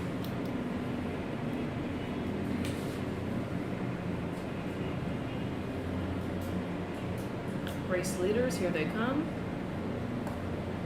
Race leaders out of 17 one more time. It is going to be bike number 41D, Brian Dobrolowski, as he sees the halfway flags letting him know he's got 4 done and 4 left to go. Then it's going to be bike number 88, Chris Hasemeyer, 660, John Beldock getting the better of his battle with bike number 1A, Clint Austin. And Austin still rounding out your top 5 as Dobrolowski doing his best to try and check out on Kern as he rockets up the hill over turn number 4. Has a bit of breathing room, about 12 to 15 bike lengths between him and Kern, as they work their way down into turn number 6, Charlotte's Web. One more time, they're going to start encountering some lap traffic, so I'm sure Dobrolowski is keen to get a breakaway as best he can in case he gets checked up and gets himself some breathing room, as Kern just doesn't seem like his bike picked up the speed out of turn number 7 as it had been before. Not sure if he's got some tire issues maybe going on. I think he's down some horsepower, As to he be just honest. crested over the hill over there in turn number 7. Yeah, he might I think be. he's outbiked a little bit, to be honest with you. His starts are Position in the flawless. paddock. Let's go first call. First call for race number 15. Vintage Superbike Middleweight, Next Gen Superbike Lightweight, Formula Extreme, and Formula Lightning. You folks will be up here in just a moment. It's first call. First call for race number 15. Vintage Superbike Middleweight, Next Gen Superbike Lightweight, Formula Extreme, and Formula Lightning. You folks will be up here in just a moment. Again, it's first call. First call for race number 15. Yeah, you're right. He might be outmotored out there. He got a heck of a start. I guess maybe it just took a little bit of time for Dobrolowski to reel him in. Dobrolowski still in 1, Nate Kern 2. Hasemeyer and Beldock, neck and neck. Looks like bike number 660, John Beldock, managed to get around Clint Austin. Now he sets his sights on Chris Hasemeyer, trying to step up on that top step of the podium, while Dobrolowski continues to show the fast way around as here he comes up into the braking zone for Charlotte's Web. He's going to encounter some lap traffic with bike number 19, Nate Kern right there. Meanwhile, Beldock makes his move on Hasemeyer, so he rides up the inside out, breaking Hasemeyer down into turn number 6, over into 7. Looks like Beldock runs a little bit wide. Hasemeyer gets a good drive, picking up the draft. 3 bike lengths separate those two as it's a drag race down through that back straightaway towards turn number 8 and 9. So put bike number 660, John Beldock, up onto the top star, the third step of the podium, while bike number 41D, Brian Dobrolowski, holds on to that top step with bike number 19, Nate Kern, right there behind him. Looks like Dobrolowski was able to get by the lapped rider so far, with Nate Kern still back about 10 to 12 bike lengths adrift behind him there in that second place position. Then Beldock still holding on to that third with bike number 80H, Chris Hasemeyer, in tow as that field works their way through the back section of the course right now. Laps starting to count down here in this race. Uh-oh, somebody pitched it over the exit too. 117.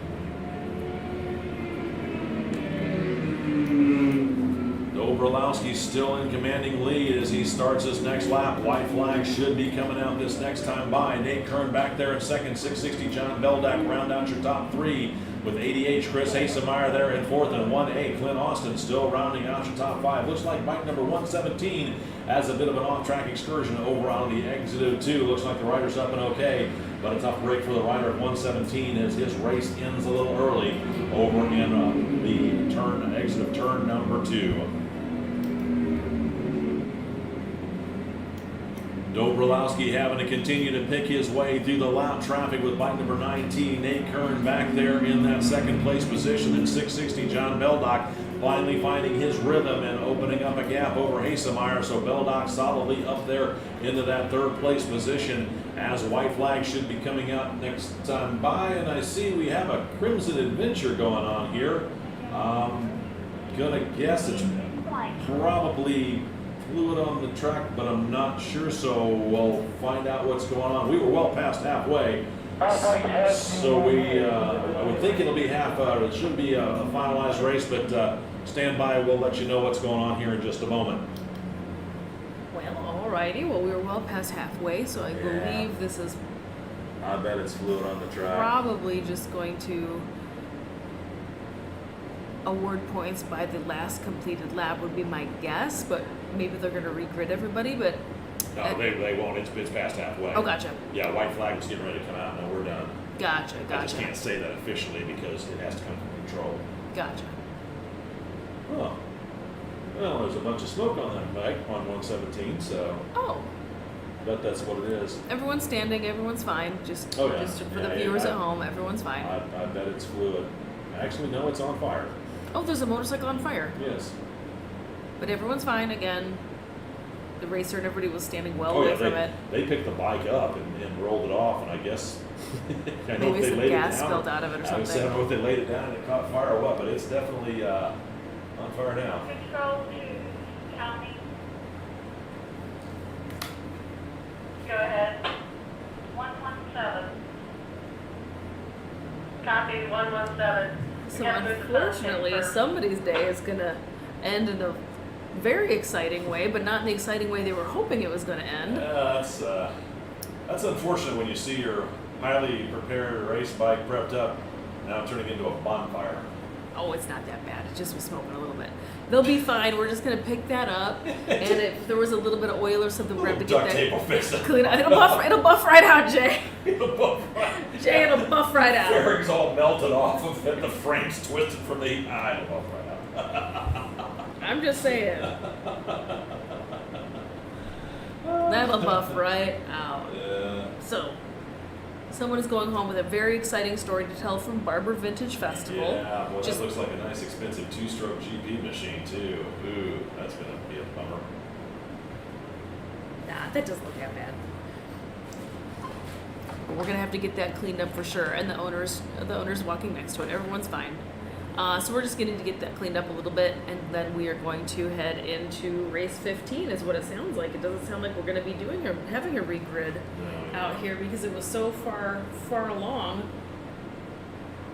That was David Trussell, and it was a '94 Yamaha TZ250.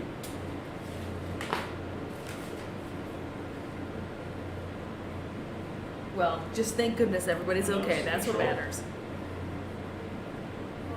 That's the priority. I had given first. Are we ready for second?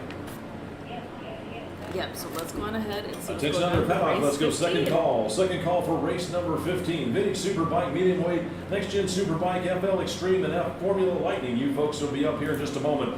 It is second call. Second call for race number 15. Vintage Superbike Medium Weight Next Gen Superbike Lightweight Formula Lightning Extreme and Formula Lightning. You folks will be up here in just a second. Second call for race number 15.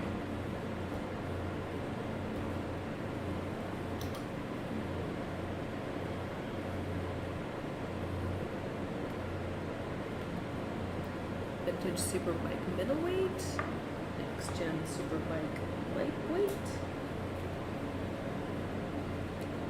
Who else? Formula Lightning.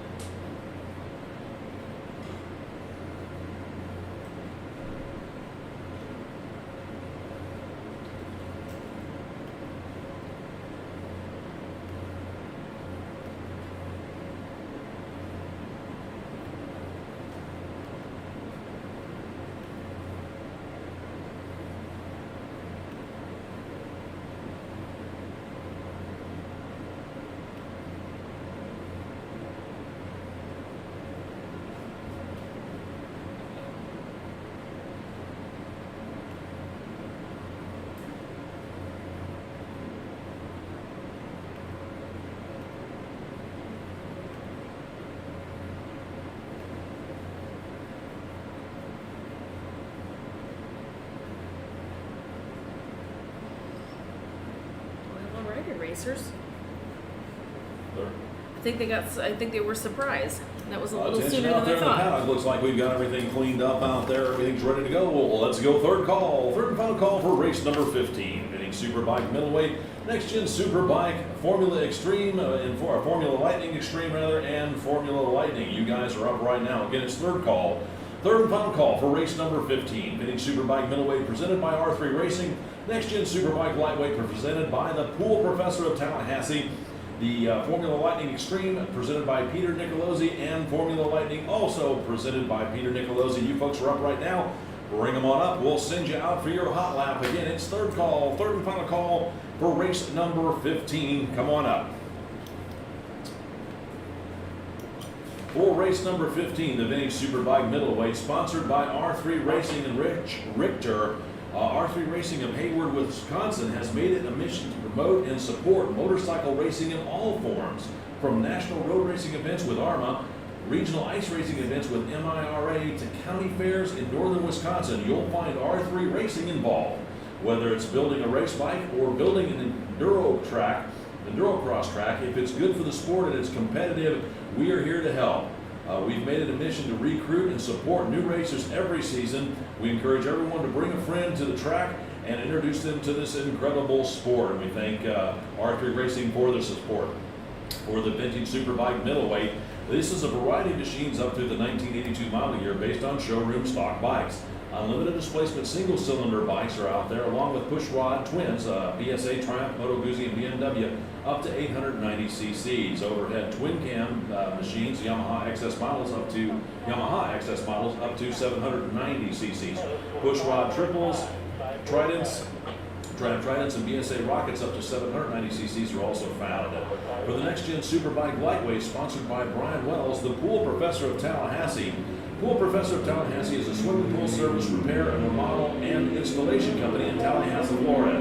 They are pleased to sponsor the next gen lightweight class and look forward to supporting and growing AHRMA for many years to come. This is a new class for the AHRMA in 2018 to showcase what was raced in the 80s through the early 90s. Eligible machines in this class can be from any market in the world. Period. OEM and race team paint schemes are strongly encouraged. Bikes that might be seen on the grid are BMW's YB7, the Honda Hawks, Suzuki GS500s, Yamaha FC600s, FZR 400s, and RZ350s. For the Formula Lightning Extreme, sponsored by Team Power Sports and Seb Adelman, this is open to bikes with unlimited voltage. And then the Formula Lightning is sponsored by Peter Nicolosi. These are all electric motorcycles featuring the latest technology with powertrains similar to the Nissan Leaf and Tesla Model S and the electric portion of the Chevy Bolt. Speeds are similar to race prep 600cc gasoline-powered bikes. This is open to production bikes up to 125 volts. Production race bikes are available from Zero and Bramo. Arthur Kowitz was the 2020 National Championship. And I'm going to tell you, folks, if you've never seen one of these e-bike races, they are the wave of the future, and they are great to watch, although they are a bit uncanny to see bikes go screaming off the start-finish line and making almost no sounds. So I'm gonna tell But with zero screaming. It is interesting to watch. So I encourage everybody, if you've never seen an e-bike race, pay attention to these bikes when they're out there on the track. I don't think it's the wave of the future, Jay. It's the wave of the now. I've got 2 e-bikes over in my camp here. Yeah, well, you're right. I love having them, and I gotta tell you, everybody in the paddock owes me a thank you, because when I rode here this morning at 5:45 a.m., You weren't making any noise. I made 0 noises, and nobody even knew I was here, which was amazing. Very stealthy. It was. But I thought about that. I was like, you know what? This is really nice out here. Just me and the hum of the chain. Just me and the hum of this little hub.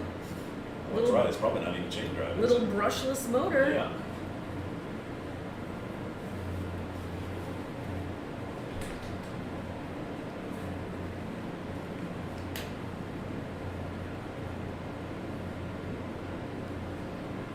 I mean, I could have brought like an obnoxious 2-stroke bike over. We have plenty of those. I could have made a ton of noise over there this morning.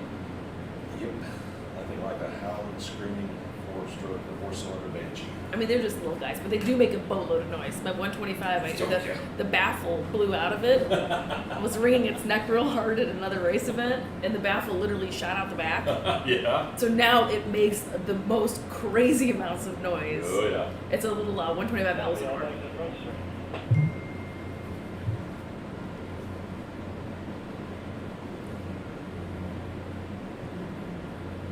You want to hang on to these or throw these away? I'm gonna look through those, but probably keep them. I'll throw them out at the end. Just leave all the papers here.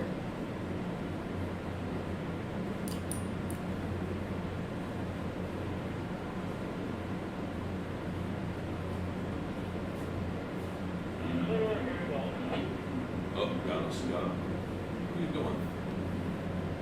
Someone got excited on Paul that. Elledge is back there moving around. Someone got excited out there. He's still number 3, so. Green flag waves, and there goes the field. Bike number 1B, Kevin Rammer getting the jump on 5:15. Jeremy Madrill, and then I believe it's going to be bike number 1Z, Michael or Matthew Joy, leading the field for the medium weight superbike. And then it's going to be the second wave out here for the next gen superbike lightweight is bike number 181, Ray Solinger, getting a really good jump out there, leading the field down into turn number 1 himself for the next gen superbikes. Then it's going to be the electric bikes.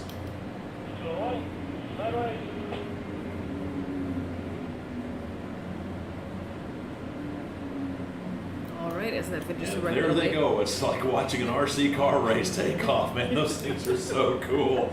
I was going to say you definitely want to listen to them when they come back around over the crest of the hill and 5 down to the braking zone for turn number 6. It's uncanny I don't even know how if we quiet can. they are. I don't know if we can hear them in here though. We can't. They Well, do. They do make like a whirring sound, but I don't think we can They hear it do. here. When Peter Nicolosi was coming down here when he first started racing 3-4 years ago, and it was quiet, you could hear him coming into 1. But that was, a long time ago.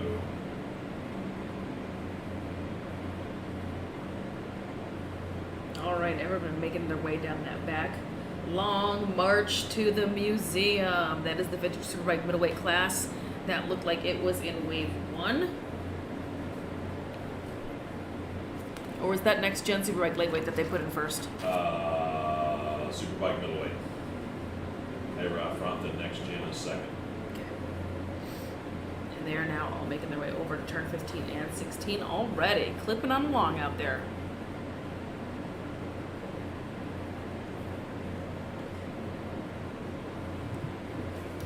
Race leaders out of turn number 17 onto the front straightaway to lead the first lap. It's going to be bike number 1B, Kevin Rammer. Got about half a front straightaway lead over the rest of the pack as it's going to be 515, Jeremy Madrill. 133, Paul Elledge. He was back there in that second row, working his way up to third overall. Then 1Z, Matthew Joy in fourth. And 092, Alexander Cook rounding out your top 5. For the next gen superbikes, it's going to be 181, Randy Sullinger leading 32B, Harry Vanderlinden. And 020 or 02, Jonathan Hollingsworth. That's your top 3 for the next gen superbike.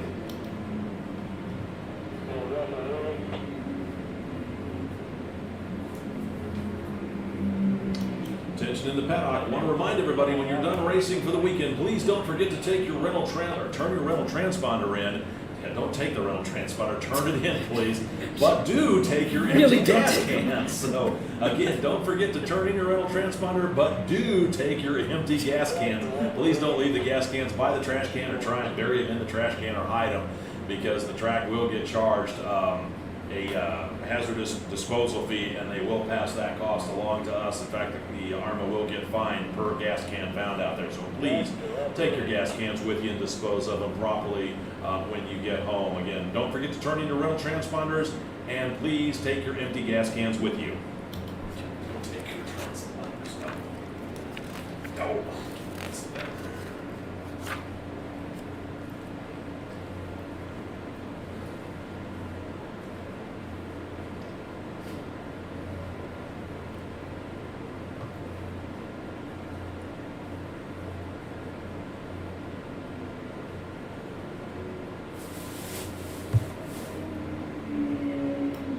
race leader, bike number 1V, Kevin Rammer out front. A full front straightaway lead over second place riders is across the line. It's going to be Paul Elledge on 133, 181. Randy Sullinger working his way up top 3 overall. He's leading for the next gen group. Then it's bike number 1Z, Matthew Joy. He's rounding out your third for the Superbike middleweights. Then 515, Jeremy Madrill. Then bike number, looks like 02, Jonathan Hollingsworth, trying to go back through here to pick out my next gen Superbike rider. It looks like it's going to be 32B. Harry Vanderlyn is still holding on to that second place for next gen. The 91, Sean Smith. Actually, no, 700, Cameron Crockett, rounding out your top 3 for the next gen Superbikes.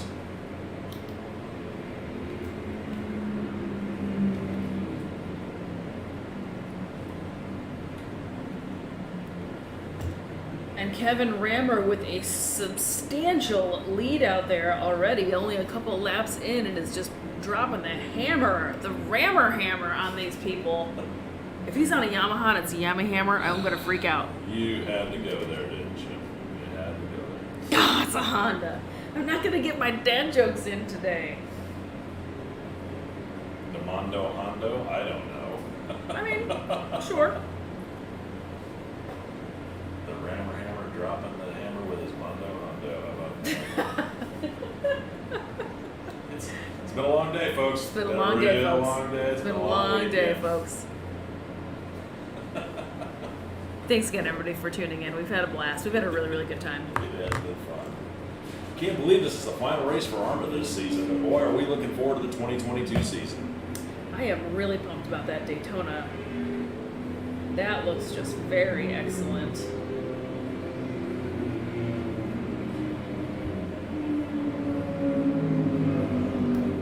Out front, bike number 1V, Kevin Rammer continues to lead for the Vintage Superbike. Then it's Randy Sullinger for next gen, leading 32, Harry Vanderlinden, and then 02, Jonathan Hollingsworth. That rounds out your top 3 for the next gen. Then 133, Paul Elledge. He's back there at 5th overall, running second in class for the next year for the Vintage Superbike. Then 1Z, Matthew Joy, back in 6th, rounding out the top 3 for the Vintage Superbike. Halfway flag should be coming up next time by in just a moment.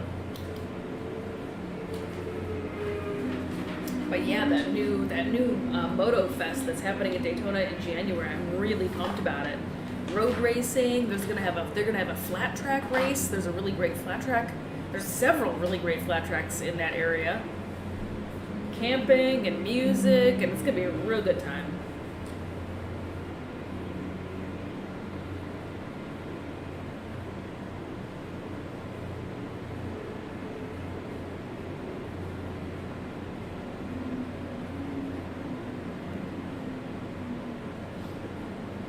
And these machines all on the high banks of Daytona? Craziness. Yep.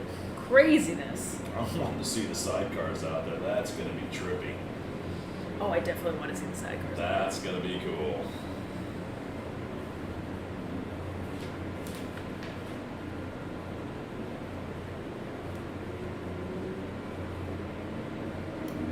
Green and white flags out for your race leader. Bike number 1B, Kevin Rammer, letting him know he's got 4 done, 4 left to go. Then it's 181, Randy Sullinger. 02, John Hollingsworth moves himself up a podium step up into second for next gen Superbike lightweights with bike number 32B, Harry Vanderlinden, back there in that 3rd place position. Then it's 133, Paul Elledge still holding on to second for Vintage Superbikes with bike number 1Z, Matthew Joy still right there within striking distance, rounding out your top 3 for those. With the halfway flags out of this one, let's go first call. First call for race number 16, Formula Thunder and Battle of the Twins 2. You guys will be up here in a second. It is first call. First call for race number 16, Formula Thunder and Battle of the Twins 2. Both of them presented or sponsored by Moto Course Performance. You guys are up in just a moment. It is first call. First call for race number 16, Formula Thunder and Battle of the Twins 2, presented by Moto Course. Also want to remind everybody, A, turn in your rental transponders when you're done for the day. B, don't leave your gas cans. And C, our contract says 2 hours after the final checkered flag waves, you need to have yourselves packed up and we need to have the paddock cleared. So keep that in mind. For those of you guys that are out there done racing, please don't dawdle whenever you get done racing to pack up your pits, because we have to have the paddock cleared 2 hours after the final checkered flag wins, and that means that no less than 7 o'clock. Absolutely everybody's definitely got to be out of here by 7 o'clock, as it looks like 13S out there. His race unfortunately comes to an early end as his shifter has partially departed the motorcycle. It's still dingling there, but unfortunately it's stuck in gear, so he's trying to get that cleaned up.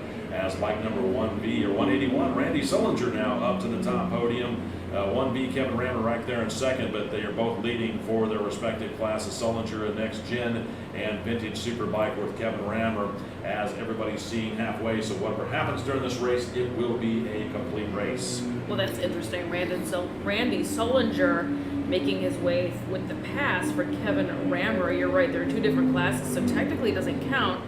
But Rammer had just such a substantial lead. Boy, he did. Man, he was just way, way out there. I thought it was going to be smooth sailing, and sure enough, Randy Sullinger put up the battle.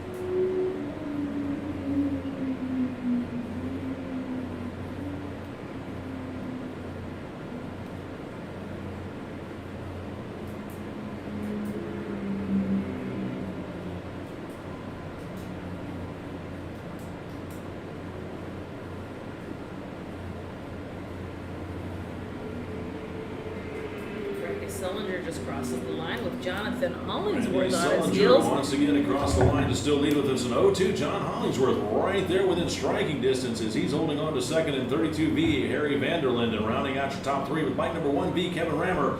Fourth overall, still leading for the Vintage Superbike. Then it's going to be 133, Paul Elledge, and 1Z, Matthew Joy for the Vintage Superbike. Those are your top three. As the laps continue to click down here, looks like white flag should be coming out next time by. And again, Kevin Rammer getting caught up by all these other classes out there. He still is leading in his class. It's the next generation Superbike lightweight folks that are making the moves on him, is what it looks like. Yeah.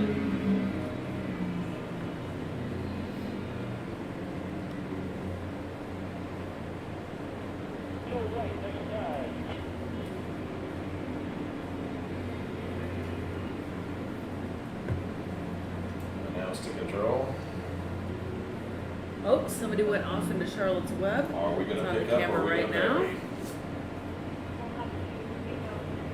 Oh, and they're getting themselves turned around. I think they're headed back. Oh, good for them. They have to avoid that gravel, though. That gravel is super deep, and you cannot ride through that gravel. Look at them rejoin. Good job. That's an Good interesting way job. to go around turn number 5. He took the scenic route. That's the Yes, new- yes, yes. That's the new race line, Jay. He took the scenic route.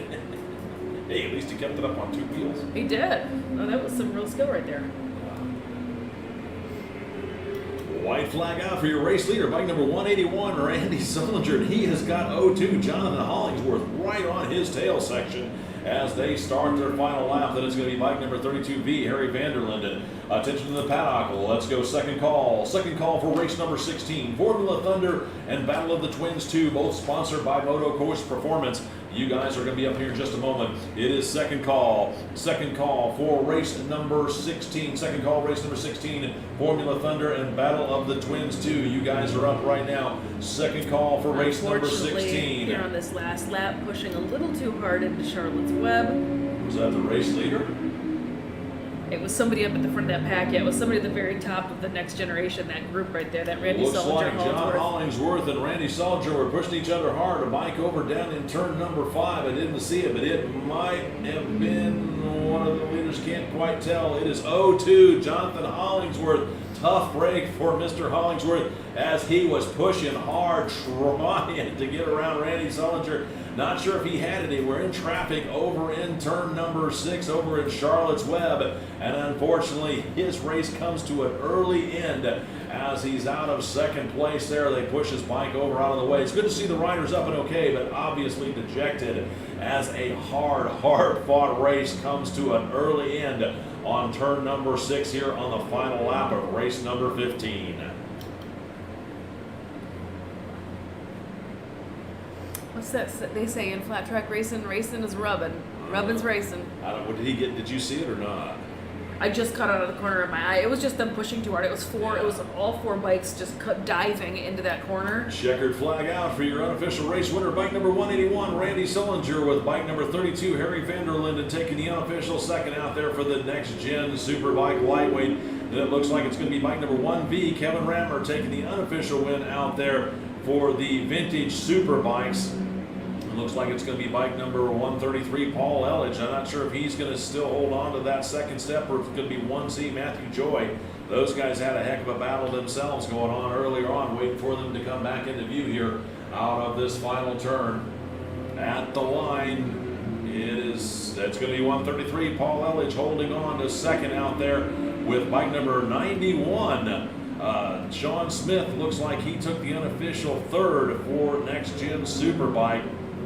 As the rest of the field streams by, it looks like Matthew Joy on 1Z takes the unofficial third for vintage Superbike middleweight.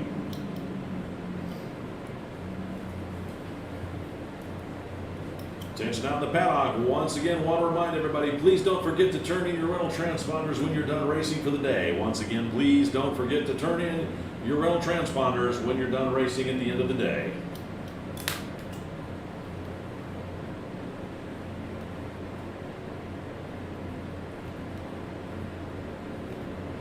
Well, some great racing. An unfortunate end for who do we decide it was? Jonathan Hollingsworth. Jonathan Hollingsworth. A very unfortunate end for Mr. Hollingsworth. It looked like they got everybody up okay. It looked like everybody was fine. Bike caught on fire. Pushing it on the last lap. It's racing. Getting wacky here at the end of the day. It's racing. Let's be careful though. We still got one more. Still got to get through 16. I gotta wait till they get these guys picked up before I can make the call. Yeah, lots of excitement out here.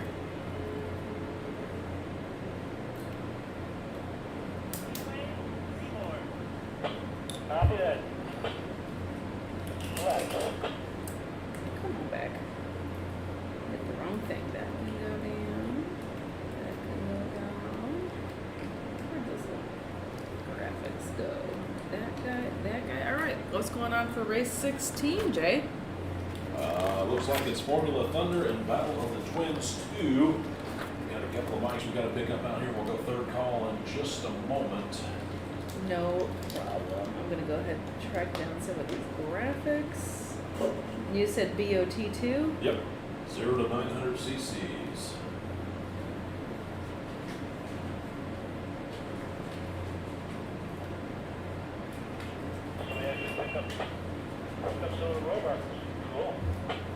All right, race fans. Well, while we have just a hot second, we've got to go pick up a couple of bikes that slid out, and dust everybody off and pick them up and get them on off the track. Well, let's go ahead and go thank some of our awesome partners for the 2021 season.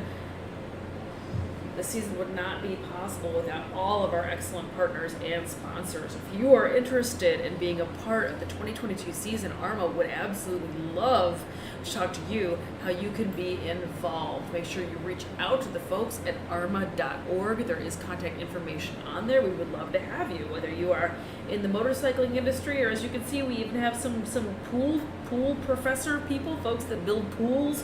We've got all sorts of local and regional businesses and tons of awesome motorcycle shops. So if you would like to be a partner with our great organization, we'd love to chat with you about it. Our 2021 AHRMA National Title partners are going to be Redwood Engineering, Bridgestone Tires, Haggerty Motorcycle Insurance, 4SR, 4 Street Racing Leathers, and Race Tech. And our AHRMA National supporting partners, Road Racing World and RockAuto.com.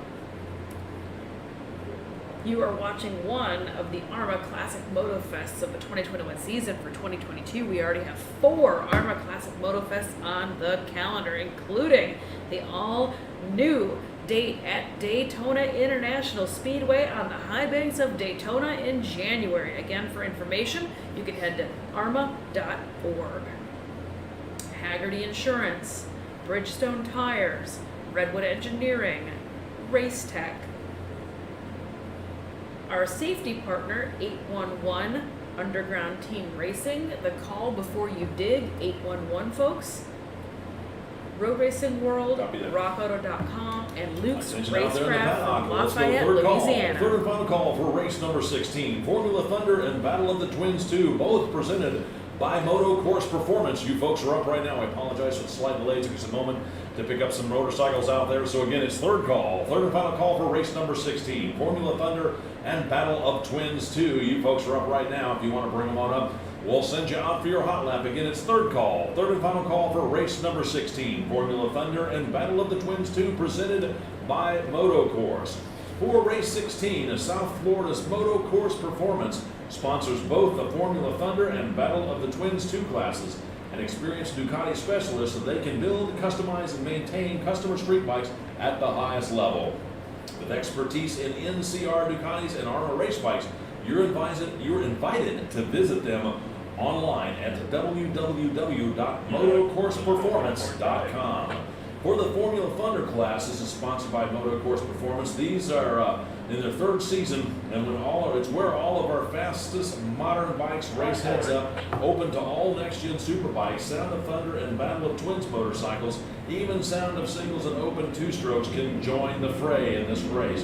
For the Battle of the Twins 2, this 900cc or 904 performance, these sponsored by Moto Course. Of course, Battle of the Twins 2 is open to all air-cooled twins up to 904 cc's. The air-cooled bikes have been obsoleted by newer technology, but remain a favorite of builders, racers, and fans. And AHRMA has made a home for them here. On the track, you'll see Ducatis, Moto Guzzi's, and Buells. Well, that's your specifications for race 16. Here's who's going to be out there on the track. On row number 1 for Formula Thunder, it's going to be bike on row number 1, 4X. Urban Kolick, 88, Chris Hasemeyer, 41D, Brian Dobrowski, and 553, Paul Canali. Row number 2, it's 131, Steve Metz, 020, Jeff Nelson, and 410, Nathan Jessup. Row number 3, it's 045, Curtis Adams, 370, Brett Folkert, 77L, Patrick Lansu, and 090, Arch York. Row number 4, it's 901, Sean Beast, 329, Matthew Crabtree, and 297, Mark White. Row number 5, it's 222R, Jeff Graham, 457, Robert Olivia, and bike number 660, John Beldock, and 96D, David Schaefer. Row number 6, it's bike number R9, Alfredo Braca, 60X, Rob Wines, and bike number 784, Christopher Acaden.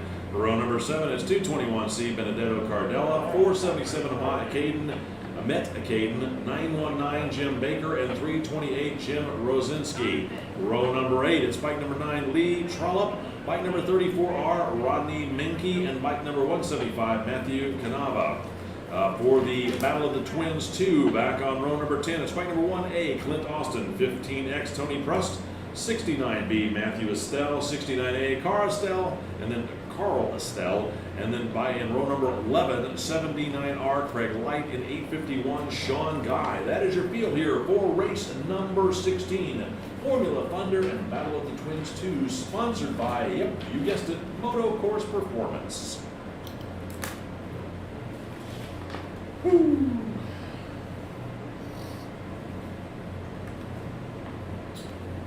we go. I had the wrong thing there. Let's put that guy back up there.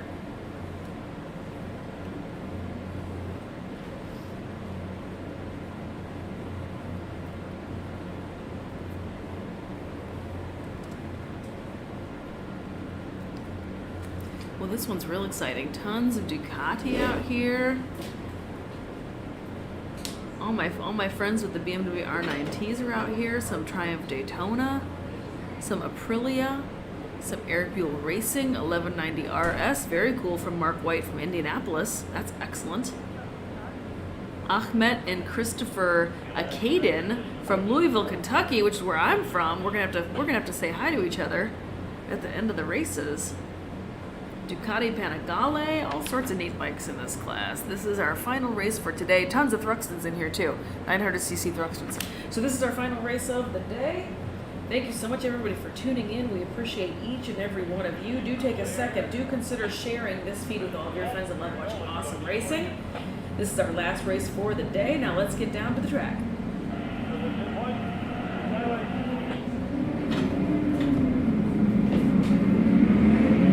Looks like bike number 80, Chris Hasemeyer, once again gets the jump on the field. And we're working their way down into turn number 1 as everybody gets rolling here for the Formula Thunder. Looking back towards the start-finish line, back out on the grids. Here comes the battle of the Twins 2 as the green flag waves for them. Looks like it was 15X, I believe Tony Prust out there leading that field down into turn number 1. Prust like rust. That's how you explain it. Because I used to say Proust. Yeah. Prust like rust. Well, that ain't Hasemeyer out front. I'm gonna guess it's Dobrolowski. And Metz, I believe, is there in second. Looks like it might be bike number 41D, Brian Dobrolowski, and 131, Steve Metz. Looks like they're the lead bikes out of turn number 7 up over the crest of the, back down that back straightaway down into 8 and 9.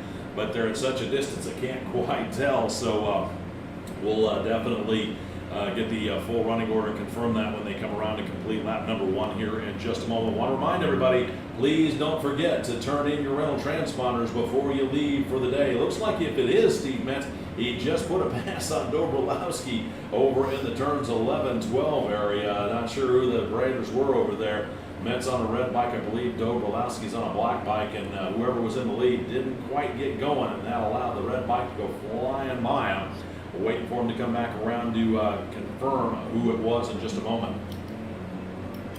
At the line to complete lap number 1, it is 131 Steve Metz and 41D Brian Dobrolowski. Third place is 88 Chris Hasemeyer, 660 John Beldock, and bike number 77L Patrick Lanssu, rounding out your top 5 as the field starts their second lap here in race number 16.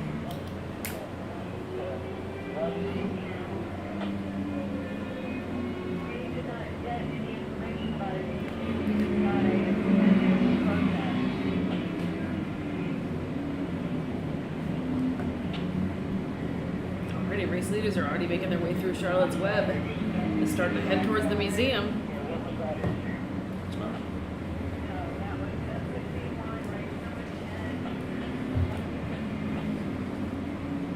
Very fast class, this Formula Thunder class, and much, much more modern. There's 2017 bikes in here. There's a 2021 Aprilia RS660 in here. So again, you know, I keep stressing it for folks that aren't familiar with our race program. We do modern bikes too, man. It's not just the old stuff. We do modern stuff. Now it's mostly old stuff, but we do modern stuff too. All of our race leaders are now making their way through turns 15 and 16. Starting to wrap around that final turn. Way on the course right now, waiting for him to come back into sight just a moment to complete our next lap. As it was bike number 131, Steve Metz. Here he comes rocketing down this front straightaway. About a half a front straightaway lead over second place rider 41D Brian Dobrolowski. Still solidly there in second. Then it's going to be 77L Patrick Lanssu, 660 John Beldeck, and bike number 88 Chris Hasemeyer. Hasemeyer is still rounding out your top 5. 22R Jeff Graham.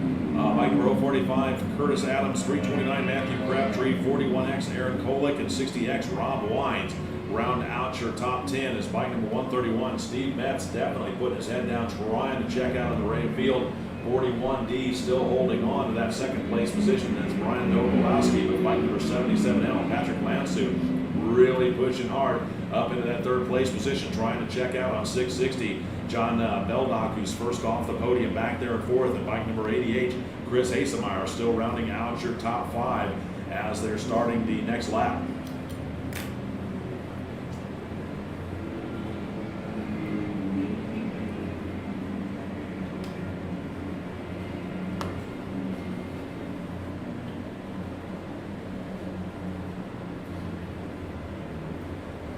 Thanks everybody for tuning in out there on the live streams over on the AHRMA Facebook page or wherever you have found us. We're streaming across a whole bunch of different platforms this weekend. Thank you for tuning in. Do take a second and hit that share button right now or when we wrap up so your friends can watch all this awesome race footage from this weekend as well. Bike number 131, Steve Metz once again flashes across the start-finish line with 41D Brian Dobrolowski right there in second. Then it's going to be 77L Patrick Lansu, bike number 660 John Beldock, and here's the battle for fifth as it's 222R Jeff Graham just nipping 80 Chris Hasemeyer at the line. 60X Rob Wines moves up in position to 7th. 045 Curtis Adams back there in 8th. 329 Matthew Crabtree in 9th, and 4X Evan Kolek rounding out your top 10.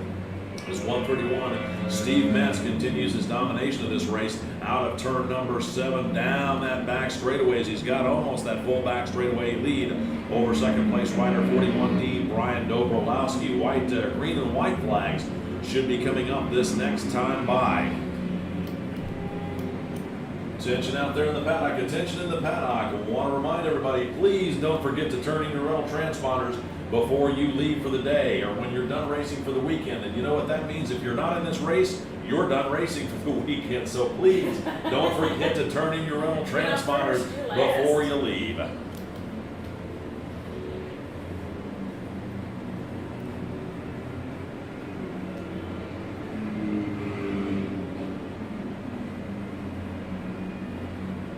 If you can hear my voice right now, you need to be turning in your transponder. You are done. Yeah, no kidding. If you can can't hear me, my voice right now, turn in your rental transponders away. if you can hear my voice, it means you are finished racing.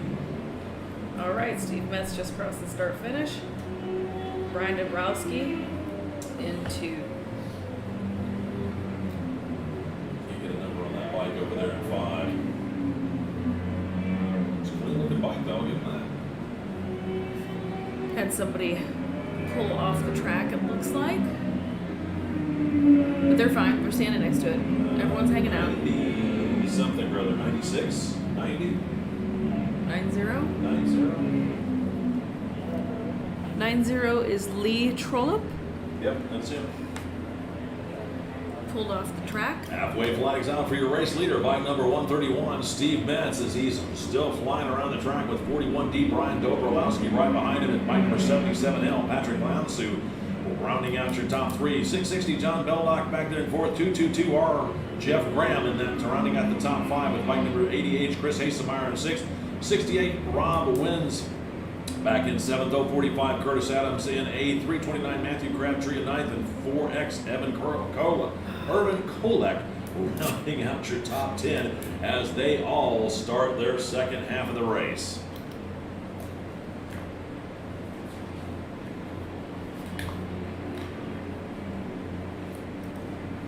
There's definitely some bikes cooking along the back stretch, so I'm going to guess these are our race leaders. So let's go look.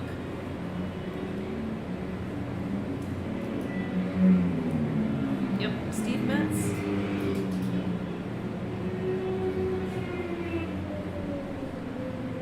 Followed by Brian Dabrowski, Patrick Lansu,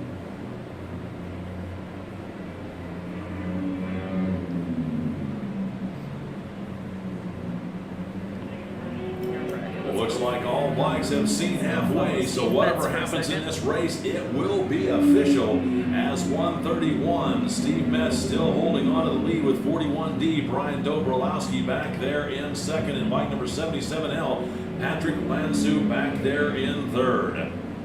Attention in the paddock, attention in the paddock. If you're not in this race, you're done racing for the weekend, and please don't forget to turn in your rental transponders before you leave for the weekend. Please turn in your rental transponders before you leave for the weekend. Also, please do not leave your empty race fuel cans here. Please take your empty race fuel cans with you.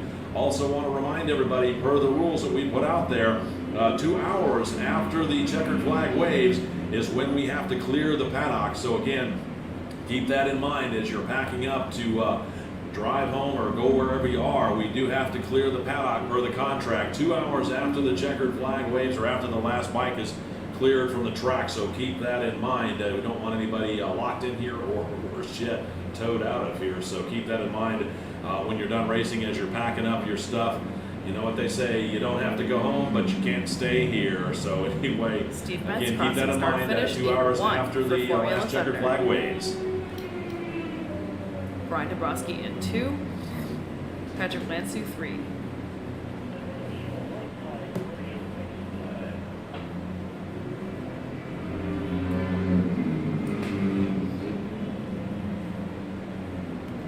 Step away and look a little bit further down the pack for a second.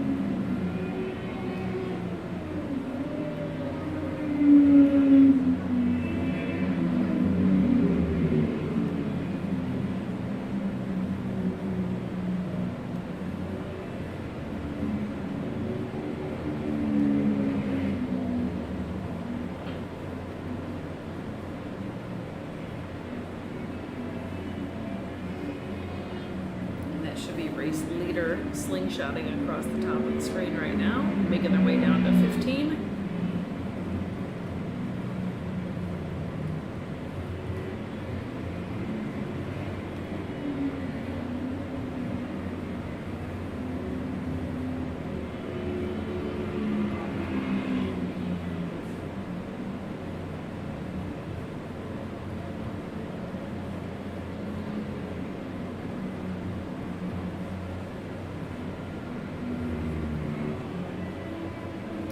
Starter has white flag in hand for bike number 131, Steve Metz, as he sees the white flag and begins his final lap here on this final race of the year, actually, of the 2021 season.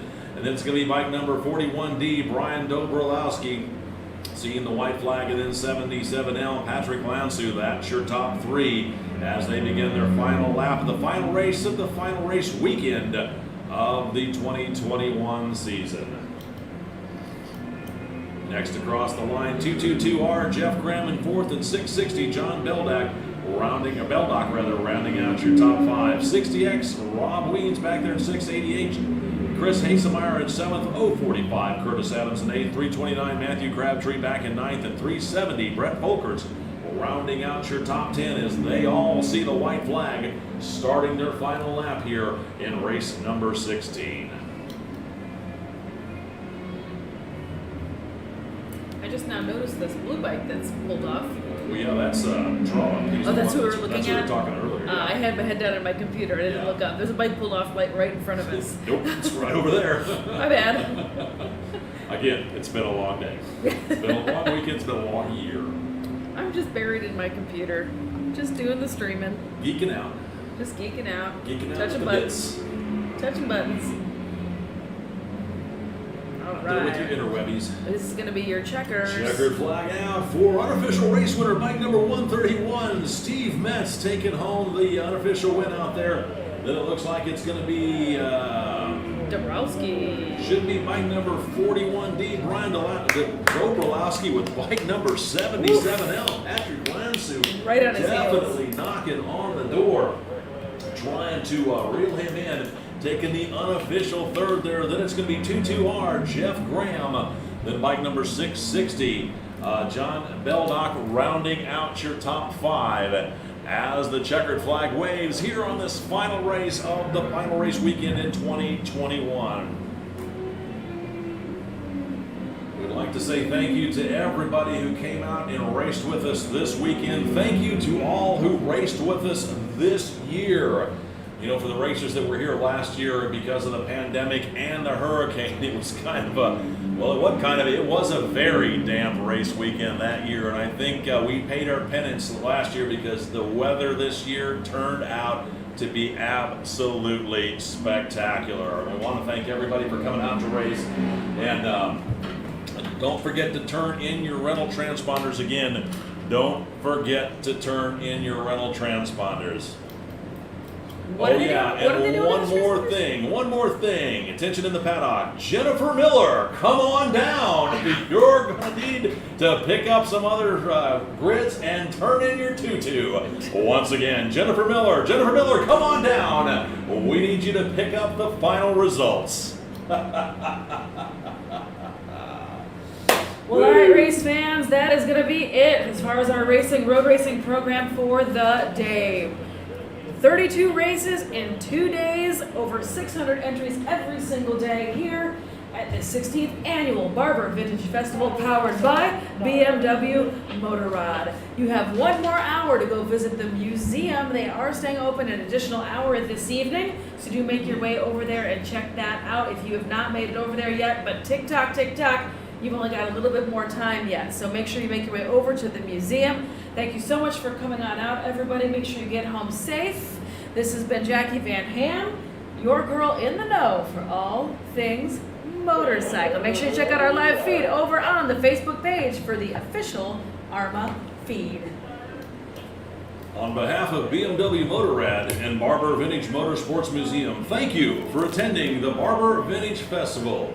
Enjoy the ride and see you next year. Again, BMW Motorrad, make life a ride. And once again, for AHRMA, we'd like to thank everybody for coming out and racing with us this year. AHRMA is bringing a full array of vintage and alternative modern road racing to the track near you in 2022. The schedule is packed with many of AHRMA's usual and popular racetracks, plus new rounds at Daytona, The Ridge in Washington State, Thunder Hill in California, and High Plains Raceway out in Colorado.